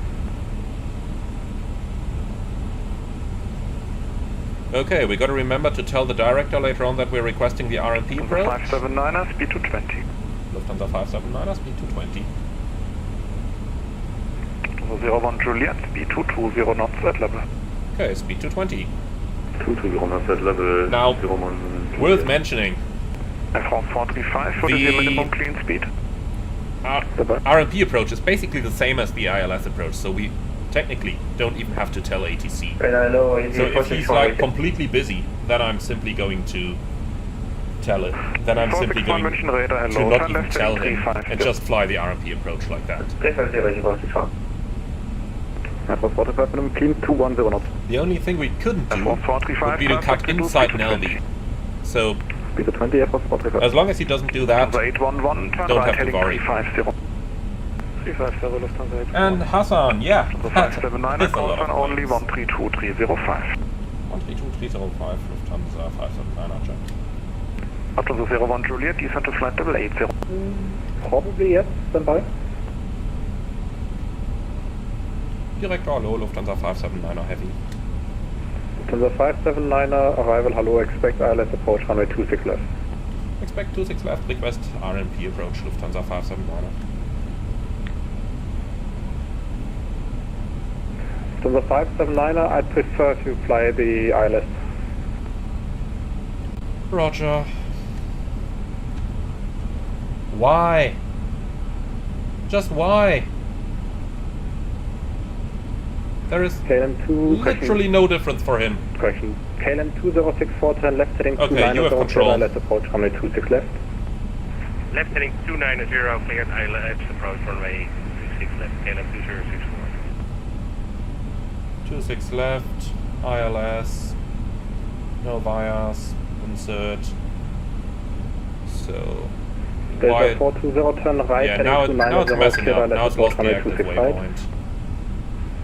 So 459 present position direct 2, insert, lateral disc on the head, yeah, Lufthansa intentionally. 4733, maintain 170 knots until 5 miles final.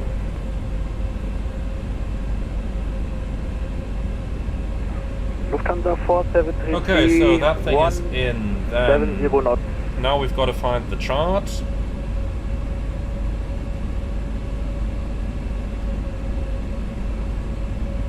So, starting at Nelly, 5,000 and 3 degrees. And we have Airbus Nelly, 130, 5,000, mention 3 arrival, hard degrees. low, expect ILS approach, runway And 265. final fix in Expect ILS approach 1440. runway 26 right, German Air Force 130. Yeah. German Air Force 131, turn right heading 230, cleared ILS approach, runway 26 right. Turn right heading And the best 230, approach cleared ILS is 26 right. straight at 1 German Air west Force of 131. Delta Max Sierra 1900, whichever later, left to Ottersberg, climb to 5,000. That's in here, okay. And then for Correct, the another approach, I 01 believe it was this. From the 01 Deleted Juliet, all of arrival, it. hello, expect ILS approach, runway 26 left. Expect so 01 Weather, update all. Golf Air 017, turn left heading 290, cleared ILS approach, runway 26 left. Left 290, clear the ILS on 26 left, Golf Air 017. Lufthansa 4733, contact tower 118.705. Okay, Munich, Atus, Golf. Lufthansa 4733, contact tower So 320 at 7, 118.705. 7 degrees, 996. KLM 2064, maintain 170 knots or greater until 5 miles final. 170 not so great, So until 5 miles. 320 at 7 degrees, 996. Mission arrival, hello, At the Lufthansa minimum 411. 1670. Lufthansa 411 arrival, hello, identified. Expect ILS approach, runway 26 right. 26 right, at Lufthansa 411. KLM 2064, Okay, position monitor still has 26 left tower in there. 120, And with that, we 505. are now pretty much set up. 3,700 MSA. We have that in KLM 2064, anyway. KLM 2064, contact Okay, tower that's that. 120.505. Auto brake is still tower out on in BTV. 120.505. Then let's go ahead with the rebriefing, please. German Air Force 131 is the touch and go approved. Okay, ILS approach 26 left. German Air Force 131, standby. Radar vector minimum 1670 in case of go around. Straight at 1 DME east or 1900, whichever is later. Delta 420, maintain Left to 170 knots until 5 Ottersberg, miles climbing final. 5,000. And extra fuel is unchanged, 1 hour. Alright, perfect. So, flight director guided, ILS. Pretty much no changes to any of the other parts of the briefing. Happy with that? Yep, perfect. Approach checklist. Air Force 130, turn right heading 230, cleared ILS approach runway 265. So reset that, please. Turn right heading 230, cleared ILS approach runway Okay, approach 265, checklist. Briefing confirmed. Minimum. Lufthansa 579, turn left heading 290, cleared ILS approach runway 26 left. Left heading 290, cleared ILS 26 left, Lufthansa 579. Gem Air Force 131, your touch and go. Okay, heading. So continue checklist. And after minimum touch and barrel go, 16 flight semi, published barrel ref, for the ILS approach runway 996. 26 right. Approach checklist complete. Touch and go is approved, and okay, so after the touch and go, extend the center line. we fly the missed approach route for the 26 right, German Air Force That's Spot. 261. Delta 420, contact tower 118.705. Alright. Oh boy. Lufthansa 811. I have absolutely no idea why he didn't approve the ANAF approach. But, yeah. Lufthansa 811, arrival, hello. So be it. Air Force 435 Air Force 435, München, hello. Literally so be it. Can't change that now. But it was a lot of work, you see.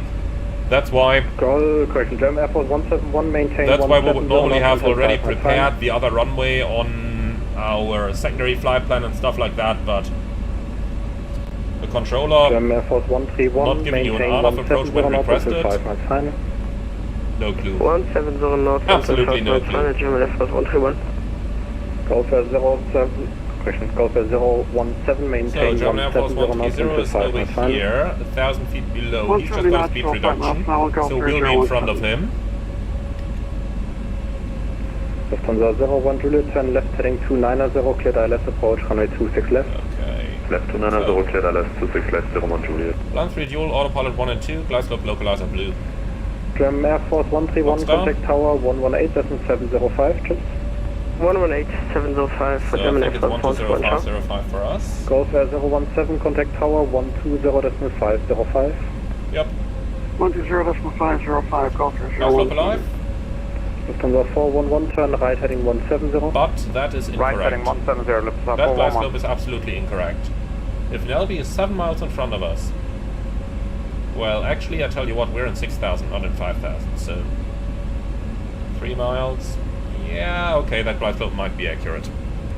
Lufthansa 411, main correction, descend at 1,500 feet per minute or greater. 1,500 feet per minute or greater. Okay, fuel in sight. Lufthansa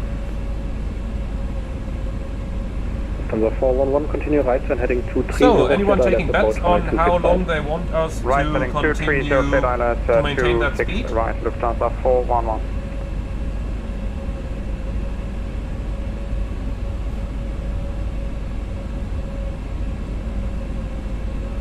I'll tell you what, at 15 miles we are just gonna start to reduce anyway. So, activate approach phase and confirm. Whoopsie, FS24 camera glitching around. So, managed speed. Lufthansa 579, maintain 170 knots until 5 miles final. Lufthansa 579, confirm 170 exactly or 170 or greater? 170 exactly. Roger, trying to reduce. Pretty hard to do that on a glide slope. Lufthansa 579, 170 until 5. I had to tell him that, because he gave us that speed reduction so late. See, full speed brake. Not really too much happening. That's one. Lufthansa 811, turn left heading 290, cleared ILS approach, runway 26 left. Left 290, cleared 26 left on the island, Lufthansa 811. German Air Force 130, contact tower 118.705. So we'll just have to see if the speed is going to come back on its own. 120, contact tower 18705. And hello, Adresse driver. Moin. Lufthansa 579, contact tower 120.505. 120.505, Lufthansa 579.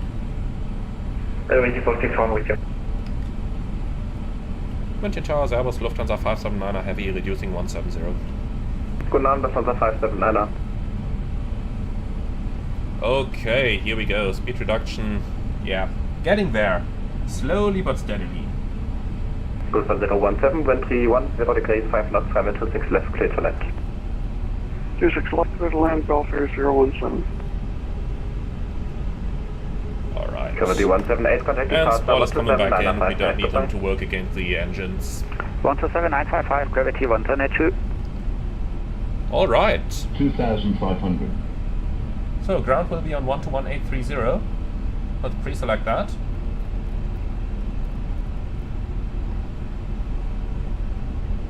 And then let's have a little bit of fun. If we can find that disconnect button. Here it is. Approach 1.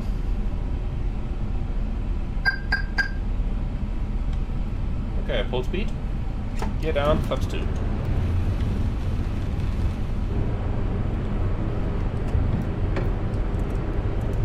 Auto thrust off. Flaps 3. Speed check, flap 3.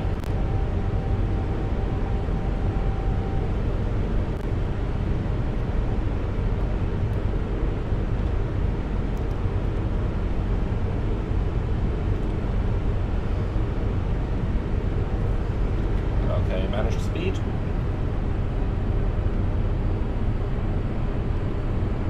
Flaps full. Speed checked. Flaps full. Landing checklist.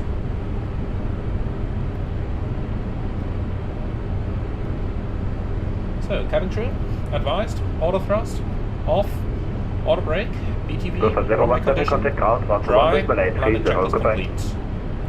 121.830, call 017. From the 579, wind 310 degrees, 5 knots, runway 26 left, clear to land. Runway 26 left, clear to land, Lufthansa 579er.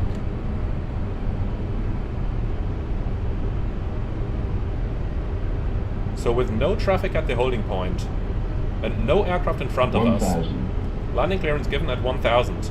I have no idea why the director wanted us to reduce to 170 exactly instead of 170 or greater. If they had to get departing aircraft out, okay, but that wasn't the case.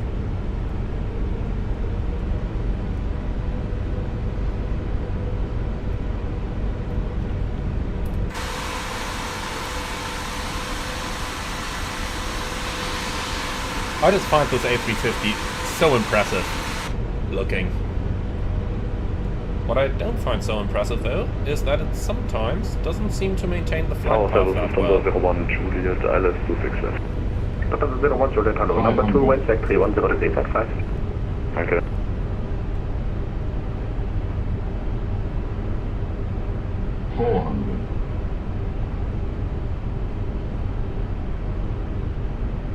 $300. 100 above. Checked. 200.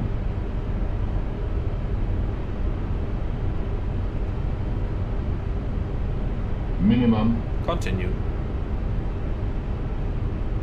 100. 50. 40.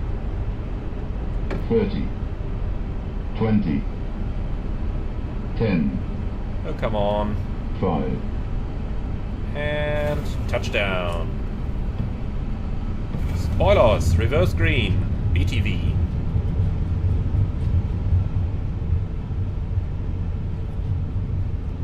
$70 knots.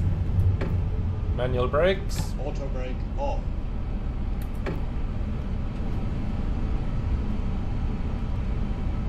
And with that, welcome to Munich. So you do contact the ground on your own over here. So 12183. München ground, Airbus, Lufthansa 579er vacating 26 left. Lufthansa 579er, low taxi Bravo 8, hold short of Sierra. Taxi Bravo 8, hold short Sierra, Lufthansa 579er. Okay, that's probably because of the guy over here, the one without textures. Sierra 4, able Bravo 12. Postman 216 Papa, hello. Give way to the bombarded jets from right to left. Alright, and here we are. Sierra, intersection Bravo 12, Boarding point, runway 26 left. So, even more traffic coming up ahead. Let's not blind them. Get those lights off. Bravo 12, holding point 26 left, placement 06 Papa. Mountain ground, hello, Lufthansa 504 on Sierra 8. So, we're giving way to him, and he's just got taxi clearance as well, so we're waiting for the postman in front over there as well. But the one thing I wanted to take away from this is how far we've taxied forward. So, we really didn't spend any time. We didn't spend any time on that runway exit. Whoever is landing behind us will be able to vacate the runway completely over here. 579er, continue taxi via Sierra, entry Sierra 7. Taxi via Sierra, entry Sierra 7, Lufthansa 579er. So, notepad and, well... Clear. 017 at Sierra 7, contact apron 121 710. So, off the right. 121710 at Sierra 7, Golf 017. Lufthansa 504, standby tower. And we are behind the DHL in front of us. Tower 120 A300, I guess? 504. Well, it has to be. Beautiful airplane. Alright, and yeah, you can come on again. Alright, cool. So, via Sierra to Sierra 7, he said. Let's do that. Ground, guten Abend, Air Portugal 211, stand 244, request push. Portugal 211, ground frequency, contact 121, decimal 710. Okay, cool. So that was pretty good landing after landing checklist ban. Flat a little bit too early, to be honest on that. 411, vacated Alpha 6. And well, gotta wait for the APU. 411, ground hello, taxi 20 November 3 via November. Or rather, we'll just Via leave November it open for to now. entry November 3, Lufthansa 411. So you can give me safe taxi down here, please. Roger 017 121, Here we go. decimal 710. What could possibly go wrong like that? So, Fred 738, thank you so much for the $5 donation. You're a real person. I don't think I've seen you live before. Thank you so much, my friend. Thank you so much. 505, Golf Sierra Julia. Bye. And Sido, no, we're not gonna drive into any building. I'm a German first officer. We don't drive into buildings. Lufthansa 411, contact apron 121 710, bye bye. Apron to 12171, Lufthansa 411. So 12171, probably also going to be our next frequency. So let's already pre-select that. Lufthansa 579 on Sierra 7, contact apron 121, decimal 710, ciao. On Sierra 7, 121 decimal 71, Lufthansa 579er, schönen Abend. I know he said on Sierra 7, but... 218, Golf 017. Out of station with clearance, say again. Ocean 80 with Hotel QNH 996 clearance to Orlando, please. Ocean 80, apron Servus, Info Hotel correct, startup approved, cleared to Orlando. So, let's not run into that DHL. Enroute, climb set to flight level 70, squawk 2323. 61 November departure to initially flight level 70, squawk 2323. And then into Sierra 7, which is on the left. Ocean 80, read correct. Mention apron, hello, Lufthansa 579er, turning into Sierra 7. Lufthansa 579, apron 7, your stand just got occupied. Taxi to stand 318 via Delta 4, Echo 2, Delta 3, Echo 3. Okay, that was a bit longer than I expected. 314 via, say again? Lufthansa 578 to stand 318 via Delta 4, Echo 2, Delta 3, Echo 3. Stand 314 via Delta 4, Echo 2, Delta 3, Echo 3, Lufthansa 579. Okay, perfect. So, we were meant to go over here, someone's just connected over there. Alright, so we go off to the right-hand side over here. Then via Delta 4 onto Echo 2. So, Delta 4 is to the right, Echo 2 to the left, Delta 2 to the right. Yeah, that sounds better. Hold short of Delta 4, Lufthansa 1856. Good evening, Kim. Lufthansa 5 stand 352. Welcome, ready for pushback and startup. Okay, so now left onto Echo 2. Startup. Which is located on the left here. Okay, then Delta 3 thereafter, which is to the right-hand side again.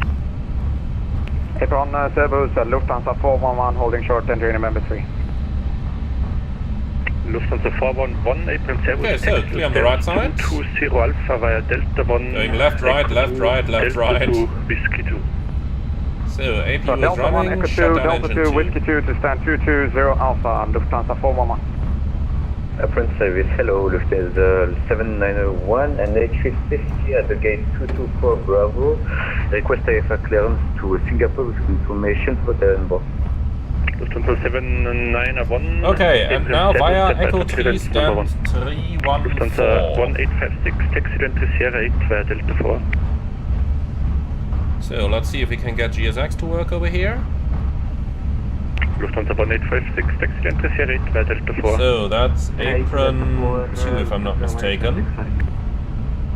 Apron Cerberus, Lufthansa 01 Juliet turning into Sierra. Or not? Is it apron 3 then? Apron Lufthansa 9 Fox ready for taxi.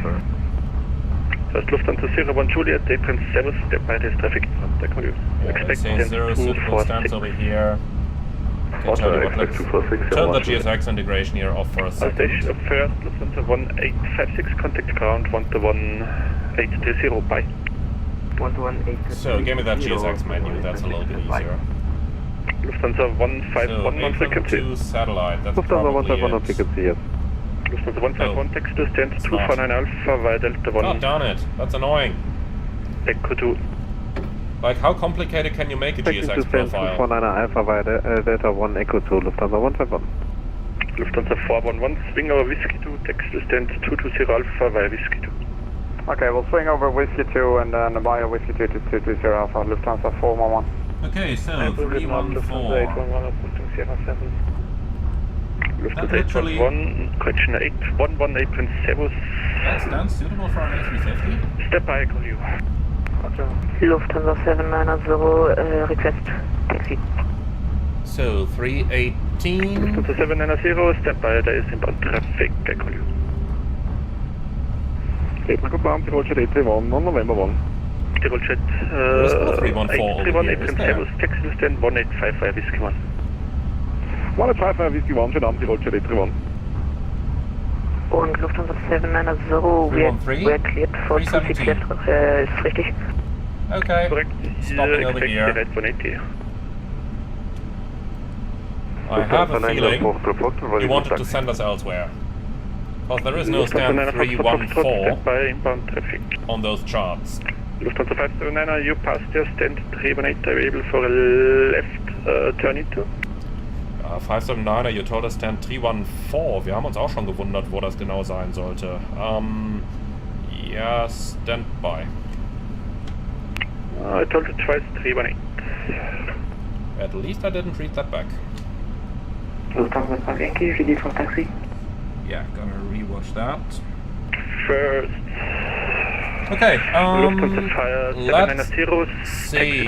No, we'll not be able to do that. Via Delta 1, hold shot of Delta. No, that aircraft most certainly doesn't fit over here. Taxi via Delta 1, Echo 2, hold shot Delta 6.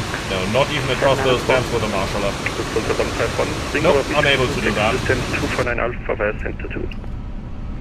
Swing over Whiskey 2 and Center to Lufthansa 151. Lufthansa 579er, we are unable to turn into 318. 4 Echo 2, hold shot of Delta 2, expect stand 246. Unfortunately blocked. Lufthansa 01 Juliet, taxi via Delta 4 Echo 2, hold shot of Delta 2. Roger, via Delta 4 Echo 2, shot of Delta 2, 01 Juliet.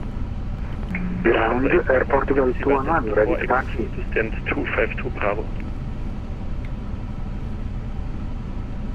Lufthansa 811, taxi to stand 252 Bravo via Delta 4 Echo 2. And for Lufthansa 811 confirmed? Yeah, a little bit busy right now. Delta 4 Echo 2 to stand 252 Bravo. Vector 4 Echo 2, 252 Bravo, Lufthansa 811. A little bit busy right now. Not exactly the perfect timing for this, but... Ocean 80, stand by for pushback. I'll call you. Roger. Ground Air Portugal 211. Portugal 211, taxi to entry November 4 by Echo 2. Yeah, we just gotta wait a little bit until we can find a free spot on the radio. Do you have a clear for 26 left? You're correct. Portugal 211, make a left lead and Whiskey 2, taxi or Whiskey to hold short of Delta. A little bit loud outside, let's remain in here and then down hold short Delta 2, Portugal 211.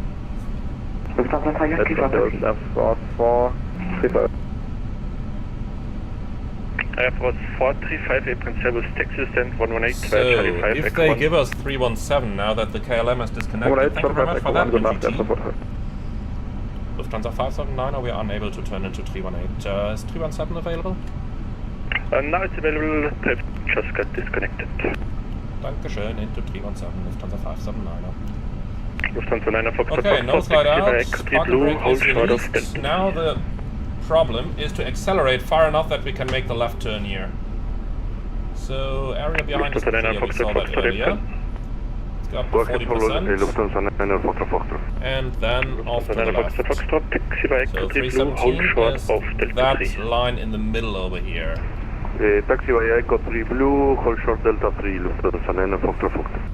Lufthansa 01 Juliet, taxi distance 246 via Echo 2. So you can see we can just about make it across that turn. Delta 1972 ready. Slow, but it works. Lufthansa 1970, pushback approved facing north, orange line. Pushback approved facing north, orange line, Delta path. Okay, let's reduce our thrust going into the So engine. I already start gate 255. And here we are. Swiss 700 Tango, stand by, call you for push. Lufthansa 700, Okay. holding short Delta 6. Guidance system is not active at the moment, so let's just stop it somewhere over here. That should be okay. Swing over Whiskey 2 via Right, parking brake is 4 and set, Whiskey 2 and Sierra 8. Entry, Lufthansa 700. NGT, thank you very much for disconnecting here. I've disconnected now, you can log on at the gate again. Thank you very much. So, APU bleed us on, and then shut down. Cabin crew, all doors in park. Okay, so we've made it. Took us a little while, but here we are. So, disarm the slides, please. Here we go. And GSX, will you please? Here we go, request deboarding. Handling by Swissport. And then beacon off, fasten belts off, and fuel pumps off.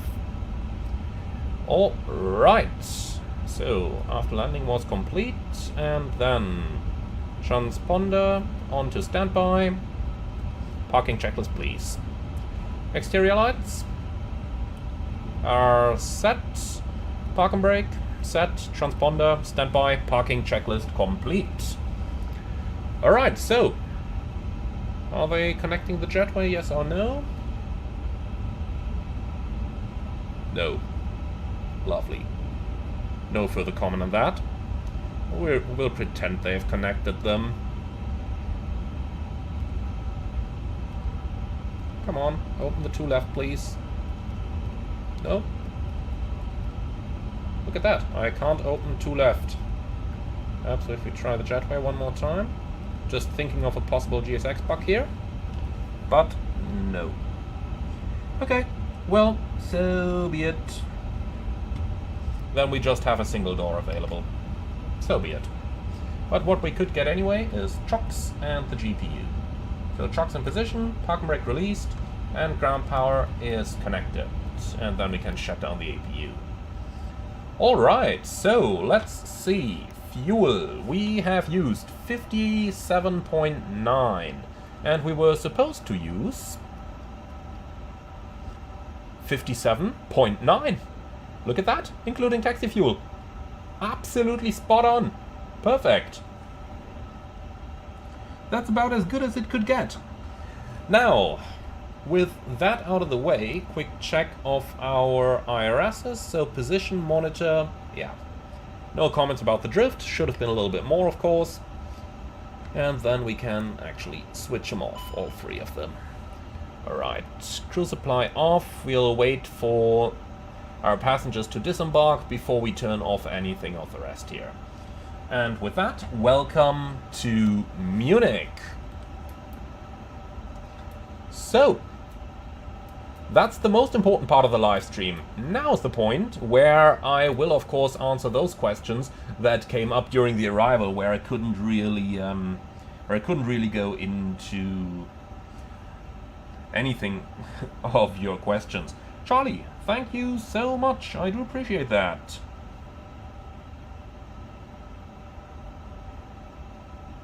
And Fred738, thank you very much for the $10 donation. GSX left my luggage at Johannesburg. Oh yeah, that absolutely sounds like it. That absolutely sounds like it. And then, Triggered, what a username. I just watched back, he actually told you 318 twice, even corrected you. That's interesting. Why did I write down 314? That's what you have two pilots for in the real world. That's absolutely what you have two pilots for. Interestingly enough, in my vPilot notes I wrote down 314. Could you check what I actually answered to the readback? Did I answer 318 and then write down 314? Could certainly have happened.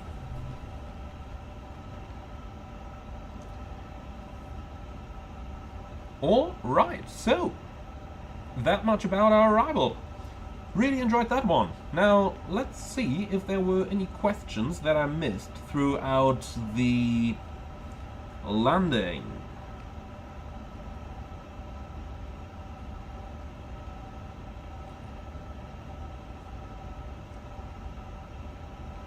Yeah, not sure 1408 has asked, would you say it's worth buying FS 2024 right now, or is it still not stable enough? I tell you honestly, the only problems I've ever had with 2024 were the simulator either not loading a flight, but that was a Sim Update 1 beta issue, or the simulator just crashing to desktop while loading a flight. But I've never had stability problems with it during a flight. Once you've been in the flight, which might take 2 attempts to get into, the simulator has always been stable for me.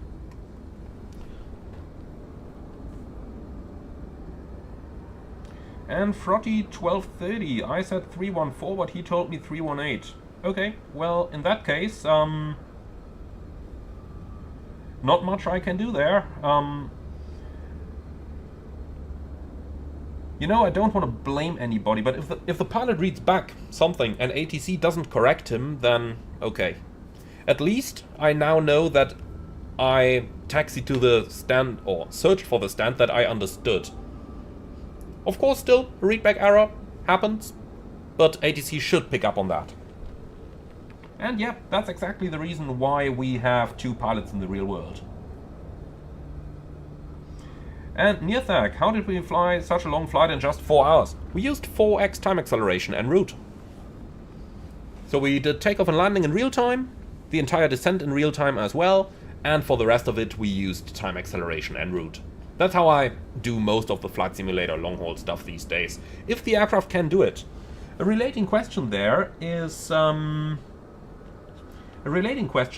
good is the Inibuild A330? Now, actually pretty good. Of course not study level or anything the likes, but it can do most of the normal ops, so that's all you can ask for. And Leo Guy, imagine possible pilot deviation, advice when ready to copy a phone number. That would actually be funny. Now, I said earlier that I don't want to go into any blaming game or anything the likes here, but let's just play it through. And this is really not against anybody. So this is not against the ATC, this is not me trying to defend anything. It's just playing it through so that flight simmers do understand how these things work in the real world. So let's take that situation. An air traffic controller, and I'm doing this completely independent of what just happened now. An air traffic controller gives a pilot an instruction, the pilot reads something different back and then flies what he wrote back. Who is to blame? The air traffic controller. That's because ATC needs to pick up an incorrect readback from pilots and need to correct that readback. That's the entire idea of doing readbacks at all. So if there was a possible pilot deviation in this case, what would happen is that the flight data recorder, or not the data recorder, but the ATC recordings, because they are much easier to reach. For the data recorder, you'd have to get the black box off the aircraft. That's a lot of work. So they would probably pull the ATC tapes and they would listen to it. And then they would determine, okay, the pilot read something incorrect back and ATC didn't correct them. And then it would be on the air traffic controller. Now, as you say correctly in the comments, Trigger, he probably tried to correct you again. That may be true, but you know, if I'm too dumb to pick it up on the second attempt, which I may very well be, as has just happened, then he needs to do it a third time. You know, and again, this is not about defending any actions or anything the likes, it's just how these things would be seen in the real world, you know?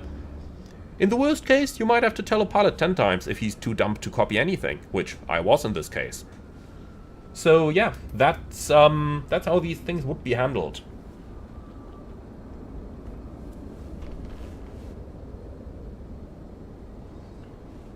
And Nirtak, what are we guys even talking about? What did that 318 mean? It was the stand number. So ATC told me stand 318.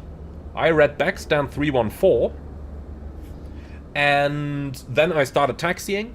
And I searched for 314, which doesn't exist. So we've got 318, 317, 313. So there is no 314. And for that reason, I taxied past stand 318, which I was meant to go into, because I was still searching for another stand.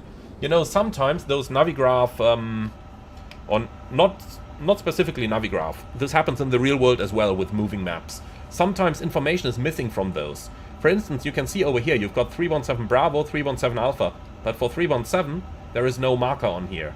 The same applies to 318 over here. There is no 318 centerline marker. So I kind of thought like, well, there's got to be a 314 if that's the stand I'm given, which is the impression under which I was. So ATC didn't catch my mistake of the readback, or if they did, then and tried to correct me, then I didn't get that correction on the second attempt either. So yeah, that's what happened. And again, this is not about blaming at all, this is just analyzing what's happened and giving you guys a little bit of insight into how a situation like this would be handled. And again, in the real world, there wouldn't be any blame for this, but it would just be checked what happened, and then obviously I would be told to listen to the frequency better next time, and the controller would be told to listen to the readbacks better next time. And that's about it. Again, no blaming, no, you know, no penalties involved with that or anything. At least in European airlines. There are some Chinese airlines, you taxi incorrect, they demote you from captain to first officer. But yeah, that is absolutely not how it's supposed to work. Because as you can see, mistakes happen to anyone. Totally normal. And Nirthag, so when are you going live again? I honestly don't know at the moment. I can't tell you. It's very hard. I only do this, you know, I only do the live streams on a rather short notice, basically deciding on the day whether I have time for them or not. Unfortunately, I'd love to have a little bit more time to do these things as well, but that's how it is. So, someone's just asking, do you need to call heavy only on initial contact? Theoretically, no. Theoretically, you're supposed to say it every time dependent to your call sign, but pretty much nobody does that. Not even in the US, where flight simmers tend to be a little, you know, where flight simmers tend to be a little bit itchy about these kind of things. That's my impression here. In the real world, it's so much more relaxed, really. But, yeah, theoretically you're meant to say heavy all the time. We normally say it on the initial call, that's it. And Kurt, you're absolutely right, the engines do look huge in this view. That's because they are. Okay, so, then let's go up a little bit again. Haloka has asked, how do you feel about the arrival? Is it something close to real life? So, the way they brought us down was actually very, very realistic. So, the Italians just gave us a flight level at an altitude. Perfectly fine, that's what they do. And then when we called into Munich, he gave us a rate of descent. And that's exactly how they do it in Germany. So you barely ever in Germany get told to descend to reach a flight level at a waypoint. They normally just do that calculations in their head, determine in order for that aircraft to be at that point, at that altitude, it needs so many feet a minute, and then they just instruct you a rate of descent. That way they have complete control over the aircraft. You know, if you tell a pilot to descend to reach a flight level at a waypoint, that pilot can go up and down, and he basically blocks all altitudes until that level. But if you tell them an exact rate of descent, like we have gotten, then you know the exact precise path of that aircraft. And that's how they do it in the real world as well. Likewise, we also rather quickly got a speed instruction, so we did... we basically gave the complete control of the aircraft to the air traffic controller at that point. As pilots, we're only sitting there to verify that the aircraft is actually doing it and that we're not exceeding any limits. And that's how you do these arrivals in these super busy airports, so that was absolutely realistic. Later on then, we got a direct to a couple of Delta Mike points. Yep, absolutely realistic. And the only thing that was a little strange was that the director told us he would prefer if we fly an ILS approach. Now, he didn't deny us the RNAV approach outright. He said he prefers an ILS. In the real world, they would have given us one or the other, but not I prefer you to. And in the real world, they would have granted the request for an RMP approach. And that's simply because for the controller, there is absolutely no difference there. But many VATSIM controllers don't know about that. Many VATSIM controllers seem to think that you can only fly an RMP approach by going direct to certain waypoints. So if we have a look at the approach charts again, RNAV 26 left, that is what we had planned. You know, many VATSIM controllers seem to think they need to send us direct to some point like Delta Mike 448 and stuff like that. No, that's not the case. They can vector you in just like for the ILS approach. It's everything exactly the same for ATC. Well, unless they can't cut us in to Nelby. So they couldn't have vectored us into here, but he didn't plan to do that anyway. You know, after all, we intercepted the final somewhere out here. We flew like 25 miles out. So that part was a little unrealistic. Normally we would get... normally we would just get the approach request granted, or if they can't give it to us for whatever reason, then they would have told us, unable, expect ILS approach. But that's just that. I'm sure the controller wanted to give us the option by saying he would prefer us to do the different thing, but I'm fairly sure that came down to the controller not knowing that he could have vectored us in the same way for both approaches. On the other hand side, I have to give to the controller that I can very well imagine quite some VATSIM pilots not knowing how to fly an RNAV approach either, and therefore the controller might have thought, well, what if the pilot starts doing shit if I don't, you know, does the pilot know what he's about to request? Or does the pilot know that he can be vectored in? You know, I'm sure there will be VATSIM pilots saying that they want to go via Ottersberg to Delta Mike 458, to 448, to Nelby. You know, that kind of stuff. Yeah, and then the 170 until 5 restriction, where we just didn't have any traffic in front of us and like 8 miles to the next aircraft. You know, I asked him, does he need 170 exactly, or 170 or greater? In the real world, they'd probably have given us 170 or greater. That way, we would not have needed the speed brakes, and we could have saved, you know, another 50 kilos fuel.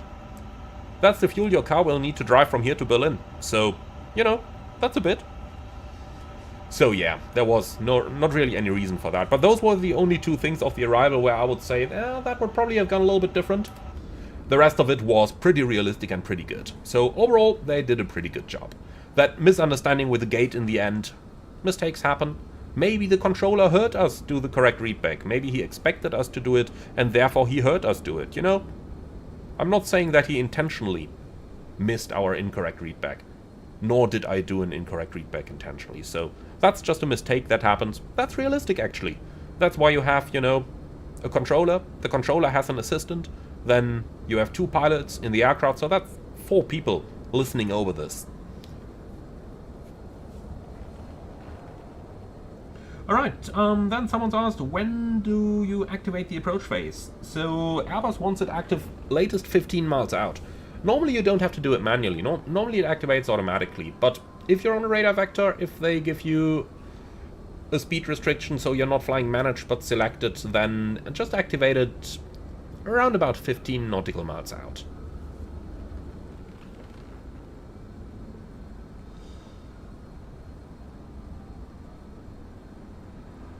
And Leo Gui, I think the speed is pretty realistic. I constantly hear 160 until 4 in Heathrow. Yep, absolutely. So, normal speed restrictions on arrival are either 160 until 4 miles, 170 until 5 miles, or 180 until 6 miles. Those are the typical restrictions you get, with usually 160 or 170 being the ones that you receive. But 170 until 5 is pretty quick, especially on an aircraft that doesn't slow down that well. Think A330. On the 330, yeah, we do often start to slow down a bit earlier, like at 6 miles, because otherwise you just can't get the aircraft stable at the gate anymore. It just is that slippery.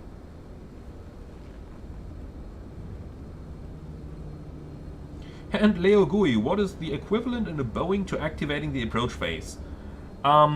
Just turning down the speed on the MCP. So, Bob Laban, how's the 777-200ER beta going? I'm sorry, non-disclosure agreement. Would love to tell you, but then I'd have to kill you.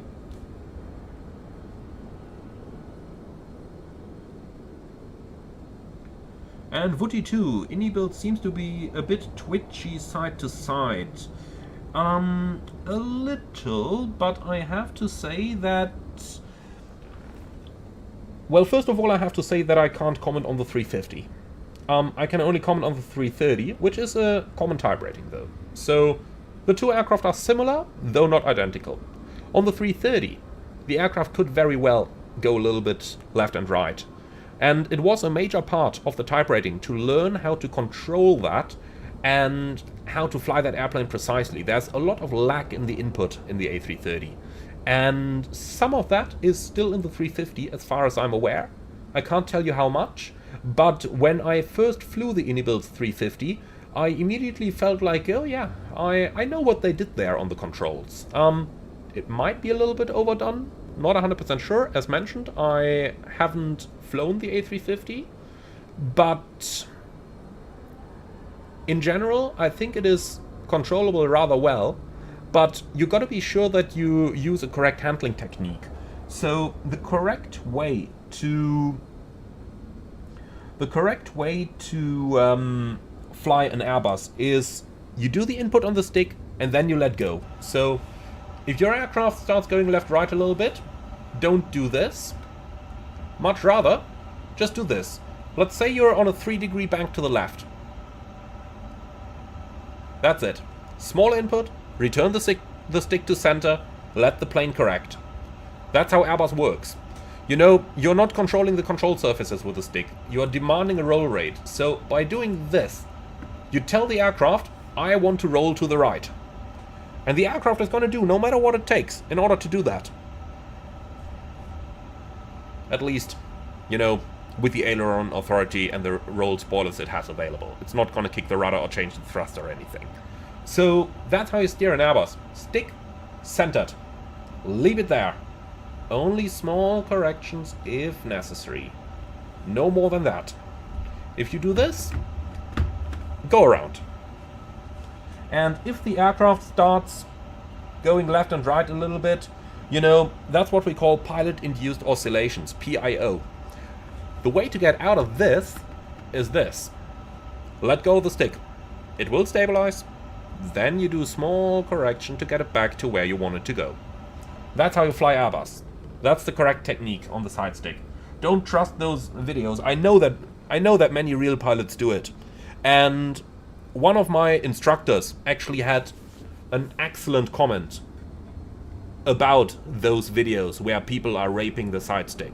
He just said he feels very sorry for those people because they didn't have a good instructor who told them how to handle the airplane properly. And yeah, when you're coming from a Boeing, well, even there, many people are going nuts on the control column, but, you know, it is an art to fly an Airbus correctly, but you can absolutely do it if you learn how to do it properly. And that is minimize the stick movements. If the plane goes into pilot-induced oscillations, just let go. That's it. That's all you gotta do. And I tell you honestly, that works. I tried it. I tried it in gusty conditions. It works. It really does.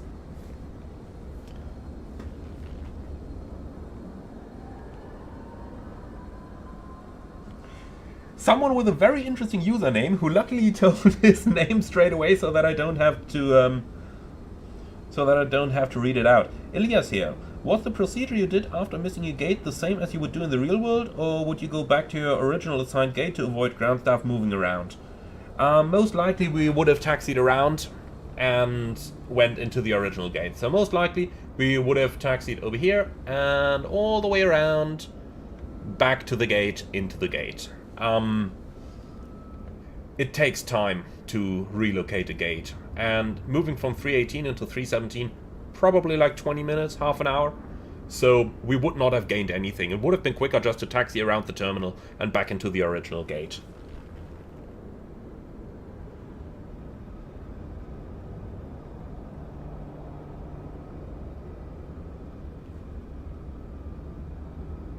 And Leo Gui, when I first fly Airbus, I really can't help myself to trim the aircraft.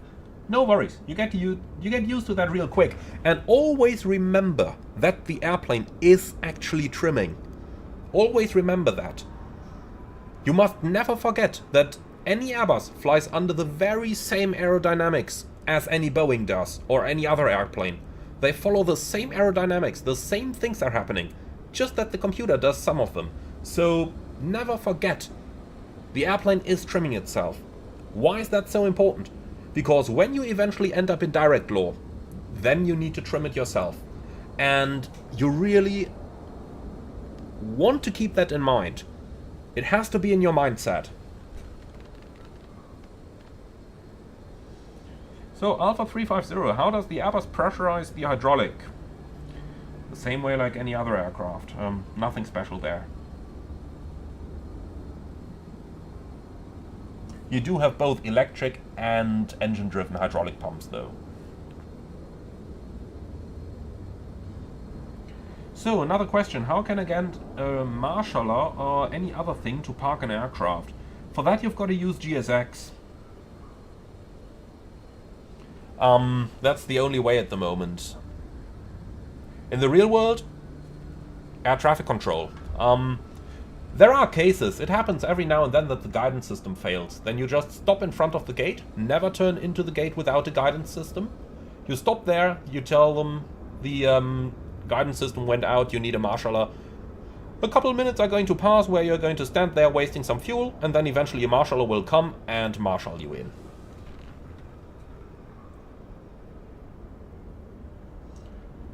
And Ben Ora.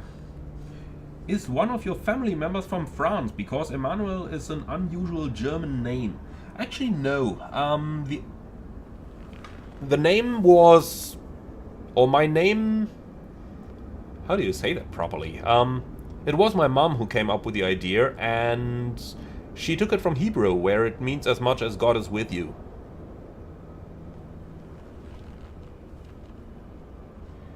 So, Dynasty asking, is there a difference between ID and traffic on the EFSCP? So, that's up here, where you got either ID or traffic. There is a difference. And the difference is that if ID is up, it means that we are going to see aircraft, you know, the way we saw them on the approach with their call sign and everything. But if you go over here and let me just think, up here on the traffic, then you can turn the flight ID display on the MD on and off, and that's basically what you have over here. So if it shows traffic, then you just see conventional TCAS, and if you have it on ID, then it's going to show you the actual aircraft's call sign and that stuff. And you control that like I just did down there. So, Striking Scorp, when can we expect the next live stream? I wish I knew, but to be honest, I don't know. So, well, let me think. Tomorrow is rather unlikely. Perhaps on Friday, but I really can't promise it. Thereafter, I'm gonna be working for a week. So thereafter, I'm flying for a week. And maybe in the days thereafter, but I can't promise it right now. And Leo, yeah, absolutely. Videos will be upcoming over the next couple of days. And Build Mafia 17, do I like the idea of single pilot operation? No, not at all. Why is that? That's for several reasons. So, I'm sure that in maybe 10 or 20 years time we will be able to build aircraft that could be flown by a single pilot. I have absolutely no doubt that that will be the case. However, we will not be able to build aircraft that will fly around the world in an hour's time. It will still take some 10 hours to fly from Europe to the US East Coast. And that's where the problems start. So, number one, what is a pilot gonna do over those 10 hours? Will they just sit there in the flight deck having nobody to talk to, having, you know, nothing to do? Play computer games to keep himself busy, to keep himself awake? That's one problem. Then what's going to happen if that pilot needs to leave for a toilet break? What's going to happen while that pilot's eating? What's going to happen on a night flight if that pilot might need to rest? Those are all operational things where I'm currently unsure of how they want to solve those. Because the only option I see for single pilot operation would be to hand the aircraft over 100% to the computer if the pilot needs to go for a toilet break. Or do they want to make you sit on a toilet for the entire time so that you can just shit when you need to? I sure hope not. Would be rather nasty on landing anyway. Alright, different topic. The other point I see with single pilot operation is how are you going to train new pilots? It takes many, many years for a brand new first officer to become proficient enough to become captain. Currently the limit is somewhere around 2,500 to 3,000 hours. That's 4 years of flying as a first officer until you can become a captain. So how are you going to do that? How do you do that in single pilot operation? Do you want to take an unexperienced FO from flight school and make him captain straight away, making him fly passengers without any experienced captain by their side? Well, that would be rather problematic, wouldn't you agree? And even if you did a training program like now, let's say you build your single pilot airplane to include a second pilot's seat so that an instructor can fly along. For how long do you want to do that? 5 years? To ensure that the pilot is proficient enough? Well, you see the problems with that.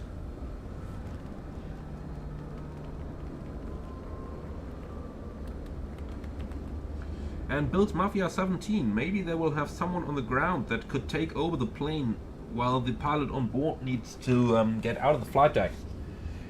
Well, that's a possibility, but if the technical prerequisites exist so that the plane can be remote controlled from the ground, we can be 100% sure that those possibilities can be abused. So we gotta ask ourselves, is that something that we want? Or is that something that we may probably not want? Now, there have been cases in the past where there has been unlawful interference from people on the ground trying to sort of remote control aircraft by pretending to be air traffic control. So there have been terrorists who used the VHF radio on the active ADC frequency and gave instructions to aircraft. For instance, there has been one prominent example over Somalia where they tried to make an aircraft descend into an opposite aircraft on the same airway so that the two would have collided. Luckily, the pilots realized that they wouldn't get an instruction like that, and then they called out to air traffic control that something's going on, and ATC told them to continue via CPDLC only, which couldn't be hacked by a simple terrorist with a VHF radio. So these attempts did already happen, and I'm sure that if a remote control becomes by any means possible, that there will be people trying to abuse it. That's why I'm not a huge friend of it.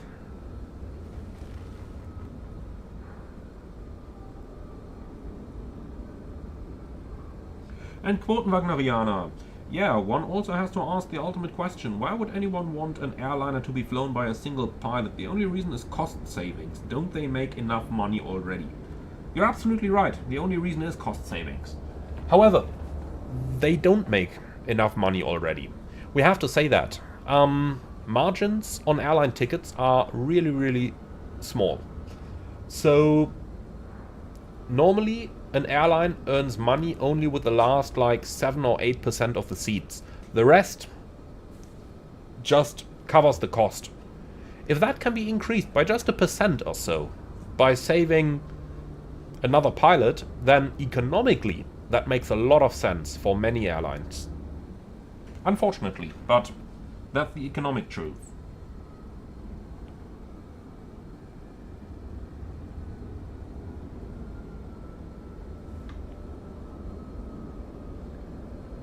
Alright guys, so I think that's pretty much everything we could say about this. Thank you so much for watching. I hope that you have enjoyed this flight just as much as I did. Now, we'll come up with something interesting for the next flight as well, but in the meantime, thank you so much for watching. As always, be sure to like, comment and subscribe. If you really love what I'm doing on this channel, I would appreciate a small donation through the Buy Me Coffee link in the video description below. But until then, I'm looking forward to see you all again on the next one. Wish you a very nice evening and hope to see you all again.